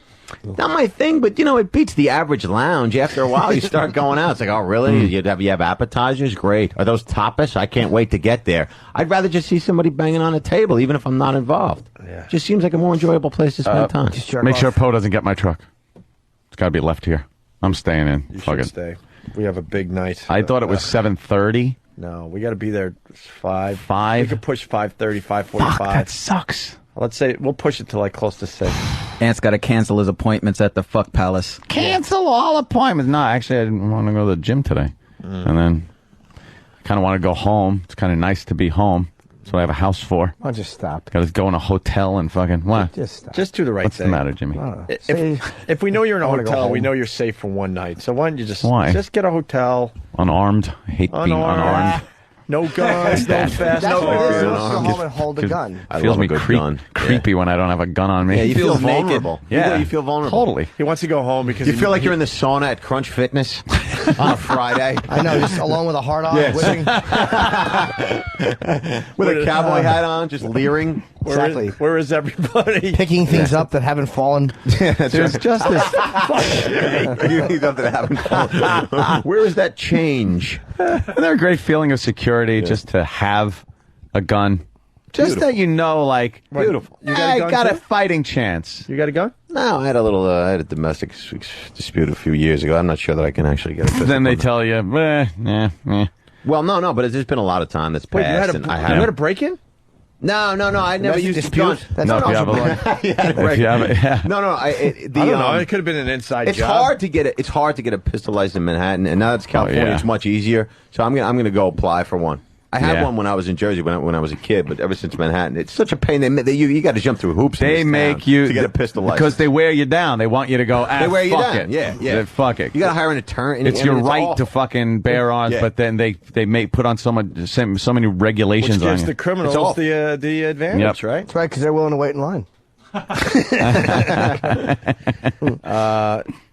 I like it. I use this to accessorize I don't really now. understand. What is the argument? I really don't understand the argument for that kind of gun control. Like why? I mean, obviously you can get. Oh, is that what it is? Puerto Rico. Oh God, yeah, Jimmy. I'm just kidding. What is the argument? I mean, if you have a gun, I mean, obviously the bad guy's going to get a gun. We know that. So what's the? Why shouldn't I have a gun? Yeah, exactly. Yeah. There's no. I've never heard a reasonable argument. That says that's why we need. If they can pull the guns from everybody, I mean, if you're in Japan and they effectively keep it out of the hands of criminals, you got an argument. Good luck. Right. Yeah.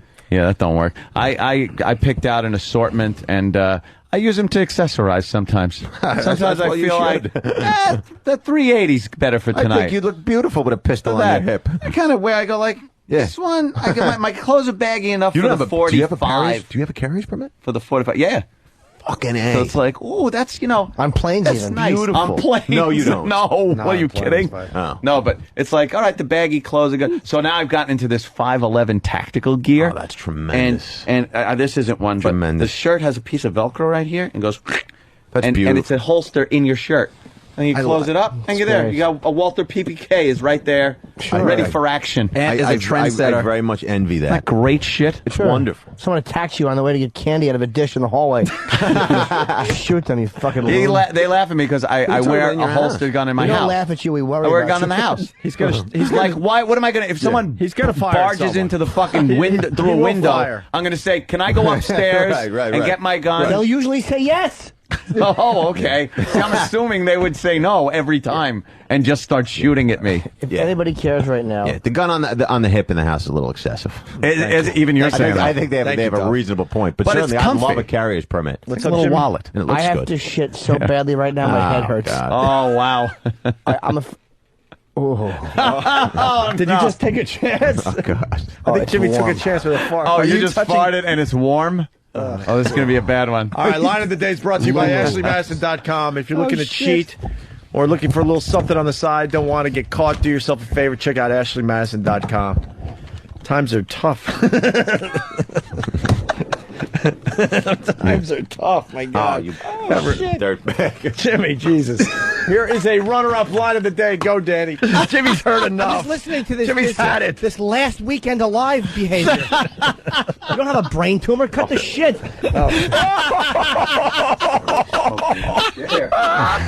That was on regular radio today. Good job, Jimmy. Daddy slipped. Yeah, no, you were pissed off. What happened? Oh, I thought you were punching walls. Jimmy fucking, Oh, no, he's laid aware. out a bad one. Dove's had it. Don't punch my farts. Hurts my feelings. We have Dove Davidoff in studio. A lot of people are asking how you spell your last name because they want to get the CD. Just like the cigar, the luggage, the D-O-V, the first name. Yeah, David, D-A-V-I-D-O-F-F. And then David Off, right. Yeah. Wait, that's a luggage? Fuentes is the name of the CD. Luggage. You ever been in a duty-free shop, for Christ's sake? You ever leave the country? No. Yes, I have, but I don't. No, David Off cigars. You never see the cigars? No. And I don't. I thought your name was Dove Samsonite. No. Right. Exactly. Dove Tumia. Louis Vuitton. Here's another runner-up line of the day. I was going to say, it's Sanka de Mayo, where I drink decaf all my That's a good one, too. All right. This guy's call was Stinko de Mayo. Very good. Our awful jokes. Yes. Another runner-up line of the day. I don't understand. Why is everyone celebrating Cinco de Mayo by hanging outside Home Depot today? I don't know what I mean. It's really weird. All right. That's a good line. That's all right. How many more we got? 3 more? Another runner-up line of the day. Got like banditos walking around there. Why a car accident? Yeah. By the way, all these fun facts go for anything above 96th Street as well. That's a good line. That was very good. Dove. Little mean David Off. Little mean spirited. What he's heard today? Yeah, coming from the guy who lost a piece of his insides laughing at a woman that had been mugged. She wasn't mugged. I know, she was being taught some benefactor. manners. She was a benefactor of a man donating. with an erudite perspective. That's right. She was donating her hat to the floor. She was a benefactor of She's donating a little blood to the old knuckle factory. Animal. No. The great Drew Boogie on MySpace. Thanks for stopping by today, Drew, with the latest remix. Sure. Another runner-up line of the day. Goes, dude, you gotta live your life. It makes you a better stand-up, dude. What's he looking for in Guatemala? A miracle? Hopefully, Bobby Kelly will Bobby. be in tomorrow to talk about Guatemala. I don't know. We haven't heard from him yet, so. Can I mention one thing? Yeah. People have been asking me to get tickets for this HBO taping, May 21, 22. Oh, boy. Jim Norton show at BroadwayVideo.com. Free tickets. Nice. You get a pair. Jimmy's hosting an HBO show. That's huge. Yeah, we'll see how it goes. Line of the day time. One more runner-up. One more runner-up. Can the announcer explain why the horse was shot like 40 times with pauses, and why it fell after it had already fallen? Because they gave the honor of shooting the horse to New York's new governor.